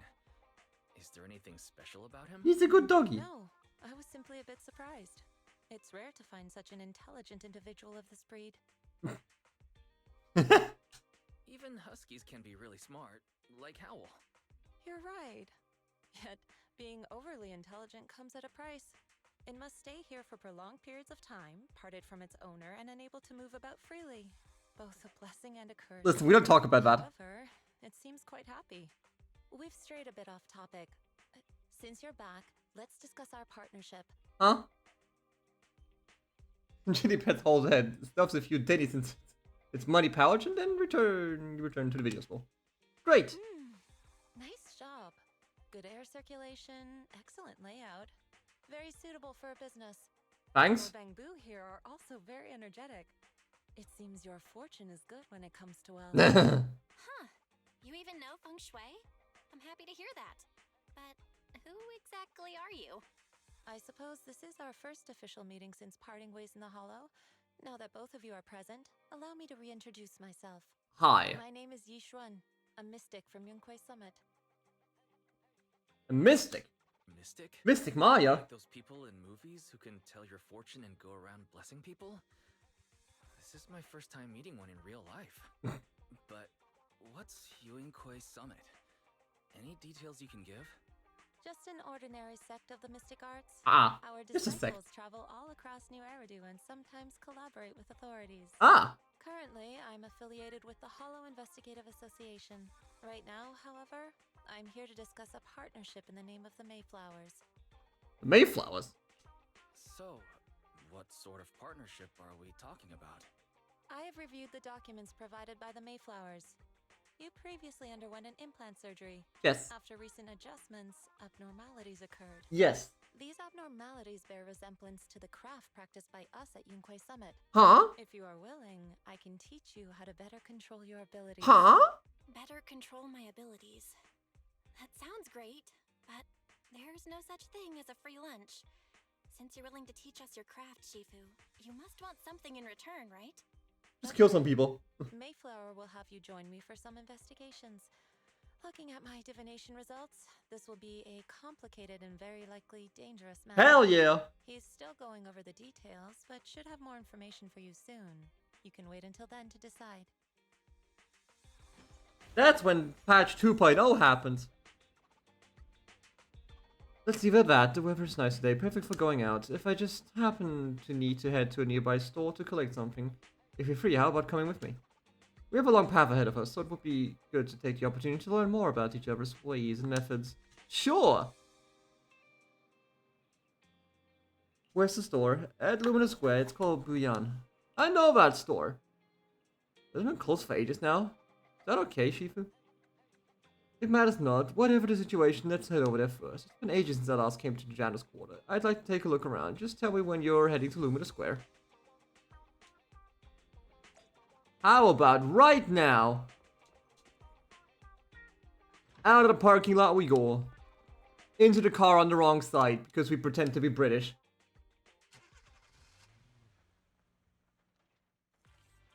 Hi. What the fuck is happening here? attention. Oh god. Here's my palm. Look, doesn't this thick wealth line mean I'm about to strike it rich? Yeah, go waste your money. I Give me your remember money. I'll give it you your back 20-fold. fortune is decent. Huh? You barely looked at it, and you're already done? You have good fortune. What? You don't believe me? I do. Thank you so much.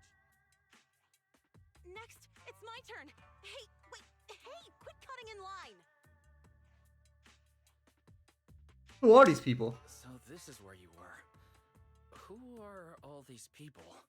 You're here, Wise? I decided to take a break. I didn't expect so many people to come seeking my divination services. Well, Don't worry. I need no more than a simple spell to solve this matter. flashbang. Making the crowd, she remains calm and composed and says, Fortune-telling services is 10,000 dennies per session. capitalism. It ends at the people standing in line, all fleeing fear, scattering in all directions. All gone? Capitalism. It seems the banish wealth and desire spell is still effective. Banish wealth and desire? That's a spell? This isn't the kind of craft you said you were going to teach us, is it? Our video store has a business license, and we'd get complaints. For fuck's sake, Wise? It's not. This is just a trick to deal with trouble. I'll take my time showing you the true craft of Yunquai Summit. For now, let's find that shop. Hell yeah. Please wait, Chief. So many people want to tell their fortune. You must be divine immortal of legend. Great, I finally get to read an immortal in the flesh. Please, I need your help. Just a normal mystic. Whatever, it appears you're in quite a pickle. I bumped it. It bumped its head when it was produced, and I don't know what parts got damaged, but sometimes I get all dazed and really slow to respond. Also, I can't connect to the internet and can't receive messages, so it isn't catching up on anything and ends up looking very silly. Other bamboo keep mocking it, it's short temper, so it's always fighting over bamboo. Take him to repair store. No, it's afraid it can't be repaired and will get scrapped, so it refuses to go for repairs. But it likes watching those movies with immortals who catch demons, so it wants to learn mystic arts. You try and convince it might agree to be repaired. So you wish to use the mystic arts to recover, as a cover to convince it to get some repairs. It shouldn't be difficult. Boys, do you know any place nearby that does repairs? Yeah. There's no need for that. I can check it over first. If there's no major hardware issues, I can do some debugging and adjustments. You two are amazing. My friend is not far from here. Let's go check it out. Okie dokie. Oh shit. Yo, buddy, you alright? Cece, look, I brought you the Divine Immortal. Really? A real immortal? Yep, they're really amazing. I just saw this Shifu say a spell and disperse a whole crowd of people. She even said she'll train you in the mystic arts. Really? I've been waiting for this day for so long. However, in order to walk the path of mystic, you must have an innate talent for it. Please allow your senior brother on the path of mysticism to check you over. Wow, great. I can be like the movie protagonist, learning awesome mystical arts, gaining divine powers overnight, and then taking revenge on those bullies. A dongle for a dongle, a widget for a widget, everything they did to me in the past, I, Cece, will make them pay for it tenfold. Alright, what you got? Its network module is a little bit bashed up, but the damage is minor. There you go. Oh no, puzzles! Ark!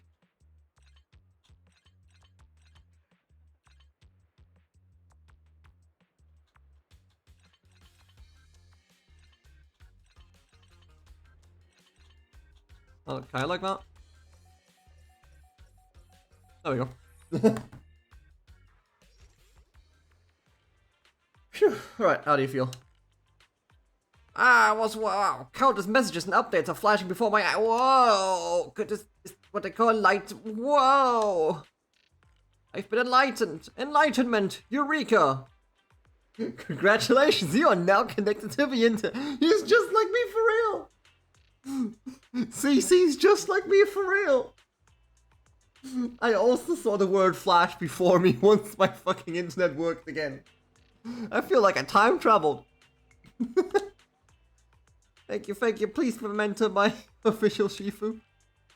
It's a bit too early for that. You have natural talent, but you must hone your state of mind. Once you've matured a little bit more, you may come to seek mentorship. I do not know much of Bangbu affairs, but I can teach you an incantation, the spell of calming. When you feel agitated and wish to fight those other Bangbu, you can recite this incantation under your breath. Their brains are made of defective parts. Thus you can avoid conflict and disaster. I see, their brains are made of defective parts. Their brains are made of defective parts. The Bangbu contemplates this for a while, its gaze growing brighter. It's amazing. As I recite this spell, those bully Bangbu don't seem so irritating anymore. Thank you for teaching me the spell of calming Shifu. It really works.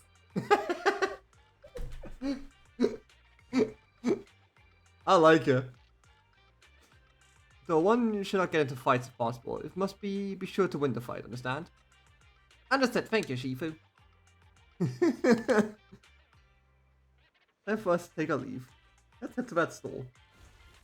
Yishuan Shifu, the store is right up ahead. Yes, this is the place. Oh yeah. Off we go. What do you mean it's been close? Ah, this is the one. That's the one. Seems it's closed. Another wasted trip. Unless Not necessarily. 1 second, please. she has a secret knock. Getting knocks 3 times in rhythm and then slips a note through the door. Okay. A moment later, someone coughs and cracks open the door, passing something to each one.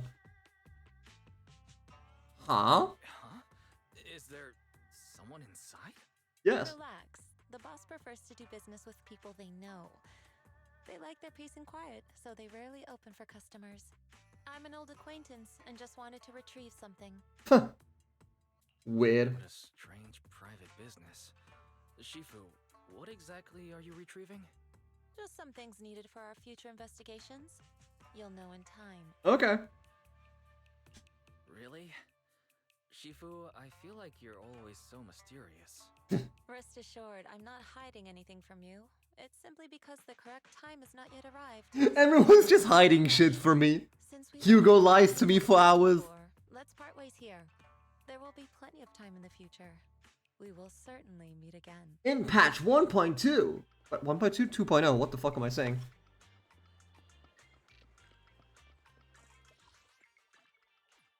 In patch 1.2, yes, we travel back in time. Hi. Why, is you back? Did everything go okay? Yeah, pretty well. It went well, it's just that Yihuan Shifu deals with things in rather unique way. Maybe it's just how a mystic does things. I see. Why, so you know what claimed is real? Learning mystic arts and whatnot? It sounds like it came straight out of a movie. We're going to be like those movie protagonists who use talismans to defeat fears and magic arrays to suppress hollows. Yeah, but movies are made up. Definitely won't be as exaggerated as before, but I don't think she's lying. She really did display mystical powers back in the Hollow. I see, well, I trust your judgment. Plus, the mayor must have his reasons for choosing her to teach us. She said that the mayor would have to help us on her investigation. I wonder what it is. Either way, we'll find out soon. There's no rush. Why, as you've been so busy recently, you should take this time to rest and have a break. Bada bing, bada boom.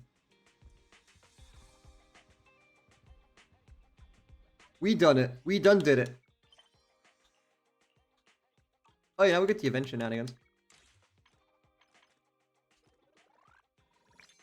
And some pass level ups. Wow. Say it with flowers. Oh shit. It's one of those. Crazy. I'll do it later. Oh yeah. Go like that.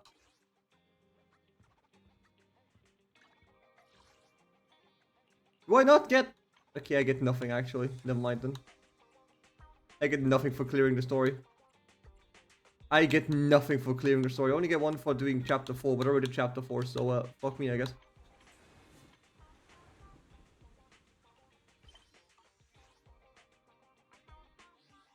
Oh, luckily we still have one more thing to quickly knock out of the park. There it is. Trigger story. Here we go. The story about that took place in the past. The story of the rookie Faithful who meets a young lady at the crossroads of fate. Why? We've been on 60 for a while now. How many Intnot commissions have we taken these past few days? You know how it is. I see. It's okay. We're starting a proxy business and video store business from scratch. It'll take time. I've been busy managing the store, so thanks for handling the internet side of things wise. Living together in this cozy little home is already much better than our life right after leaving the academy. As long as we gradually build our reputation, we'll eventually have a chance to uncover clues about all of the old capital. Why not take it slow? I still want some commissions. I know you say that, but this worry will be solved soon. Actually, I saw how hard you've been working to find commissions, so these past few days I've also been searching on internet for an intelligence broker who can find commissions for us. Sweet. If we can establish a long-term partnership with such a professional intelligence broker, we won't have to worry about getting commissions in the future. You deserve a little praise. Good job!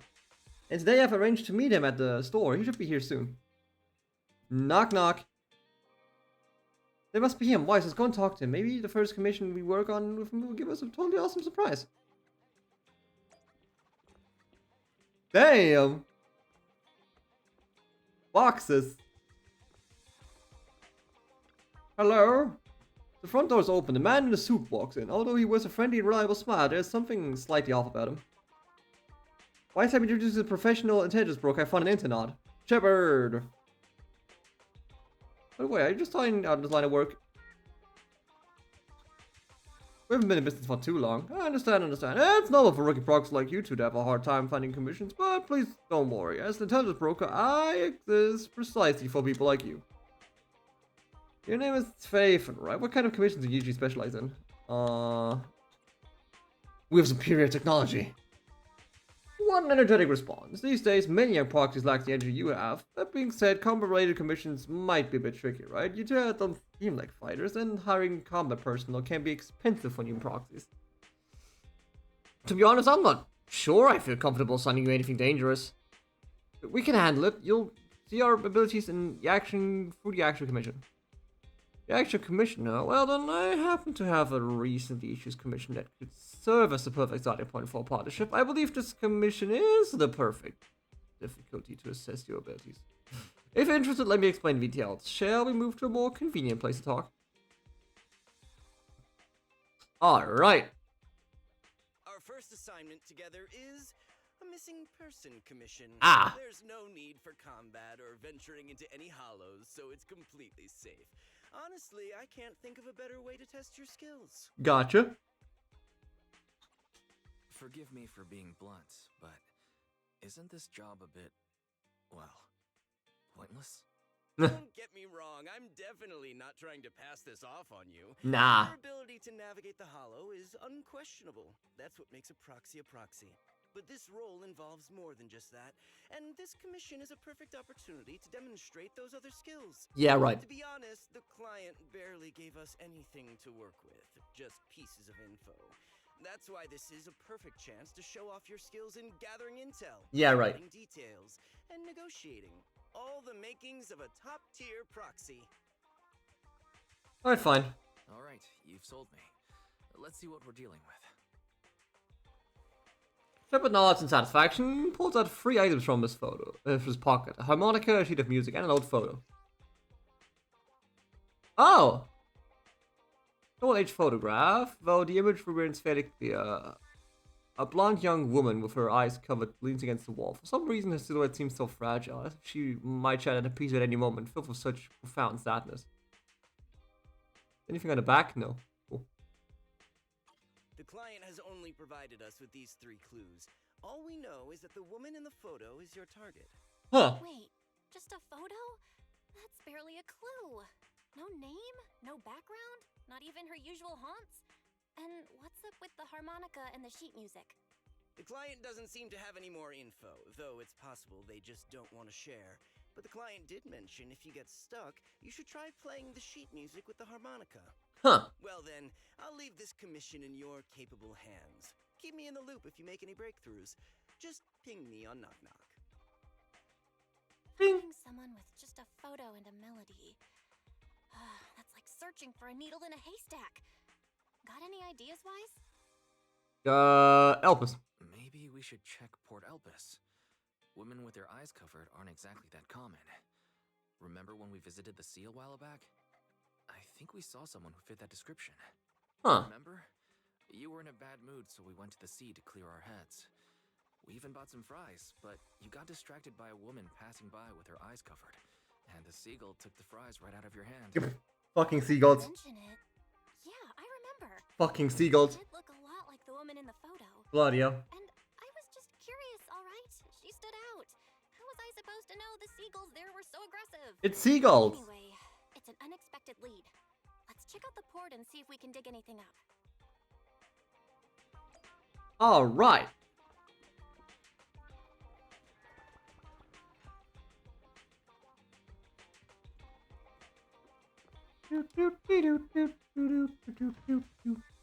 Hello. Oh shit. We saw cars already here.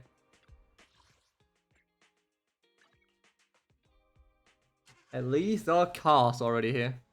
Wait, we're here. Now let's find this guy. However, we saw the girl a week ago, and I don't know if she's actually the person we're looking for.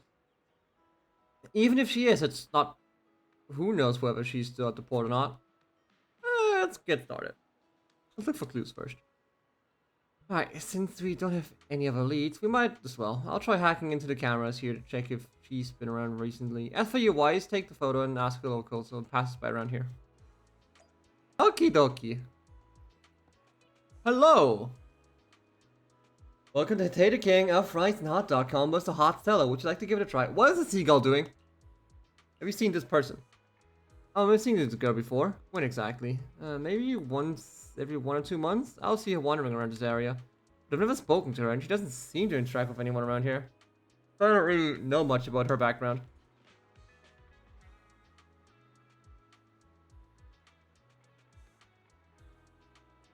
I keep an eye out for you. Alright, cheers. Would you like some fries? The seagulls, you always try to steal the fries. Alright then. The seagulls have been too active recently. Will they have negative impact on the sales of our fries? Looks like I shouldn't feed them too much in the future. You are feeding the seagulls? Are you mad?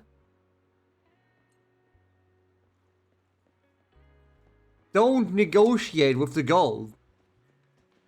Look, a locker.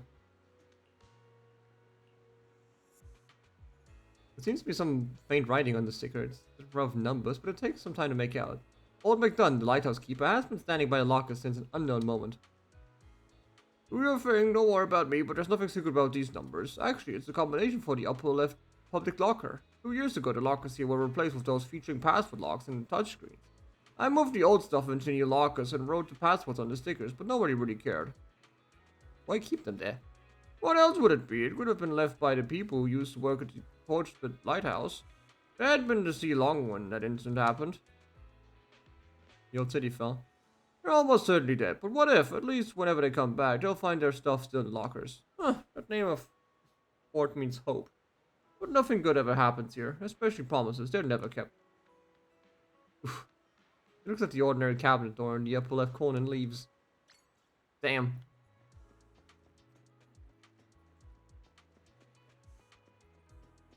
Knock knock. This room upstairs. Someone must have been living here, right? There's a blindfolded woman who's appeared around. Well, maybe who lives here has seen her. Knock knock. Ooh. Excuse me, have you seen this person? Ooh. Let me see. Stop him slightly. Carefully hand the photo over, and within 3 seconds, the person returns it. Never seen. Disappear in the end. Everyone will disappear, including me. Curious, but thanks.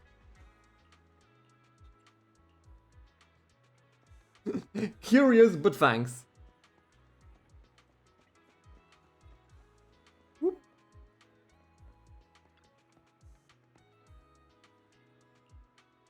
Go up the lighthouse. Oh. This lighthouse is currently off limits. Oh, god damn it. You would have just gone up straight in, wouldn't you? This lighthouse has been properly maintained for years. If something happened to you, who would take responsibility? Why did you go to the lighthouse for? And have you seen this person? Let me see. This girl does have a rather memorable appearance, but I don't remember seeing her here. Huh. That's all. I usually keep around the lighthouse. If she wasn't a dog's walkway, I definitely wouldn't have seen her. If you're looking for her, I suggest checking around there. At least I haven't seen this girl near the lighthouse. Alright, cheers.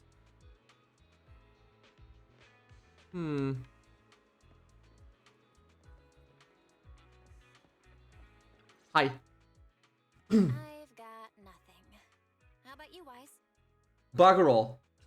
Looks like this isn't something that can be solved with a quick trip to the port. But since we're here, how about we try playing the harmonica? I'm not sure what good it'll do, but if it doesn't work, we'll just buy some fries and head back home. I agree. Playing the harmonica and buying fries, both are officially your job now. Oh, great. I guess there's no saying no to you. Fine. But just so you know, I'm not good at it. So don't blame me if it sounds terrible. Put a harmonica and glancing at the sheet music, as a melody you've never heard before. Take a deep breath, you let out the notes flow and start to play.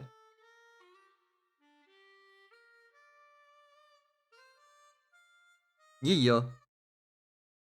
Was pretty accurate. Whatever. You think it sounded pretty good at least. The music continues for half a minute.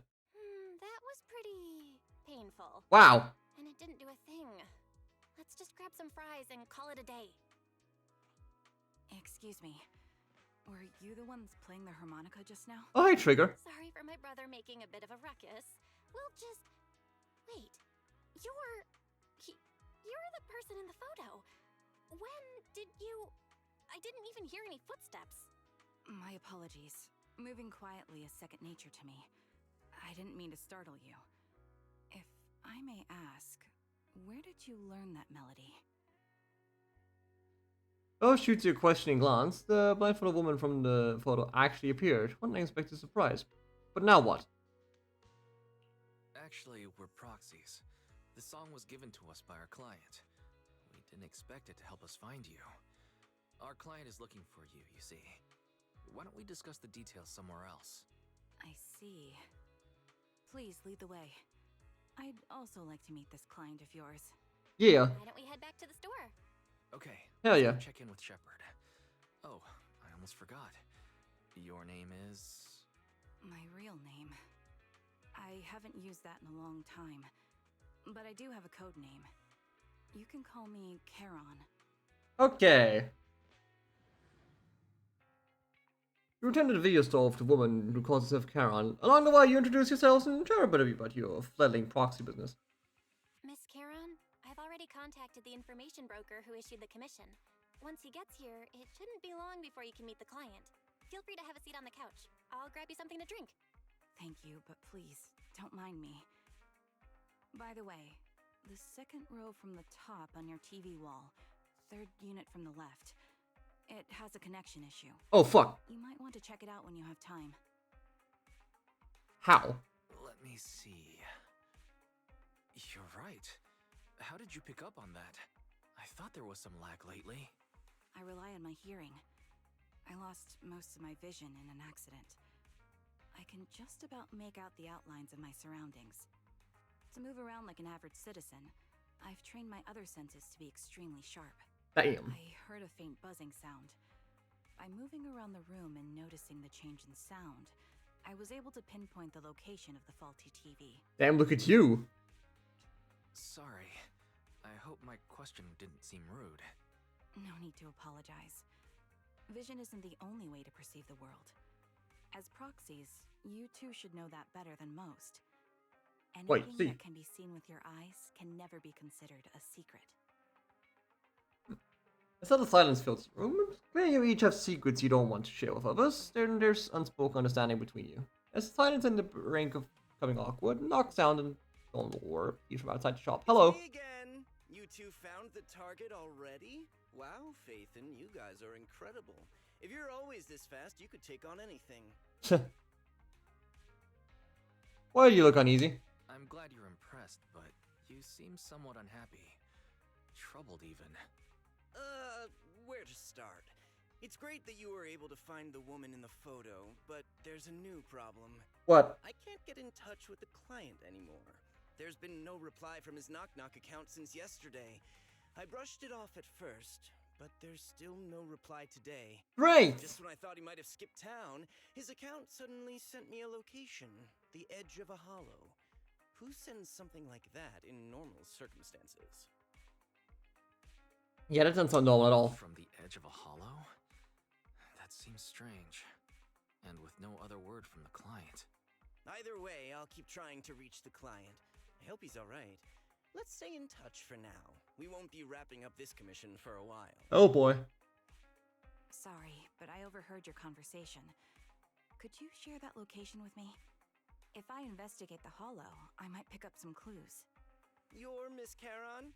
No offense, but the hollow isn't somewhere just anyone can waltz into.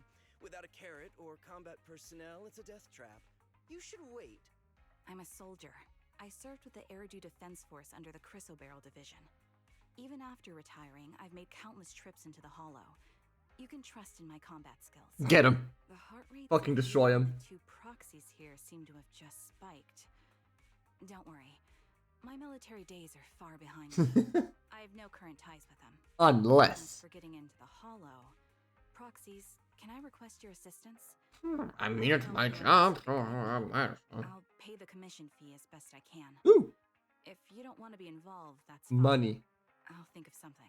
No, we got money. We're done. We're down. Hell yeah. We're just as eager to find the client. After all, no client, no payment. Besides, if we said no, you'd still head into the hollow alone, wouldn't you? Definitely would. How did you know? So I was right. You remind me of how Belle and I used to be. So fixated on finding someone that nothing else mattered, not even your own safety. Oh yeah, about that. Since Miss Charon wants to investigate, I'm willing to act as the proxy for no additional fee. Just leave it to us, Shepard. I see. That works for me. With the client still unreachable, my hands are tied. Please, look into the hollow. Yeah, Be careful. We got this, don't worry about it. I'm really sorry for troubling you both. Finding this client is very important to me, so I may have acted a bit out of line just now. That's alright. Don't worry about it. Seeing how determined you are to find this person, we can't just sit back and do nothing. Let's work together to find them. Just go in there and beat their fucking asses. In we go. Of course. Thank you, Proxy, for accepting my request. This is probably your first time taking on a commission in the hollow. It might involve combat. I'll do my best to protect you. I could use my bamboo. Get your conscience to a bamboo? Such impressive technology. I've never heard of anyone being able to do something like this before. But even if you're a bamboo, I will protect you. Yeah, yeah.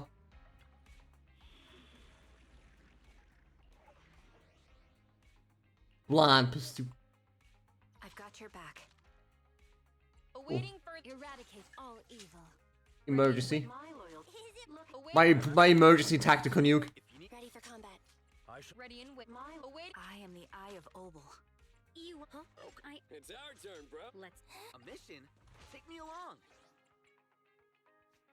The emergency tactical nuke. That is Miyabi. Kiss. Never enter a hollow without a nuke. Gun. Miss Charon, I need some time to calculate the hollow route. Leave this to me, Proxy. Actually, I've been to this hollow before for... Reasons. I still remember the way forward clear as day.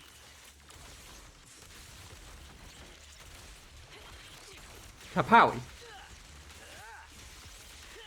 Oh, why don't you wait just a little longer? Calculating a path doesn't take that long. Why is you clearly outclassed? You are clearly outclassed, my sir. Don't try. It'd be more efficient to retrace the path ahead. It should be right around here. I wasn't here too long ago. Well. Kinda what a hollow does, to be fair. One moment, Proxy. I might have misremembered. I just need to think. Get him. I'm sure you're well aware that hollows undergo periodic spatial distortions and reconstruction. There you go. Tactical nuke. Being so presumptuous, Proxy. I got ahead of myself and made things difficult for you. Whoop. In we go. By the way, Miss Charon, how are you so fluid when you move and fight? Magic.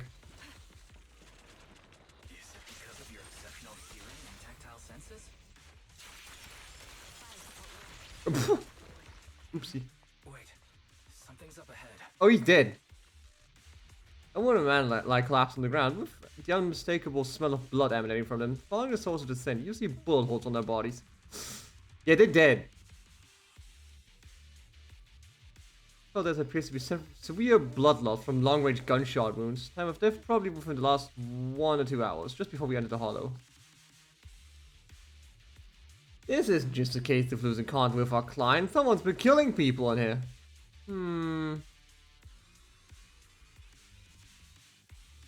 Those two got fucking capped. God must be cold. May you rest in peace. What could have happened? Who did this? I don't know, but whoever did it's going to die. Surrounding ether levels have increased significantly. What's going on? Oopsie. Calibrating. Hold on. Let me find what's causing the ether level increase. Up ahead, there are multiple devices leaking ether non-stop. Are they now? That's unfortunate. So let's just like prevent that. Like, yeah. These are high-pressure ether storage tanks filled with highly concentrated ether. There you go. Give me that. I said, give me that. I said, As soon as the valve is open, give, fuck it. the ether will flow Give me out that. at a fixed rate. Oh. Gun.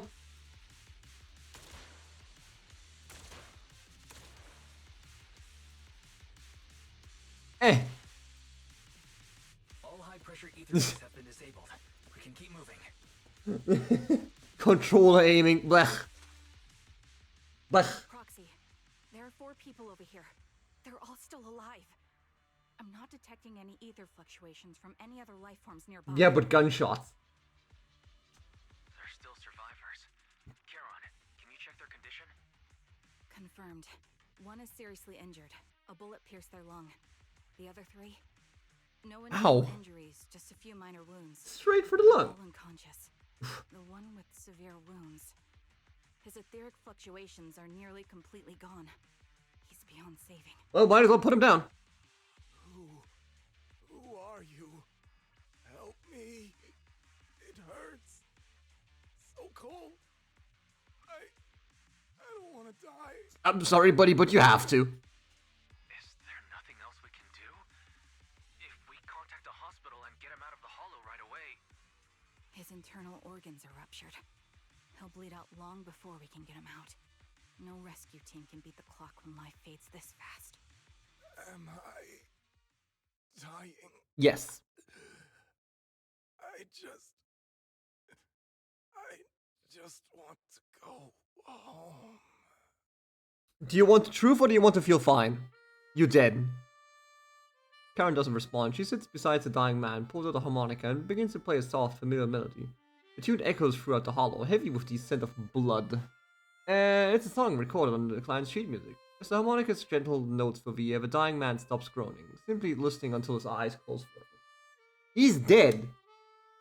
This man's dead!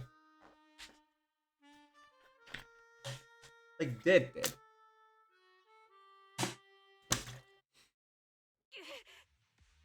Huh? Are you okay? Are you alright? Did you get hurt fighting earlier? I'm fine, don't worry about me. As I mentioned before, these eyes of mine have their uses, but they bring just as much inconvenience. The rejection reaction you saw just now was one of them. Staring into death. It's not something I handle well. Oh. My head. Where am I? On the verge of death. Who are you people? Not on the verge of death. There was a madman, a lunatic who tied me up and dragged me into the hollow. You're not. No. I'm not the lunatic you're talking about.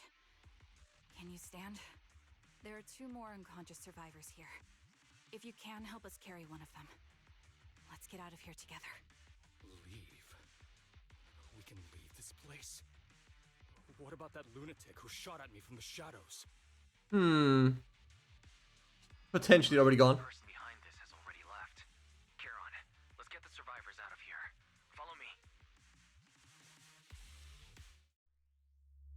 Let's get the fuck out. What am I drinking, by the way? It's water. It's literally just water. Well, it's... No, it's fizzy. It's sparkling water, but you know. It is water. Exhausted and unable to carry any more bodies, you record the coordinates of a few of the corpses. Once this is all over, you should make sure to report them anonymously to the public security. With Karen, you keep your guard up alongside the 3 survivors, eventually arriving at the abandoned metro entrance in front of the Ballet Twins Road. Proxy, let's take a short break here. The area around Ballet Twins has been abandoned due to the Hollow disaster, and no one's likely to be around. It's both secluded and safe, making it a perfect place for the conversation. Yeah, I know. They just escaped from a killer, so we need to check on their injuries and mental well-being. You want to be the client?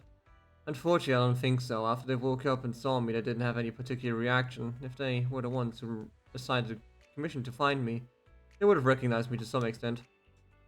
Proxy, I'll keep watch around here and be on the lookout for the perpetrator trying to track us or attempting to ambush us. Could you please have a brief conversation with the 3 survivors? I think they might have information on the perpetrator. And to be honest, I think they might. It's just my imagination. Alright then. Did I finish that whiskey? No, I dumped it. It went straight down the fucking toilet.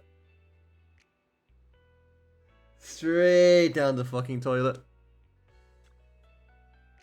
Shit smelled like ass. Take a deep breath. If your emotions get too intense, the wound might reopen. I feel like I'm going to throw up. The fear that someone's still trying to shoot me just won't go away. Are you guys okay? Okay, did you save us? I'm about holding up. I've been more or less recovered from the shock. I remember you. You were looking for someone around Port Elpis, weren't you? Yeah, I've seen you before. How embarrassing. I've never thought we'd meet again like this. What are your names? My name is Zoe. Aaron. Just call me Aaron. Feeling nauseous again? I managed to hold it in. Did you want to ask us something?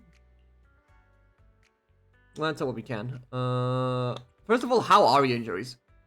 Aside from the blunt force injury to the back of my head, I also have some minor abrasions and a slight dislocation in my shoulder. On top of that, I'm a bit dehydrated, so I have a headache now.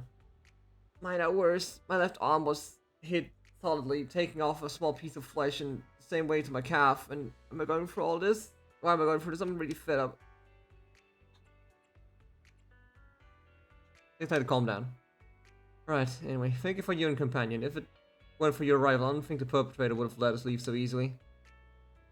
Why are we being targeted? I can't take any more. Blech. Just fucking froze up. Was a bit of horrible stuff. Yeah, that whiskey was vile. Thank goodness, I can't believe I'm still alive and out of the hollow. What's your name? Oh, me, I'm Jesse. I'm so grateful you were the one to save me. And when that maniac was chasing me and sniping at me, I really thought I was done for. Questions. Go ahead and ask. Although I really don't want to remember what just happened. You did save my life. How were you kidnapped and brought there? I was tricked. Received an anonymous message telling me there was a big job I could do, asking me to meet in an alley on 6th Street. I just arrived at the agreed spot and was waiting when someone hit me from the behind and knocked me out. What is my favorite booze? I don't know. I only had like 3 different like alcoholic beverages. I think the best one was a pina colada, but the ironic part about the pina colada is the fact once you remove the rum from it, so all of the alcohol tastes a lot better. So it's either pina colada or sake.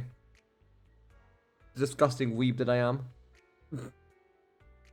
I call myself a weeb despite the fact I've only like watched a fairly minimal amount of anime. I don't even have an account on MAL. Whatever.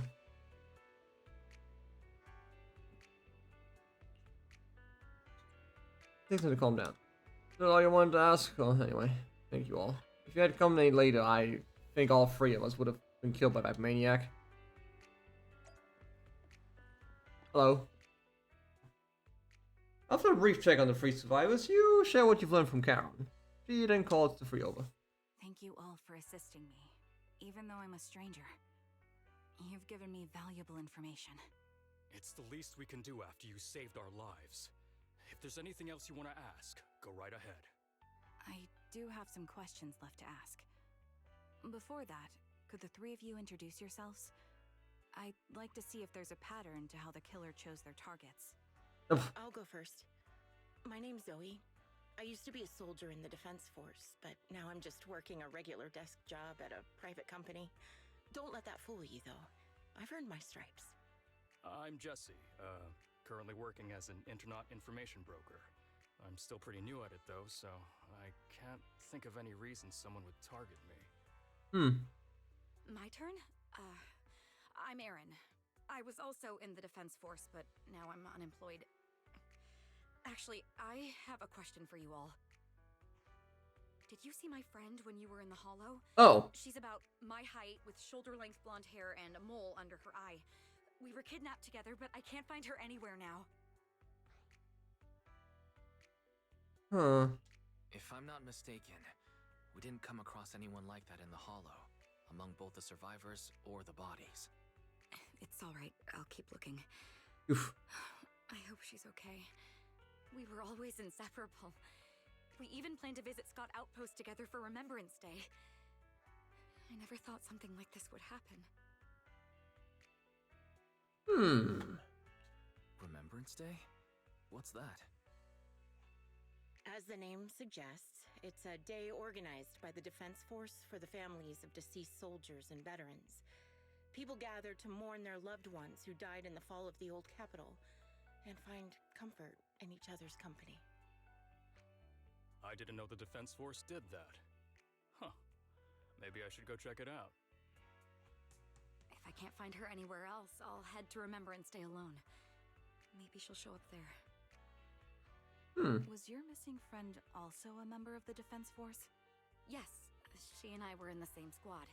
Obsidian Division's Cartis squad. Oh. But what about Jesse? This sounds like a series of murders targeting the Defense Force. But then, Jesse wasn't with the Defense Force. No, you're probably not far off. Jesse claims to have been up front, but he neglected to mention he was once part of the Defense Force. Right, Jesse? Oh. Well, that's... That's, I just don't like bringing up my past in the Defense Force. It's not like I'm trying to hide it. They're just memories from my time there that I'd rather forget. Understandable, but... I was part of Obsidian Division's Noct Squad. That's the absolute truth. I was also in the Obsidian Division, Impura Squad. I don't know who those who died in the Hollow were, but it seems the killer really is targeting members of the Defense Force. Well, would you look at that? Wait a second. If I remember correctly, during the fall of the old capital, didn't our three squads work together on a mission outside Hollow Zero? We did? I don't really remember.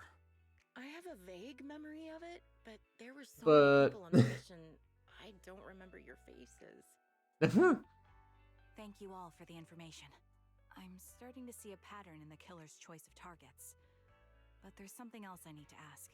I came to this hollow because someone I'm searching for sent me its location. And that person was likely being held by the killer as well. Did you happen to see anyone else? It was the killer who sent the message. The three survivors exchanged a confused glance before shaking their heads. You're not giving us much to go on.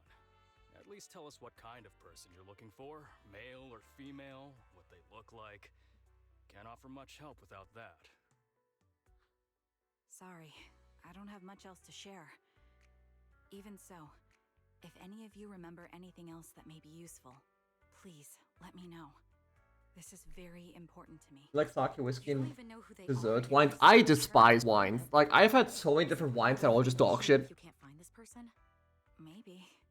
I've been searching for someone for a long time. They might be the key to achieving my goal. Like, wine is just pretentious bullshit.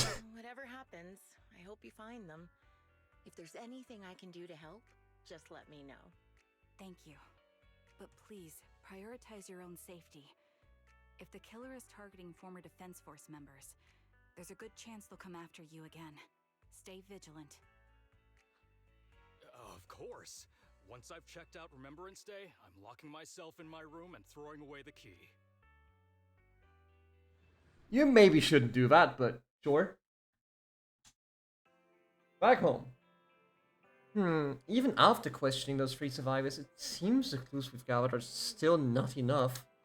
Our goal is to find the missing client. Right now, we only know that he was likely kidnapped by the perpetrator. No, he is the perpetrator, probably. But we have no idea who the perpetrator is or where they went. Do you have any ideas?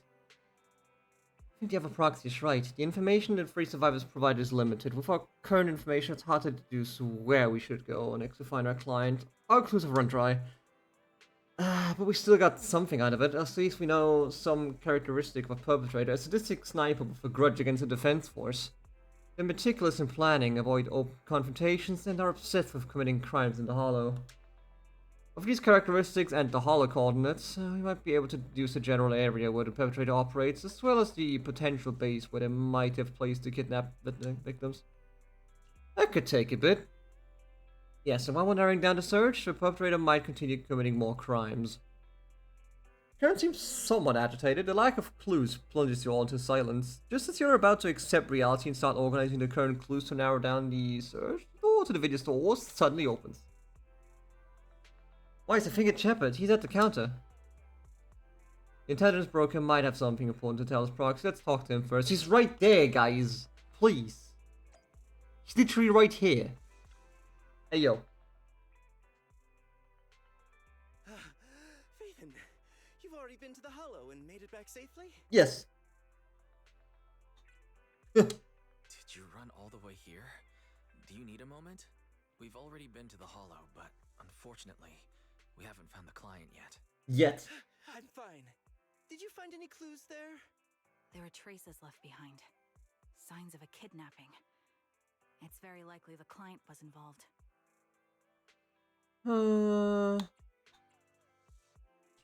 That's right. It seems the client was kidnapped, taken into the Hollow, and later moved again. We're still looking for more clues. So, what made you rush over to the store? Well, just take a look for yourself. Huh? Shepard shows you his phone. About 10 minutes ago, the missing client sent him another location on Knock Knock. There are no other messages. I checked a map of New Eridu. This spot, it's another Hollow entrance. Huh. This feels off. We were just stressing over a lack of leads, and now one conveniently falls into our laps? Something about this feels off. Everything's off. It's just disappearance for now, and nothing more serious has happened, right? If that's the case, the situation is still manageable. No matter how shaky the clue is, let's keep investigating. Just sure. Be careful. Any casualties, and this will become something beyond our control. At that point, stop the commission and contact me. I'll bring in some professional Hollow experts to deal with the situation. We are the Hollow experts. Shepard hurries out again. You turn to Charon, who seems unsettled. Has she held back the full truth from Shepard to avoid having this search handed off to someone else? Yes. Thank you for not revealing what really happened to that information broker. Don't mention it, but why keep secrets? From a practical standpoint, wouldn't calling for backup have been the safer move? Well, The killer is a sniper who has no qualms about taking lives. Judging by the victim's injuries, it's clear they know how to deal a fatal blow and how to inflict pain without causing death. Most Hollow Raiders lack experience dealing with snipers. If they encounter the killer, it's likely to end in a difficult fight, or worse, casualties. And besides, asking for help from others would only delay the search. The client is at risk right now, so I think we should follow the clues and enter the Hollow as soon as possible to ensure their safety. You know what? Fair. Fair. What if it's a trap? I may have kept it from Shepard, but I have to admit, it's too dangerous. That location message seems cagey. It could be a trap to lure us in. I understand, I really do. But what if we're late and something happens to the client? Why is the client so important to you, Charon? Would you be willing to tell us? No. Are you so set on finding them because they're connected to the person you've been looking for? The client's true identity might be the very person I've been looking for. And if not, they most certainly have some vital information. Since leaving the military, I've spent years searching for my missing teammates. They were more than just comrades who trusted me with their lives. To me, someone raised as an orphan. They were family. I've scoured countless hollows and every corner of New Eridu to find them, but I've never found a single lead. Until I met you and heard that melody on the harmonica. It's called Homecoming. My squad leader composed it. Only our squad knew it. And yet that client of yours not only knows the song, but also gave you the sheet music. Please, Proxy. This client is the only lead I have left. I'm certain my teammates are still alive. If this trail goes cold, I don't know when I'll get another chance to reunite with them. Alright, fuck it, we ball. Let's gaze towards you. Seems to convey such a question. Still alive, could there be really no trace of them after all these years? Well, we ball. I understand how anxious you must be right now. We can help you, but we really need to be careful this time. Yeah. Thank you, Proxy. I feel much better knowing I have your support. You can trust me. I'll protect you if the killer is really waiting for us in the hollow. We'll make it out in one piece. Yeah. Right. Once more into the breach. Once more into the breach. Oh, it's 3 missions in total. Okay, cool. I've got Tactical nuke. I shall follow your orders. And Loyalty lies with the awaiting further instructions. I'm ready. If you need there we go. call me anytime. Bring out Seth again. Fuck it. Just bring out Seth again. Fuck it.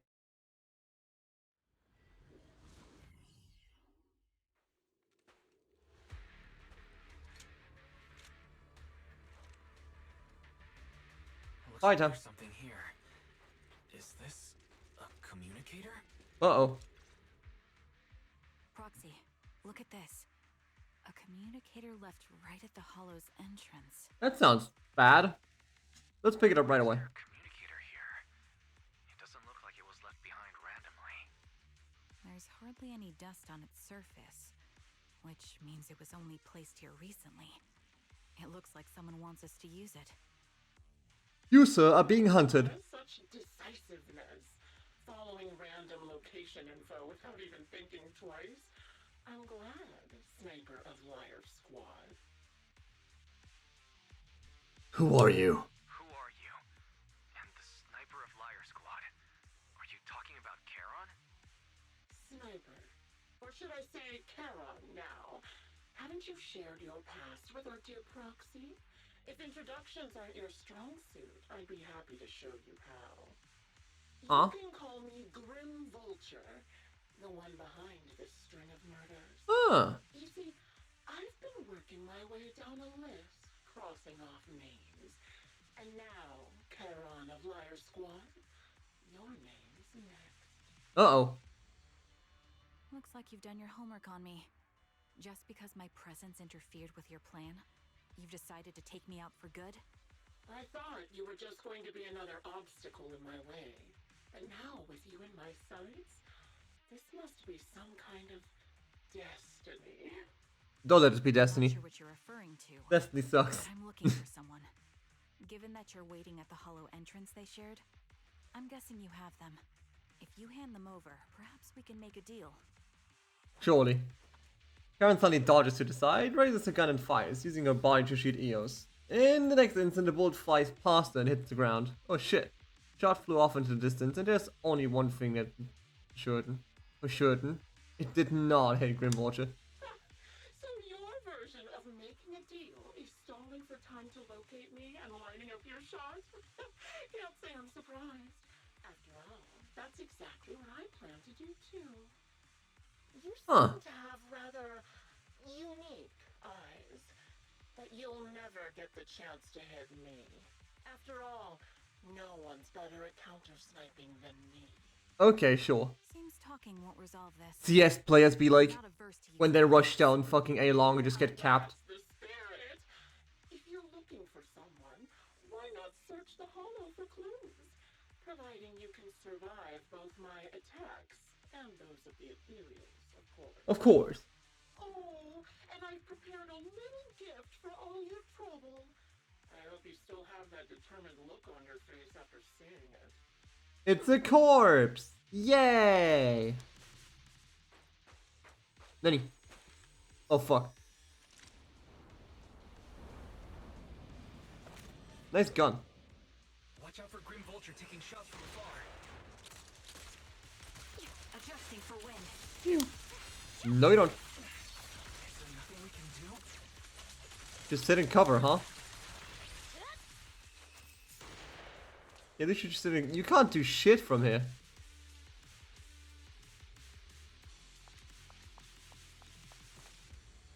Honestly, that'd be crazy if you could.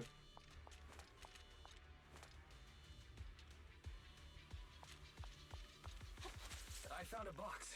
Yoink. Rubber creep box is giving off some unsettling stench. You have the bad feeling that opening it would be asking for trouble. You glance at Karen beside you, who has fallen silent. Clearly she's having the same feeling. Right now she's hesitating about whether to open this box. Open it! A bloodstained tattered military cap, carelessly crumpled and stuffed into the corner of the box. Though the owner's identity remains unknown, the message it conveys can only mean one thing. Death. Don't touch it. Karen reaches out and picks up the military cap from the box, her fingers tracing its shape, her lips tremble. I'm okay, Proxy. If my sense of touch isn't deceiving me, it disappears to be the output of my former teammate war, or replica of it. So this is a surprise Grim Vulture mentioned. I see now. Let's keep moving. Okay. You still remember what's inside the box, right? Loyalty. Huh. The one still always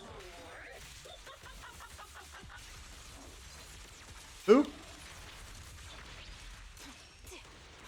Curious as to how he Pew, died. pew, pew, pew, pew, pew. He took his own life. No, it wasn't much different from being off by ethereal. Damn. Okay, buddy, calm down. The target material has almost completely taken over his body. He was being corrupted, covered in ether crystals. His core was almost fully formed. Another high-pressure ether tank. And a lot of it. Shit. Yeah, controllers. Why? Yeah. There you go. We did it, Proxy. Let's keep moving.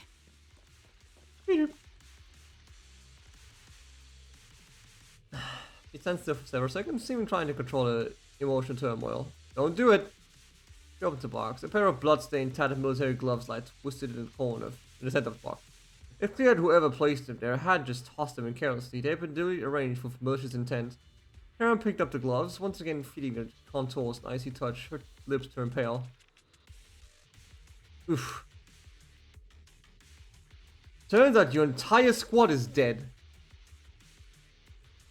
Acheron's favorite glove. It wasn't easy getting my hands on. Adjusting for wind. As expected of such a famous, beautiful commander. Even her gloves are stylish. Stalin. It's such a pity. In the end, thank your handsomeness. Oh, don't you think that's a shame, little Damn. Provision activate. Die. Pew, pew, pew. Ethereal's gnawed off her arms, and part of her leg doing well. Damn. Okay, brother. Thanks for sharing, I guess. She still had some backbone. She stood tall, even in It's just as I said. She died from multiple fatal wounds. Even the most beautiful flower will wither without protection. Won't it? Fucking maniac, what the hell? My blade is already sheathed. There you go. Do you think I'm... There's the third box. Oh boy.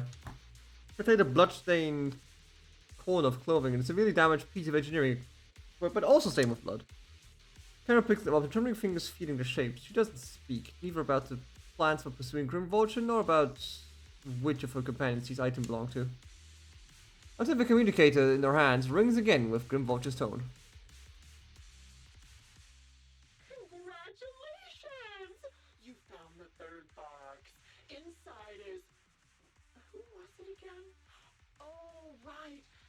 piece of bloody fabric from Cocytus's clothes and some damaged engineering gear stained with Leafy's blood. Uh-oh. There weren't enough boxes, so I had to cram them together. They're just a medic and an engineer, not exactly combat material, right? Surely you're not mad. You are mad, bro. Holy. Calm your titties. Karen's face turns deathly pale. She silently picks up the bloody items from the box, and her spirit visibly shaken by the weight of these ominous relics. Enough. That's enough. Using her squadmates who are like family to mentally torture her. How much longer are you planning on doing this? Oh dear. Did I go too far? My sincerest apologies. It's just watching you plunge headfirst into my trap was so entertaining. I may have gotten a bit carried away, you know? Relax. The person you're looking for isn't here, and those are just fakes. I didn't actually take them from her comrades. Her comrades are long since corpses in the hollow, after all. How could I possibly have gotten hold of their clothes? Bitch. A surge of rage threatens to drown all thought. Just as you're about to retort, the crisp gunshot rings out. Count's shot is clean and decisive, carrying unmistakable intent to kill. With a response on the other end of the communicator, it seems she missed her target. A decisive strike to be sure. But as I've already said, your awareness, sight, and experience mean nothing in front of a more skilled sniper. I didn't expect to kill you so easily. There was a subtle change in your ether fluctuations the moment I fired. That was all I needed. You knowing my past makes me feel sick.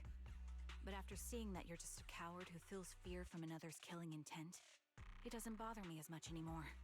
Coward, you say? How fascinating. You were little more than a hollow shell before. Surely. Now that you've bared your teeth, you've started looking somewhat respectable. I know your composure is nothing more than a facade. You've never truly faced the weight of your comrades' deaths, have you? I bet your mind is now filled with their dying screams. Rude ass. You have no right to taunt her. Get the fuck out of here. Her squad is still alive. You can stop with the lies. Why are you so fixated on Charon? Just because she used to serve in the defense force? She has nothing to do with your target. Nothing to do with it. Ooh. Then why don't you go ask her about it? What surprises me more is you actually believe her teammates are still alive. Don't tell me she dragged you into all this danger without telling you anything. Well, about that. Shut up. If she won't tell you, I will. Those so-called alive squad mates of hers went missing during the fall of the old capital. I'm sure you know exactly what that means. Probably did. The old capital fell. Countless defense force soldiers were either killed by ethereals or became them. The surviving soldiers, struggling to defend themselves, never had the opportunity to carry their comrades' bodies out of Hollow Zero. Oopsie. Obviously, her squad mates, the members of Liar Squad, were among the dead. But since their bodies were never found, she insists they're still alive. Even going as far as to deceive her own proxy.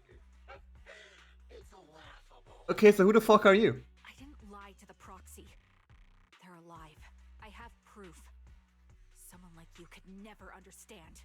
I could never understand? You think it's hard to understand your childish thought process? If you really have solid proof, why not tell me? Come on, let's hear it! My eyes.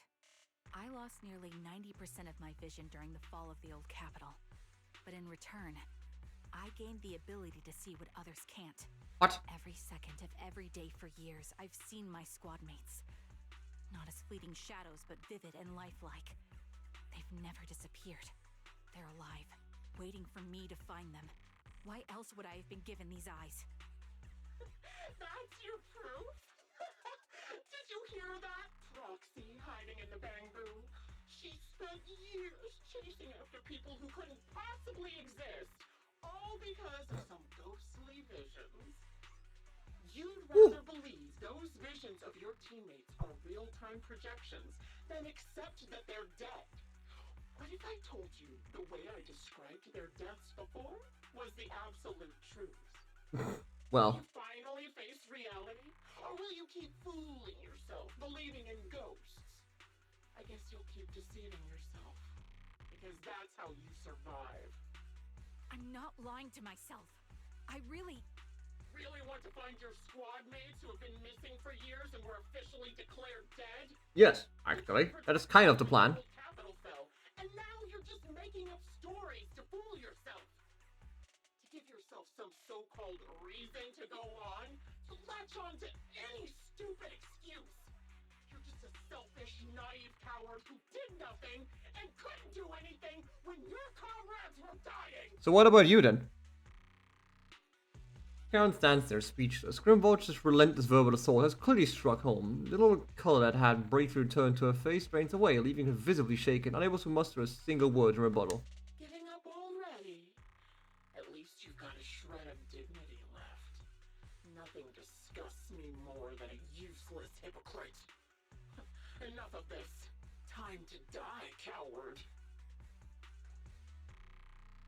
Nuh-uh. Charon is not a coward. Someone who enters the Hollows despite the condition of their eyes is anything but a coward. At the very least, she's far braver than a criminal like you, who hides in the shadows, enjoys torturing others, and is constantly in fear of being caught. Get him. Proxy, Your proxy sure has a way with words. I won't waste any more of my breath. Just die already. Let's get out of here. I've completed analysis of the surrounding fissures. Charon, step out of it. We can use that fissure to escape. Fissures? When did you... Still trying to play tricks. No, we're not playing tricks. We're just leaving, actually. Goodbye.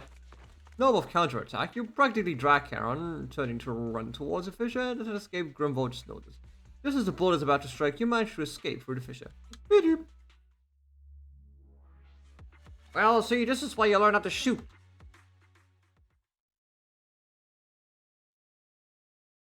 You escape from the hollow and return to the video store, bringing along Charon, who's lost all will to fight. She seems more traumatized than you imagined, repeatedly touching her eyes, silent and distant. Charon? Do you want some hot cocoa? Hell yeah. I'm sure you're exhausted after such a tough fight. You should get some rest. Thanks, but I'm fine. Yeah, right. Don't listen to Grimvolcher. They'd say anything to get under your skin. Once we start doubting the truth, we've fallen into their trap. But what is the truth? I think Grimvolcher has a point. Maybe it's all just in my head. The things Grimvolcher left. When I touched them, I was reminded of the day the old capital fell. I felt the same sensation when I touched an injured comrade. Despite them all being props. That feeling. But the truth is, I can't stop thinking about the possibility that all my squad mates are dead. What actually happened? Would you be willing to share more? What really happened on the day the old capital fell with you and the Liar Squad? That day, in the first hour Hollow Zero started expanding, Defense Force HQ thought it was just a normal Hollow disaster, and thought they could A normal disaster. amount of troops. Liar Squad was among the first troops sent there. Before we left, our superiors promised reinforcements would be on the way to support us in combat. Yeah, right. We didn't need to worry too much about facing the Ethereals. Yeah, right. Soon after we began the mission, we realized things weren't going to go like we thought. The Ethereals came at us like an endless tide. The Hollow expanded beyond control. And more importantly, the reinforcements never came. The Defense Force troops outside the Hollow soon realized this was no ordinary disaster. Hollow Zero was devouring Eridu at horrifying speed. The reinforcement plan was called off. Oh. And the promised troops retreated. Oh. Honestly, even if they had come to help, it wouldn't have changed anything. I watched as members of the advanced force around me died one after another, or were corrupted into Ethereals. Our squad slowly lost the strength to maintain formation. I was a weak point in our formation. An ether shot fired by an Ethereal hit my eyes, corrupting them. Because of that and several other wounds, I shortly lost consciousness. Understandably so. I'm not sure how long I was out, but just before losing my vision, I briefly regained consciousness. The last thing my eyes saw was my squad mate standing in front of me, looking back. When I woke up again, I was already back at base. The higher-ups detonated the Shiryu pillars, and finally managed to bring Hollow Zero under control. I don't know who rescued At me what from price? Hollow, but none of my squad mates had made it out. For some reason, the image of my squad mates being the last thing I saw has stayed in my mind. It must be some kind of sign. A sign that they're still alive. Or a sign you're slightly delusional. They must have continued fighting after I fell unconscious, eventually getting lost in some hollow and losing contact with the main force. To wander between the various hollows of New Eridu. I don't know what to tell you, ma'am. Must have been what happened, right? I don't know what to tell you, ma'am. Force, civilians, no one believes me. So I decided to find them myself. The reason behind these eyes.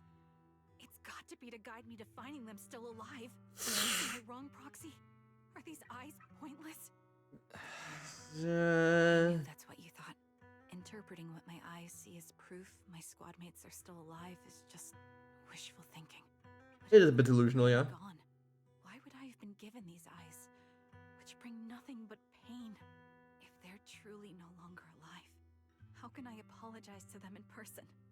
Tell them I'm sorry. Sorry for being so weak. Sorry that I failed to protect them. About that part. They're all so blurry. I can't see their expressions. I can't even bear to look at them. If their final look at me was filled with resentment and disappointment, I wouldn't know how to handle it. Charon, listen to me. Even if everyone else thinks you're wrong, Belle and I will always stand by your resolve to find Hell your yeah. soulmates. I guess. You don't need to make any justifications. Because someone close to us is missing too. And we desperately hope she's still alive. Even if the whole world doesn't understand, we will never give up. But I also Never give up. being consumed by this obsession, unable to move forward. That's not what those who matter to us would want. That's right.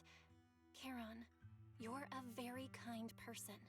Maybe that's why you feel responsible for protecting everyone, and regret when you can't do enough. But you don't have to carry it all on your own. Yeah. We're with you till the end. You can trust us to have your back. We're certain that Grim Vulture hasn't killed the client yet. As long as we have a lead, there's still hope, and we'll be your support. Surely. Your will and determination shouldn't be dismissed. No matter how things turn out, we'll stand by your side, and we'll face it together. Roxy, thank you. I feel better now. At the very least, I want to keep investigating. I'm not just going to stop here. Woo! With tension easing, it's time to discuss the plan going forward. Just then the phone rings. Hello? Sorry to disturb you at this hour. Did you go investigate that new hollow? How's it going? Oh, never mind. The client just shared a new location with me on Knock Knock. Oh boy. Eager, huh? Which hollow is it this time? No, it's not a hollow. If I'm reading this right, this location is Scott Outpost. Scott Outpost? Nani? Isn't that managed by the Defense Force and White Star Institute? What's Grim Vulture up to? Nothing good. Remembrance Day. Don't you recall what Aaron said before? Oh. They're holding an event right now, and the place will be open to the public. Oh. Oh, fuck. So they're not trying to lure us into a hollow this time. What's the deal? Are they trying to taunt us? No, they're gunning down everyone at the fucking... Not missing any chance to face Grim Vulture. Proxy, will you go with me? Sure, my job. The official commencement of the Remembrance Day has been scheduled for tomorrow morning, meaning all their citizens still cannot freely the Scott Outpost today. Under arrangement, Charon spent the night at his store and the next morning. We're heading to the outpost with Karen soon. Did you rest well last night? Sure. After everything we've been through, I'm worried that you haven't got enough rest. Anyway, Karen is already waiting for you in the parking lot. I wonder how she's feeling right now. In we go. In we go. We got places to be. Hi. You sleep well? No. Okay, never mind. Please, I can't hide from you, Proxy. I'm sorry, I'm still struggling to process the sadness and unease. I'm not sure where I should go from here. Let's find a way forward together. Yeah. They were attending Remembrance Day as ordinary citizens, so we can't carry any weapons. I suppose Grim Vulture wouldn't be foolish enough to make a move inside a military stronghold. Unless...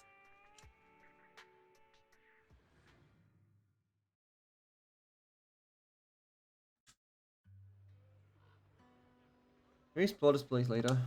What's wrong? It's nothing. Alright, I'll say, it seems like there's some familiar faces here. Would it be nice to meet them though? I think I can face them. If I'm not mistaken, they should be family members of my teammates. I don't know how I should face them. We're reaching out to them. I know, but I'll be there. That's the deal. I won't go talk to them. Proxy, you don't have to say anything. Just stand by my side and give me the courage to speak. Yeah.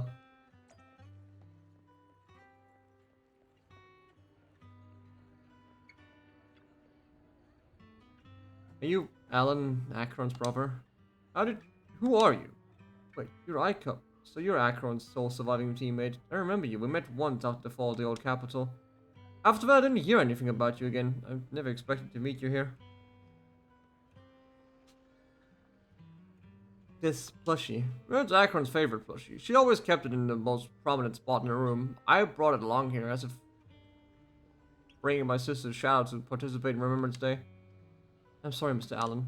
I don't need to apologize. I just remember one time when my sister came home excitedly telling me that a shy new girl has joined the squad. That girl didn't speak much, but she was beautiful in battle. That was the happiest I'd ever seen her. To her, you were a presence that inspired admiration and a desire not to fall behind. A beautiful soldier who gave her the desire to keep moving forward. You don't have to apologize to me. If my sister were here, you would surely do the same thing. Please don't mind me too much. Defense Forces made a lot of preparations for the Remembrance Day event. Just please take your time here.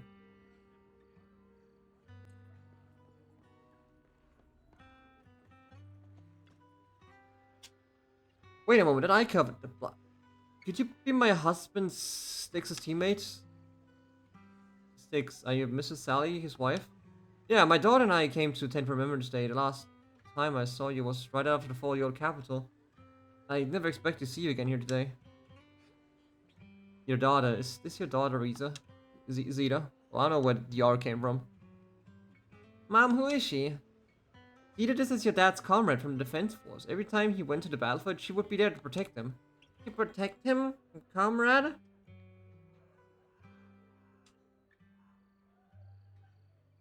If that's so, why didn't you protect my dad during your fall to...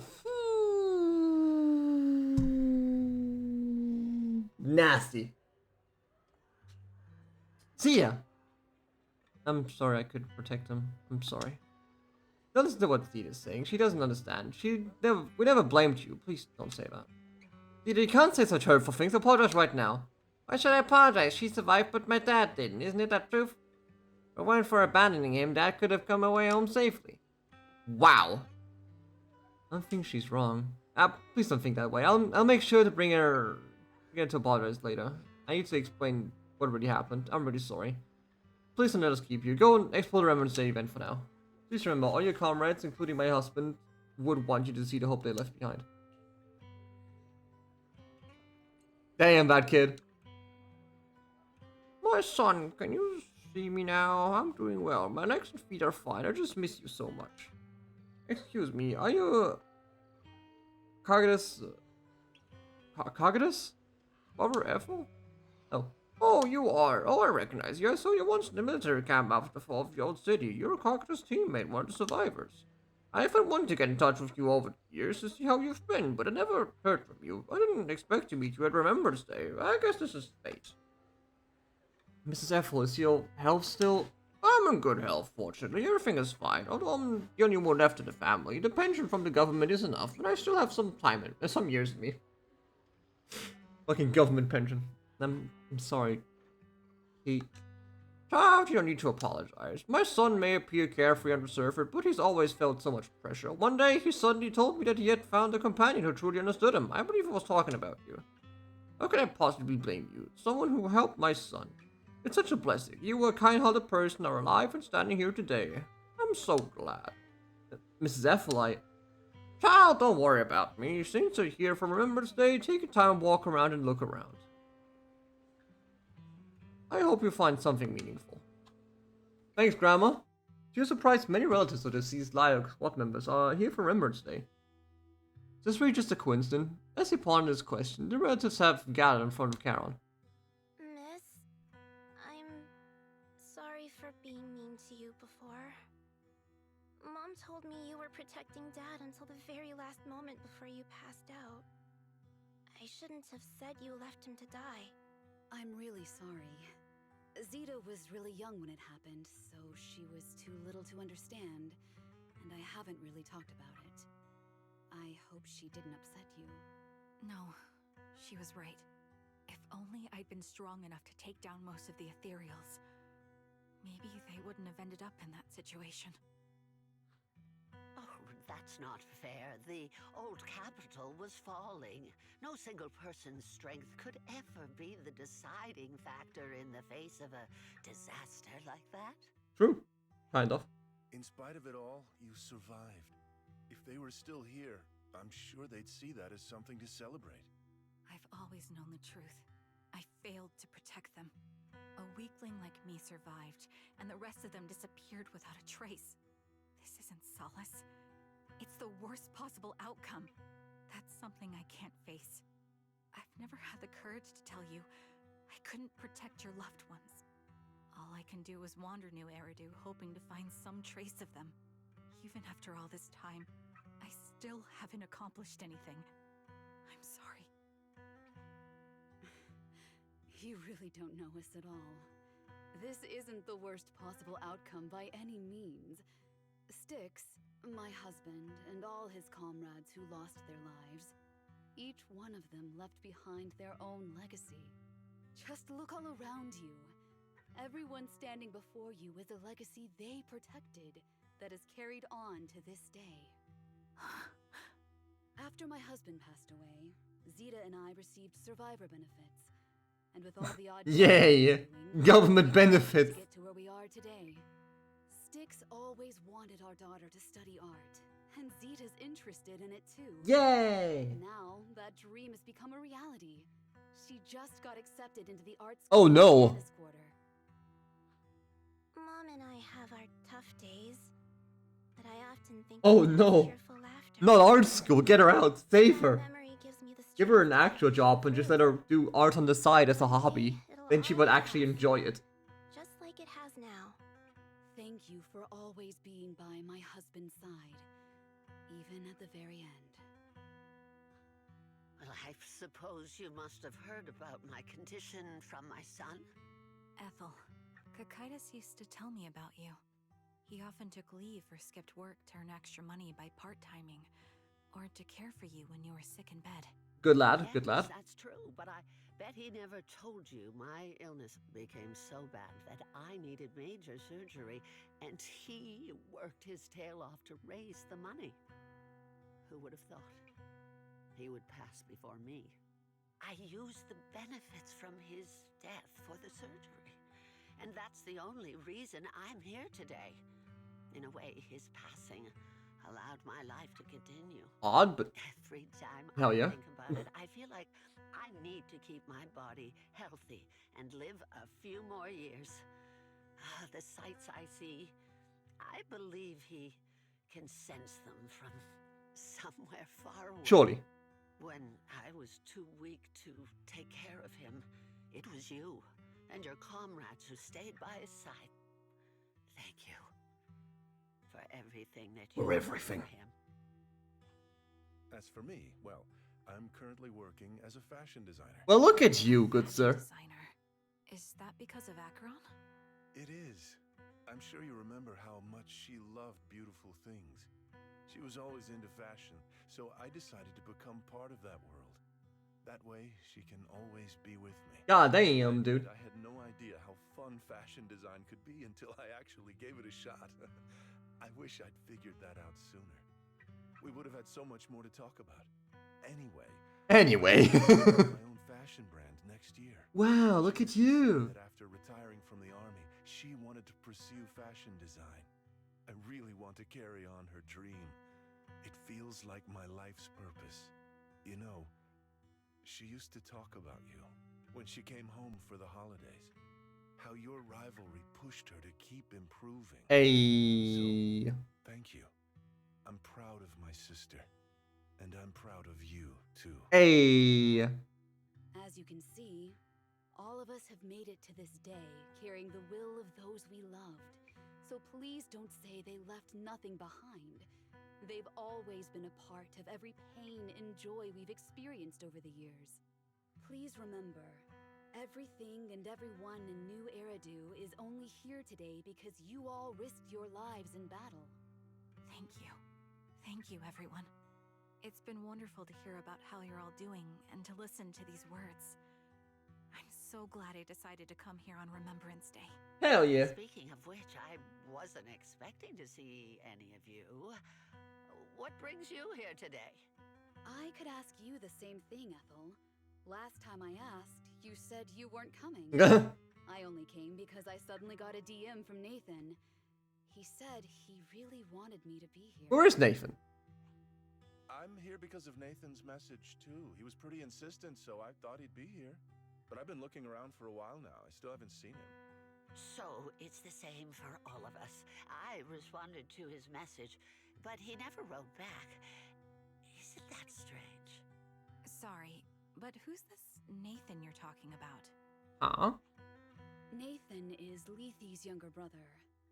Frankly, out of all of us, he's probably the one who wants to see you the most. Oh. He used to be part of the defense force himself, and... The day the old capital fell, his squad was responsible for supporting the forces that had already entered the Hollow, which included all of you. He's told us that story so many times. When they saw how bad things were in that Hollow, some of the reinforcements called off their plans and pulled back. He tried to stop them, but there was nothing he could do. Yeah, one guy can't do shit. And wanted to find you to apologize. But the truth is, the reinforcements retreating was inevitable. Shortly after their retreat, headquarters issued the official order. We all lost someone in that disaster. And for a while, we resented the reinforcements for their decision. But over time, we came to understand it, and we eventually let it go. There is no avoiding casualties in that battle. In hindsight, it wasn't wrong for headquarters to prioritize saving their strength. May I ask what the name of Nathan's squad was when he was in the defense force? The Impera squad of the Obsidian Division. Something wrong? Nothing. It's just... I think I might have stumbled upon the answer I was looking for. After 4 family members paid their respects and left, they continued during Remembrance Day. Karen stood there in the day, seemingly having understood something. At that moment, a sound came from one of the open space in front of the outpost. It seems someone had stepped on the podium, and the citizens all gathered on the podium, preparing to listen to the person's speech. Going to the schedule for Remembrance Day, it should be time for representation of retired Defense Force veterans to give a speech. It looks like the speech is about to begin. I feel a bit concerned, Proxy. Could we go over and listen to the speech for a moment? Gets shot.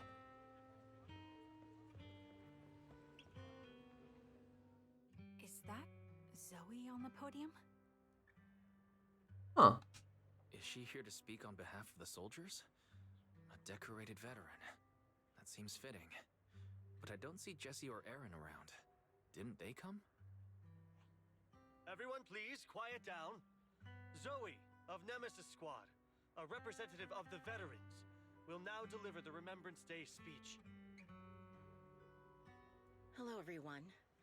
I'm honored Hello, to Mr. stand President. here and speak on behalf of all of the soldiers Wait, no, fuck. of the Defense Force. Today, we gather to commemorate Remembrance Day, a day born from the tragedy of the old capital's fall. Many of us lost relatives or friends in the disaster, and I am no exception. Every member of my squad perished in that battle, leaving me as the only survivor. Losing the friends you cherish to the Hollow is a pain that never fades. It's a sorrow that will stay with us, now and forever. However, However. Families of the fallen soldiers, hold your heads high with pride for your loved ones who gave their lives. They fought to the very last moment when the old capital fell. Death isn't the end, nor dishonor. It is their eternal medal. They gave their lives facing an unstoppable disaster. What is this military propaganda? The world we have today. In doing so, they fulfilled their duties as soldiers to perfection. Without the blood they spilled, Eridu would not have endured, and new Eridu would never have risen from the ashes. In honor of the wishes of the departed, look ahead, people of New Eridu. Our thoughts and remembrance of those who passed will be carried in every flicker of candlelight and in every bouquet of flowers. Hell yeah.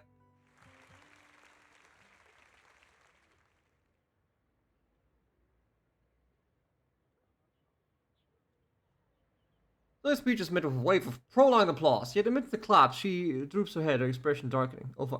My speech was meant to end here, but since you all seem quite engaged, please allow me to share a little more. Lenny. The reason you all agree with what I've said is because it offers a way to step away from the pain. That's what the living do. They seek ways to ease the weight of others' deaths, so they can find a way to start over. This is the new Eridu of today. A huge disaster consumed the old capital, and the people who survived it keep saying things like, treasure the moment and start fresh to numb themselves, hoping to forget the nightmare. No one talks about the soldiers who gave their lives in Hollow Zero. No one asks why they had to die. The brave gave their lives battling the ethereal onslaught, while the weak survived. This is an Eridu, built by weaklings. Its order founded upon their way of thinking. Okay. Your applause makes me realize you all accept this logic. Each of you had loved ones who sacrificed their lives in the fall of the old capital. And now, you're thankful that someone has encouraged you to move on from them. Okay. What meaning does the sacrifice of those who died have if you all choose to forget? Have you never thought about why your own loved ones had to die? And why no one is responsible for their deaths? Miss Zoe, there's not much Wrap it up. left for you. Wrap it up. Open your eyes! I'm speaking to those who have lost loved ones. If death is the medal for the fallen, then pain is the cross the living must bear. If you fear its weight and run from the suffering, the soldiers will never find peace in their eternal rest. To tear the wound open once again, so you'll never forget the searing pain. That's the real meaning of Remembrance Day. Okay. I don't agree. Oh shit. Charon, I didn't expect you to be here for Remembrance Day. How are things going with your search? Seems like you have something to say. Among the people standing here, there's a woman who raised her daughter with the survivor benefits left by her husband. Another who's been able to carry on with her life thanks to the final efforts of her child. And yet another who's found purpose because of the influence of his late sister. The will of the deceased lives on in every person here. The soldiers who died during the fall of the old capital fought for this. The future that their loved ones are making for themselves now. The old me might have agreed with what you said, but someone taught me that pain and hardship can lead to hope. They helped me see that hope could be inherited, not just destroyed when life fades. That's why I believe the departed didn't leave us wounded or with a heavy cross to bear, but with a melody.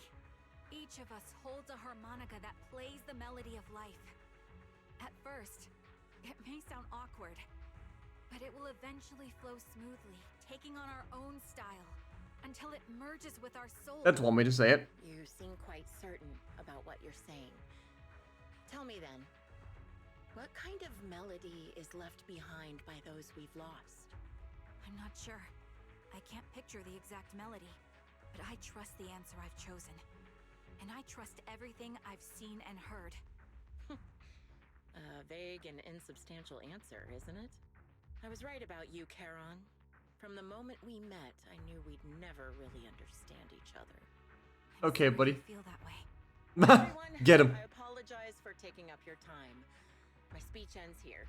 Please feel free to continue with your visit. Damn. Zoe exits the venue without sparing a single glance back, leaving the audience and the defense force in a state of confusion. Karen looks thoughtfully in the direction she disappeared. What do you think, Proxy? Something's weird. Her demeanor and what she said earlier. Something was clearly off. I have a bad feeling. You mean about her real identity, right? Looks Yeah. like we're on the same page.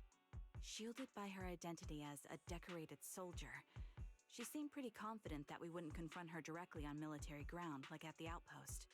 She arrived so brazenly and left without a care. If I'm right about this, she'll be trying to contact us again in no time. Crazy. Just as she finishes the sentence, the phone rings again. Shepard appears on the screen as you answer the video call. He seems panicked and anxious to speak, but the moment he sees that you're in Squad Outpost, he swallows back the words and clears his throat instead. Looks like you're a little busy, so I'll keep it short. The client just sent me a location via Knock Knock, along with a picture of several unconscious, tied-up individuals. God, AI generated. Location shortly. It should be an entrance to the Hollow in Port Elpis. At this stage, I don't have any further requests. My only hope is that you'll proceed with caution. A location with a picture of the hostages.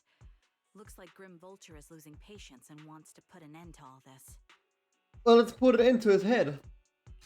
Charon, what's your plan? No matter what you decide, I'll stay by your side till the end. Karen doesn't answer right away. Instead, she takes out her harmonica and looks down at it as if she's trying to decide. In the end, she tucks her harmonica away. I've made up my mind. Proxy, please accept my official commission. Help me venture into the depths of the Hollow to rescue the client and any other hostages. Easy. It's time to put an end to this. Easy. It's up to me to stop Grim Vulture. Stop her from crushing everything in front of her with that heavy cross. Well, let's go fuck him up. The showdown is about to begin.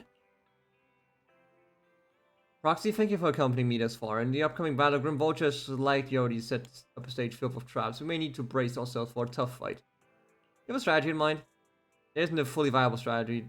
The opponent is a sniper and can keenly anticipate timing and trajectory of each of my shots, dodging in advance. Entering the battlefield pre-prepared by such a formidable enemy alone, it's foreseeable that she will continuously occupy elevated sniper positions, relentlessly targeting us, while we still have very few opportunities to land a hit on her. We are easy prey.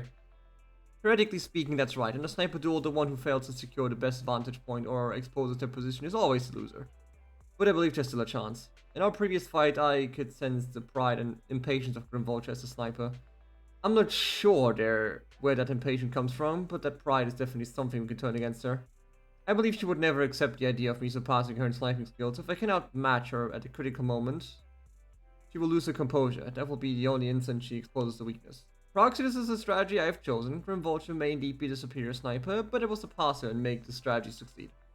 To win this battle despite the overwhelming disadvantage, please entrust your back to me, Proxy. I need you as my companion to support me.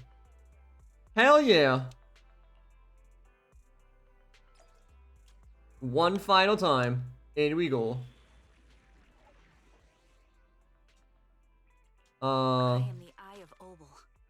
Ready? I shall stand. Tactical nuke and Seth. Take me along. Tactical nuke and Seth. That's all we need.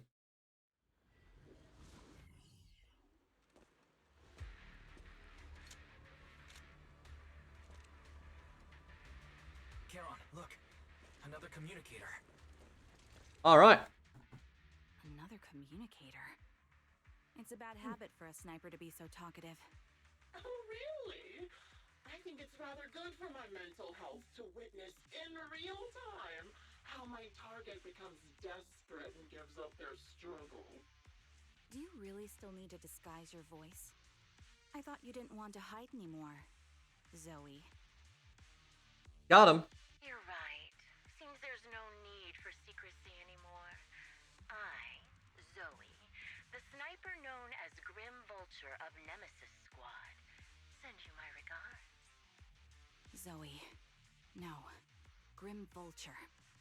You, like me, were one of the advanced troops deployed to suppress Hollow Zero right after the fall of the old capital, right?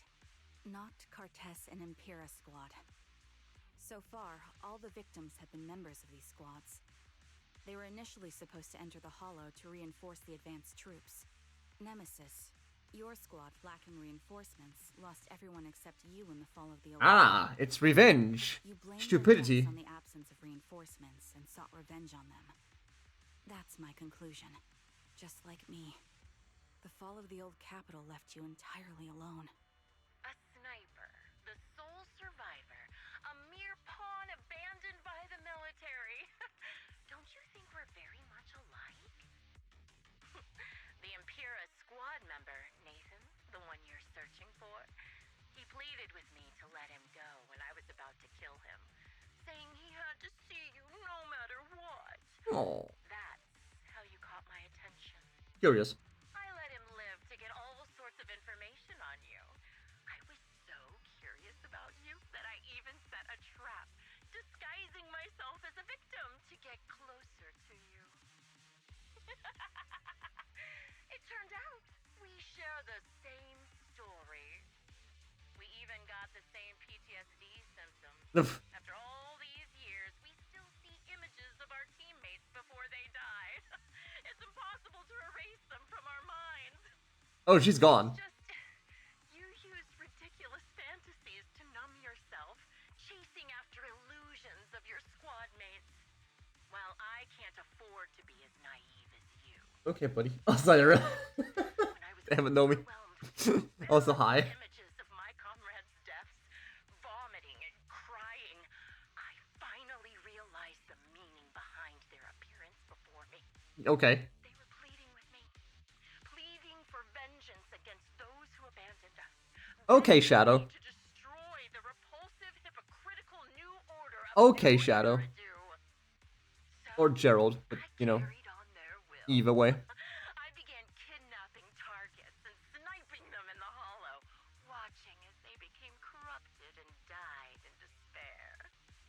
Do you really think this is what they'd want? Surely. What else? Would they want me to be like you, playing at a game of finding my missing squad mates, Yes, actually. when I'm done playing, and then forgiving the very enemy who killed them? What a noble and virtuous gesture.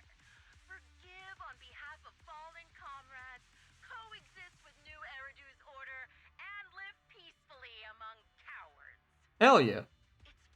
You and I are so similar that this hypocritical and cruel attitude makes it even harder for me to forgive you. After our first conversation, I was certain I must end your life myself to prove I'm right. Okay, buddy. That's exactly what I wanted to say to you, too. Because we've suffered the same hardships. I can't accept the path of destruction you've chosen. Jesse, Aaron, Nathan, the client I've been searching for, and any other targets of revenge you've set your sights on. They all feel regret and struggle over the choices they made back then. But you Really can't now? see any of that. Really now? Who misjudged the situation, the dangerous ethereals who killed your comrades, or the ones responsible for the fall of the old capital. Instead, you went after the easiest targets. Grim Vulture, as a sniper of the Eridu Defense Force, you have failed in your duty. To preserve the will and hope left by my comrades, I'm going to put an end to your actions right here. Shoot him for the head. That suits me just fine. A sniper should let the gun do the talking. Make it to the deepest part of the Hollow alive, and I'll meet you with nothing but raw malice. Easy. I can do that. Since you made it here, let me reward you with a few things you don't know. Ooh, lore. Ooh. Yoink. Noct, Cartes, Impera, and many other squads. Did you know the reinforcements that were meant to back us up ended up deciding to retreat? No, they got forced to, actually.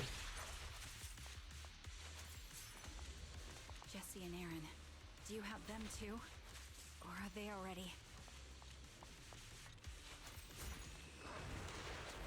Psych!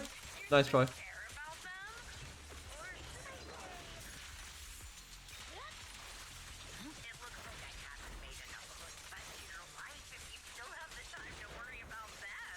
I mean, you are no threat right now. You just like take pot shots every like 20 seconds. So I don't know what to tell you, my man. Like,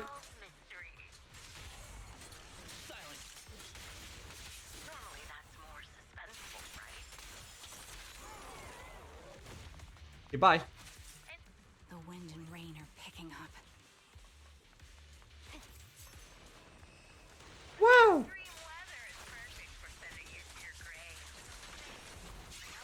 Yeah, but have you considered bullet drop, ma'am?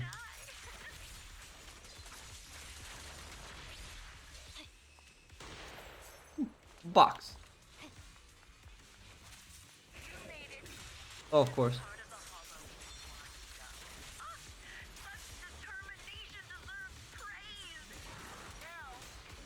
This fucking bitch.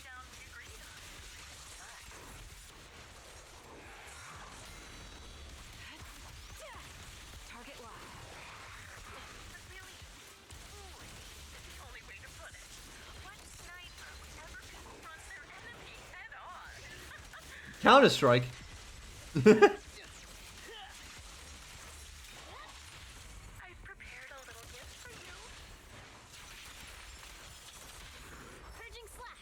Kill.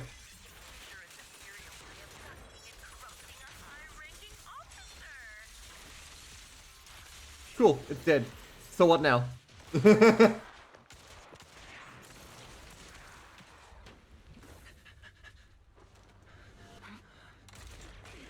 Psych, you suck.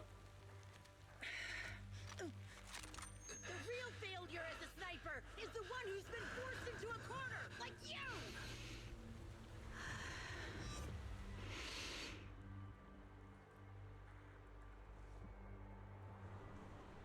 The wind. It's shifting. Is it now? I won't fall for your distractions so easily. Psych.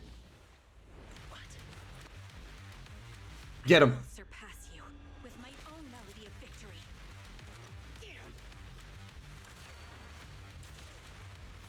And let the wind be the opening notes.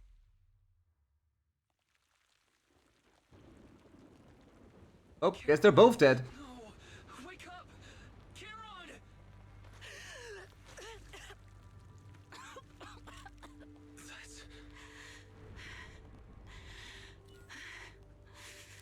Oh, easy. See, we win. Yeah. After the gunshot, Valhalla fought silent once more, leaving only the countless biting raindrops, attempting over and over to wash away the scent of blood that oozed from the wounds of the defeated. Only to fail time and time again, the loser pays no attention to her mortal wound, only staring at the distant horizon as though salvation might be waiting there. Sometime later, the victor has climbed the steel and stands in front of her. They share the last words while the defeated still has the energy to converse. Just you? The proxy went to Oh. rescue the hostages. I want to speak with you alone. A sniper should always monitor the changes to their surroundings, factoring the environment into their tactics. Just fucking school her while she dies. Failing to take this into account was your downfall. Didn't expect to be lectured by a youngster. What a disgrace. When my view was blocked, I realized you'd used the visual blind spot to reposition. So I adjusted my aim accordingly. But I still couldn't hit you. What if she peeked out the other side? Accuracy was spot on. I was just saved once again by this. By both You fucking suck, you never accomplished anything. I'm literally dying right here, man. Are you trying to say that this is destiny? That it's the will of my companions guarding me? I lost to the wave of ethereals, to the military's betrayal. And now, I lose to your reckless actions, driven by some ridiculous... No, you actually lost to a bullet. But sure. Your attitude, your very existence, and the outcome of this battle. They are the greatest denial and insult to my revenge. That sounds fun. Yet you're emitting a much calmer ether energy now. Almost as if you found relief. My vision That's BM. is fading. I can't see my comrades on the brink of death anymore. My wounds are fatal, but I don't feel any pain. Relief. It's not such a bad thing. Did you intend for me to kill you from the start? Let me answer that question with a story. The first time I saw you was actually during the fall of the old capital. My comrades were all dead, and the reinforcements the higher-ups promised before the mission never came. I can't even remember how long the fight went on. Ultimately, I had no choice but to retreat, failing to bring back my squad mates' bodies. I made my way through one battle line after another. The advanced troops were nearly wiped out. But when I reached a certain front, a small squad of survivors called out to me. Heard that it was yours. People can still stand after such severe corruption and injury, but all 5 of them were still fighting. They were protecting a girl who had lost her sight and fallen unconscious while searching for a way out of the hollow. They told me they were beyond saving, and if I planned to retreat, I must take the girl with me. I couldn't turn down the last request of a group of heroic soldiers about to die in battle. Your comrades entrusted your life to me. I was the one who brought you out of the hollow. And then you tried to kill me again, gee thanks. You already know what happened afterward. It didn't take long for you to leave the defense force after you came to. Just like me. I developed PTSD so intense that sometimes I couldn't even hold a normal conversation. But for me, the hardest blow was the death of Again, she could never. To an orphan like me, they were family. If the reinforcements had kept their word and provided support, they wouldn't have died for nothing. Don't you ever have that thought? To say I don't would be a lie. But I think deep down you know. From the moment we stepped into the hollow, there was no way we were getting saved. Given how quickly the hollow was spreading, and the ever-increasing number of ethereals, it would take the sacrifice of countless Defense Force troops to suppress it. It wasn't something that could have been accomplished in such a short time. The reinforcements would have only been a drop in the bucket. More sacrifices without results. Canceling the reinforcements, sending the advanced troops to rescue as many civilians as possible to minimize casualties. I think most commanders would have made the same decision. Objective and cold logic. I understand it, of course. But when you see members of the reinforcements living happy lives years later, can you still keep your composure? Yes. I couldn't. Even if the chance was minuscule, I wanted my squad mates to survive. But they turned that chance to 0, and still have the nerve to embrace a peaceful future. I can't help but resent them. By the time I realized what I'd done, I had already taken several lives. Nathan. When I tied him up and was about to kill him, he begged me to spare him, saying he had something to give you, no matter what. That was when you re-entered my line of sight. I think I've said this before. We're very similar. Yet we have completely opposite beliefs. After meeting you, I became even more certain. In the face of suffering, I chose destruction, while you were destined to choose to protect. But you're still entangled in your obsession with your squad mates. If this continues, you'll eventually sink into a void of despair. Your hope is like a bubble, ready to burst at any moment. How? The version of you I want to kill is the complete one, who can firmly reject my answer. If you haven't found your answer yet, then I'll be the one to push you forward. I kill you, or you end me. Either way works.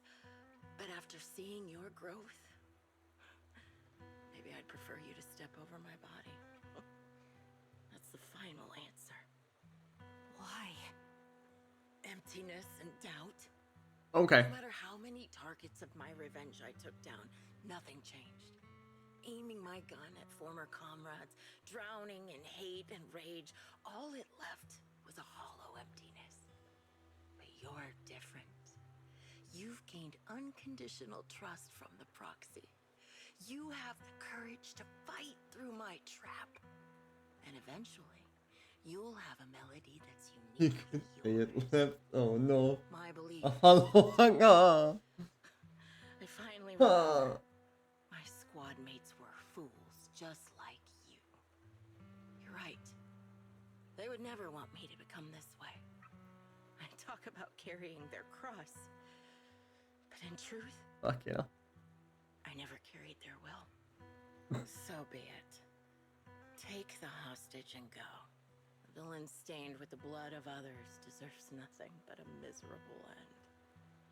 I'm looking Double tapper. forward to how long you'll be able to protect those in front of your eyes. Karen doesn't leave. Instead, she kneels beside Grim Vulture, picks up the bullet-marked harmonica, and begins playing the melody titled Homecoming. The melody briefly takes over the roaring downpour, reaching the ears of Grim Vulture as she lies bleeding out, barely clinging to life. A faint glimmer appears in her empty eyes in the final moment. It can still be played after taking a bullet. Impressive. This is my final melody to you. No matter how miserable you've become, I'll still remember you. Remember we once shared the same path in life. But in the end, our paths diverged.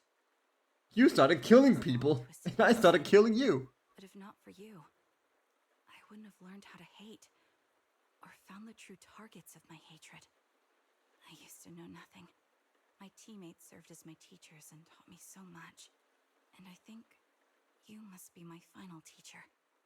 You taught me, in the most intense way, what hatred truly means. Really? So you found someone you want revenge against, too. That's good. Okay, Rykan. The melody of Homecoming plays on as the girl endures the agony of her ocular rejection, struggling to make the harmonica's notes rise above the sound of rain. Yep. Fine, don't let me read then. Jeez, I'm sorry. Jeez, I'm sorry, man. You're risking to kidnap people, leave the Hollow, not to report things to public security, and update the Shepherd on the situation. The series of tasks that need to be done after such an intense battle leaves you dizzy. After requesting to meet the client with Shepherd, you receive his message calling to port Elpis. Standing. Oh no. Proxy was right at port. According to Shepherd, he and the client and to rescue Jesse and Aaron should all be here. Let's go talk to him.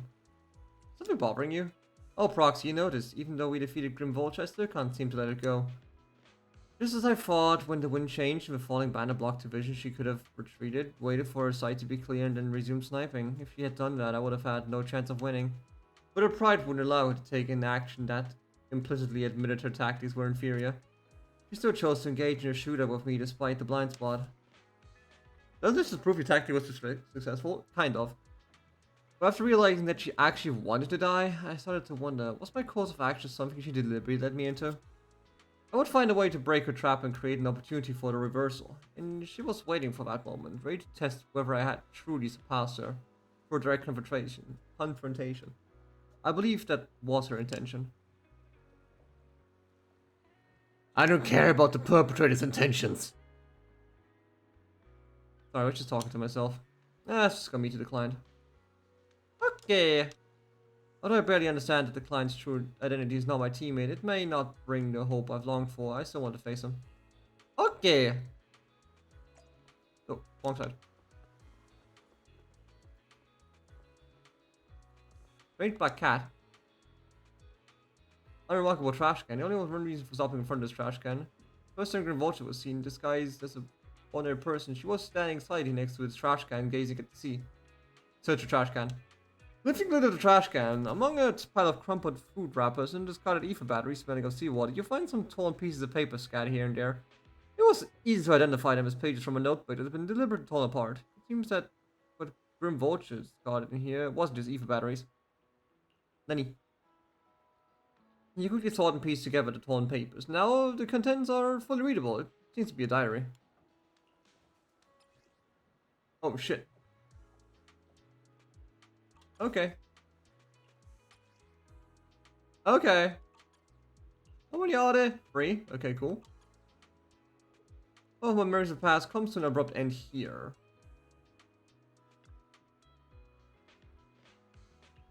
Okay. I could read that, but I could also not read that. Anyway, what's poppin'? So you're the sniper from Liar Squad. It's nice to finally meet you. Hello, fake Nathan. And you must be the one who's been searching for me. Nathan, the younger brother of Lethe. It's good to see you safe and sound. That's right. I'm sorry for causing all this trouble. I nearly cost you your life. Nearly. Becoming a target of a victim from the fall of the old capital.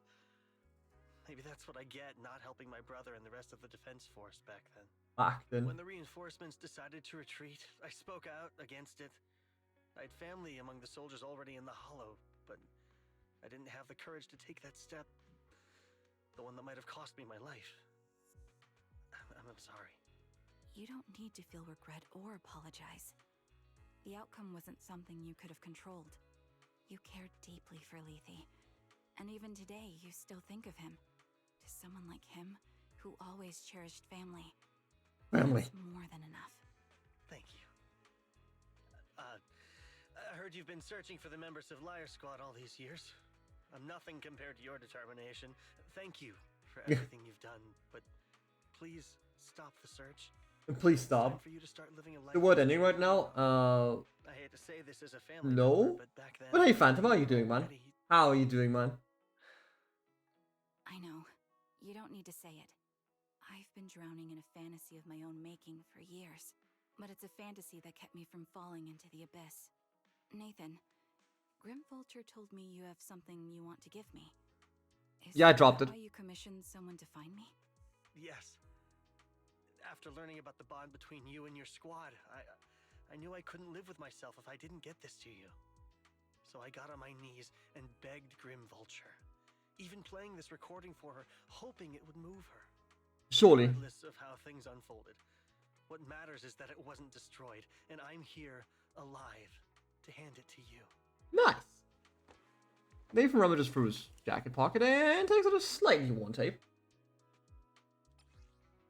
Woo!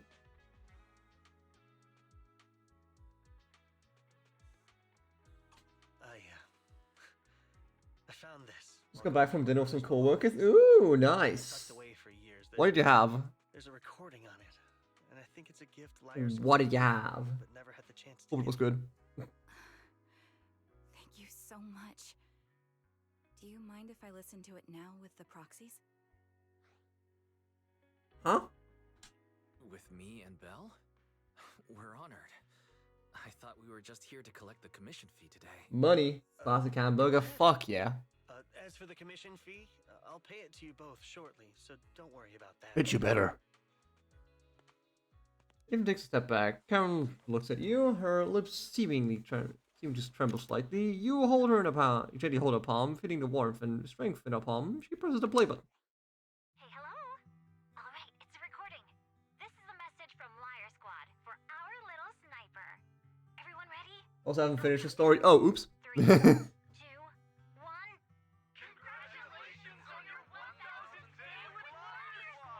Yay! You guys are totally out of anniversary gift has to be perfect. That's our assault specialist, Acheron. She has a strong sense of aesthetics, prioritizing beauty in both combat and her daily life. She taught me a lot about makeup and fashion. Yes. I don't care if we're a little off. Forget the re-record. Let's just get it done and order the cake. We don't want him to sell out. That's our medic, Valid. Titus. A bit of a Space Marine too. Oh. And Final Fantasy 14. See, I play Final Fantasy 16, which is better. Tactics and ways of handling things. You two, stop arguing during the recording. I've already ordered the cake. If you keep rambling, we really will have to re-record this. Cut the chatter already. And that Styx, a reliable artillery specialist. He's the oldest. From Overlord? What? I don't know. He loves sharing photos of his daughter and reminiscing about how he wooed his wife. The way he won her over inspired me a lot. Damn. Right, let's all calm down. Wouldn't want to get on the captain's bad side. I mean, Captain, would you like to go first? We can edit or re-record whatever we need to. That's our scout and engineer, Lethe. He's a bit self-conscious because of how his younger brother excels, and he's somewhat introverted. But he's actually very capable. He taught me sharp observation skills, calm execution under pressure, and how to make use of the environment. Okay, thank you all for settling down before I completely lost my cool. It's fine. No need to cut anything or re-record. Let's just keep it as it is. Loud and messy, just like our liar squad. Yeah. That's our captain, who took me in and taught me how to play the harmonica. And the real Charon. I'll make sure to explain properly to you later, Proxy. Huh. As you've heard, this recording is a little gift from the 5 of us. How time flies. When I brought you into the squad about 2.5 years ago, you were just a shy kid who blushed whenever you talked to someone. Over these 1,000 days, you've really worked hard to keep pace with our fighting rhythm. You've done incredibly well. In the last mission, your successful sniper kill of that high-risk ethereal really helped Acheron a lot. Yay. I hate to say it, but yeah, I went too far Yeah. this time. Thanks for getting me out of that mess. Yes. This once, I'll admit, your moves were more elegant in that fight. Not just that fight. Ever since you became a quicker shot and learned to adjust for wind speeds on the fly, we've been taking fewer and fewer hits. Makes my job way easier. So, cheers. You often worry about not doing enough. But in these 2.5 years, you've absorbed everything I know about stealth, reconnaissance, and tactical countermeasures. Yeah. Trust me, you'll become an incredibly skilled sniper. Having you covering us from the rear makes every fight feel safer. But you still have a lot to learn about socializing and romance. Okay, buddy. When peace finally comes to Eridu, leave us and live your own life. Good work, boss. She's not leaving us. Even if she retires, she'll move into my house and I'll spoil her with We can talk about living alone in 10 or 20 years. Okay. Sorry, I got carried away. Anyway, you're talented and hardworking. Over these 1,000 days, you've opened your heart to us and even encouraged us in return. Having you as a comrade is a blessing for all 5 of us. Ah. But I have to say one thing. You're always so sensitive and kind. Every time you see us get hurt, you look like you're about to break. Has our squad motto, having each other's backs, become too much of a burden for you? I get how you feel. When your squad mates trust you with their backs, your first instinct is to protect them, right? But that's not the way it should be. No one can shoulder everything alone. Don't try to carry everything on your own.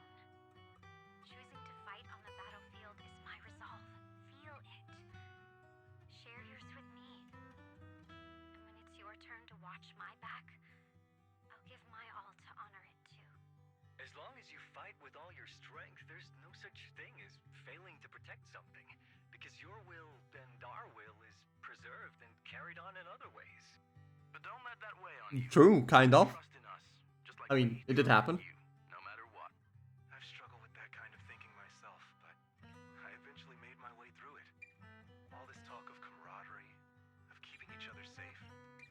It's like a harmonica. Man, who's cutting onions? Legit. Even when things change, our tune will go on, and that's enough. Exactly. Honestly, I'm sometimes terrified.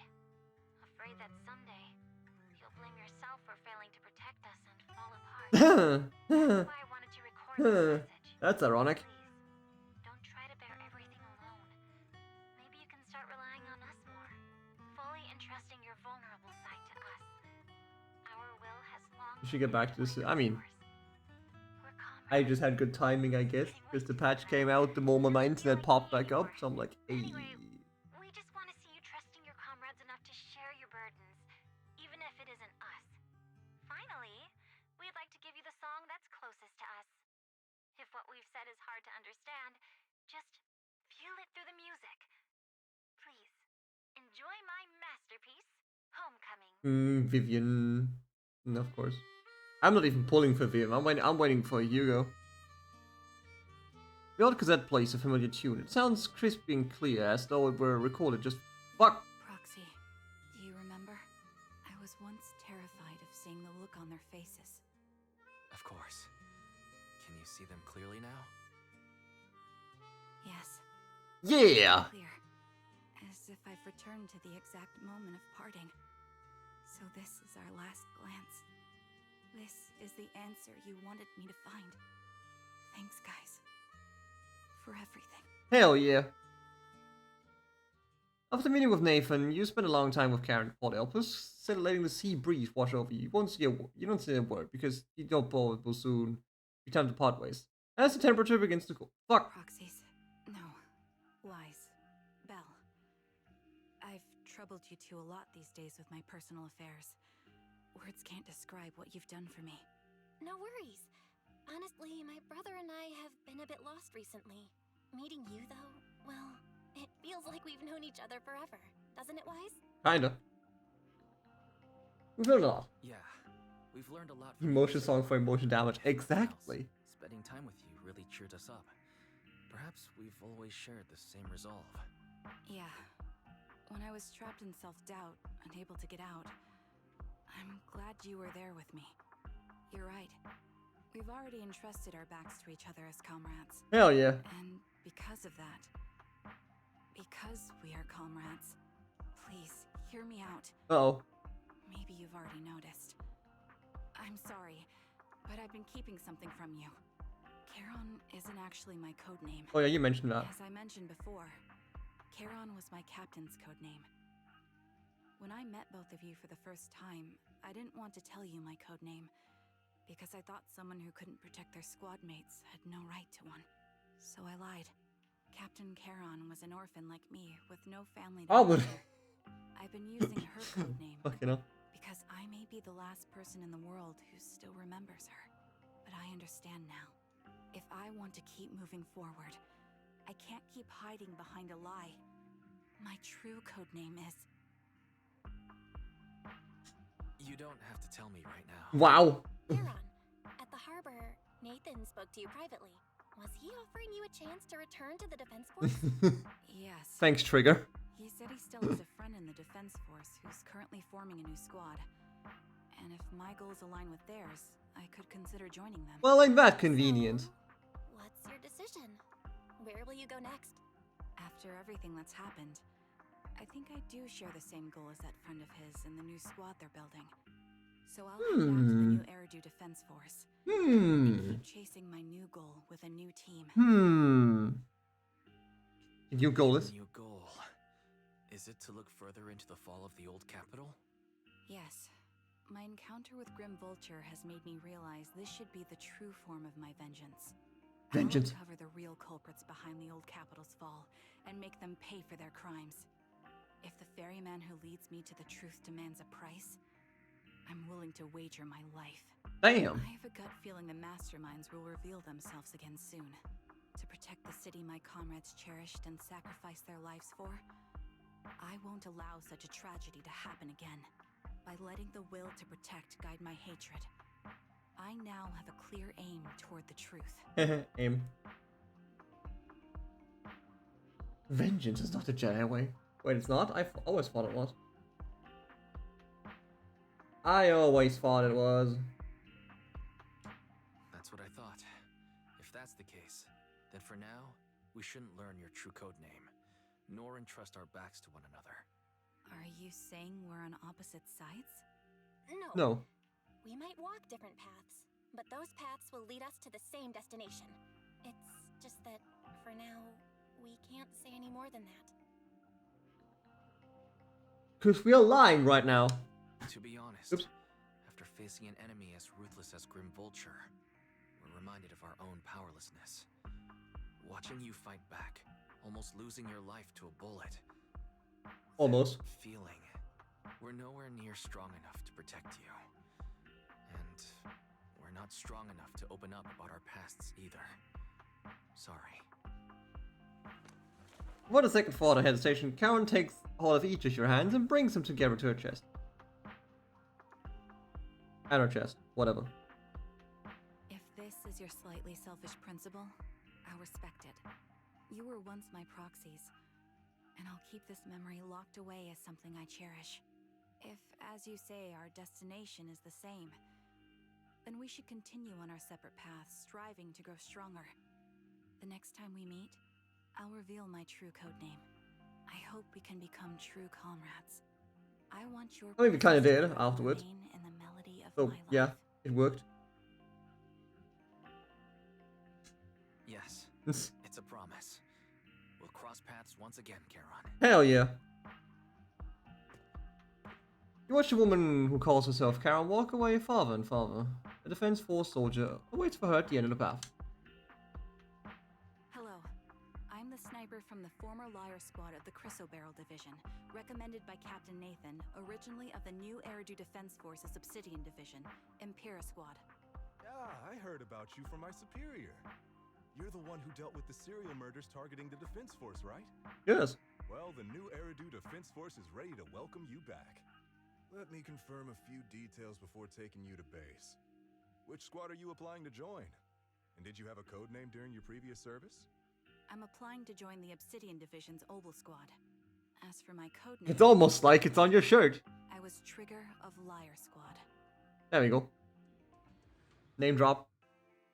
Everything has come to an end. Why, do you think we'll ever see Karen again? Yes, actually. Looking forward to it too. I really hope we can grow, get stronger and have greater powers to face any crisis. When we reunite with her, then we have to hear her real code name. We will, ironically.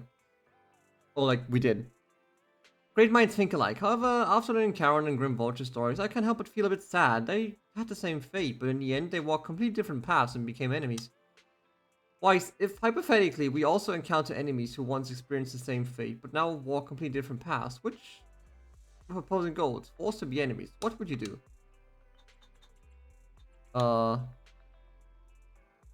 Defeat them in combat. Kill them. Nah, will be nice. Mutual understanding. Sounds like something you would say, Wise. If the time ever comes, I'll join you in seeking understanding as well. We, Faithin, should face everything together, right? Yeah. After everything that's happening, I feel pretty exhausted. You do the same too, right? How about we take a good rest, and the commissions from the Shepherd won't be as easy as we've been having it before, you know? Done and done.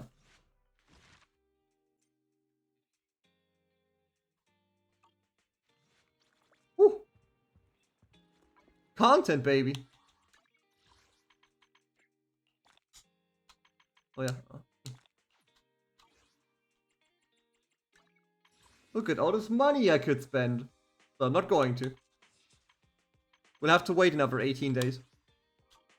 Or 19 days, technically. Anyway. So, I don't expect it to be this fucking long, but here we are now. That was the entire fucking stream of 6 hours. That is triggers, animations, yes I did. And listen, I don't actually care. But that's just me. But that's just a me thing. Anyway, so yeah. That was a stream for tonight. Actually incredibly fucking long, and unfortunately I was not able to squish Might and Magic in there, but we'll do it on Monday. We'll do Might and Magic on Monday. Phantom, what are you disappointed about? I am obviously get this man. What do you mean? I just don't care for female jiggle physics, good sir. 1, 2. Yes, all accounted for. What the fuck do you expect a gay man to say? Don't even arrest me. Okay, America. Jeez. But yeah, we'll be back on Sunday with more Yakuza Please Don't Fucking Crash on Me Gaiden. And then on Monday we'll play some Might and Magic 7 again. Because I'm actually very excited to play Might. Because now that we've like done the quote unquote tutorial act shit, we can actually like walk out and explore the world properly. So that's gonna be fun. But yeah. We're back on Sunday. I do thank you all very much for watching. And until then, yeah, don't die. Bye! Make room for Space Marine? I actually uninstalled Space Marine because I needed hard drive space for PSO2. Anyway, bye!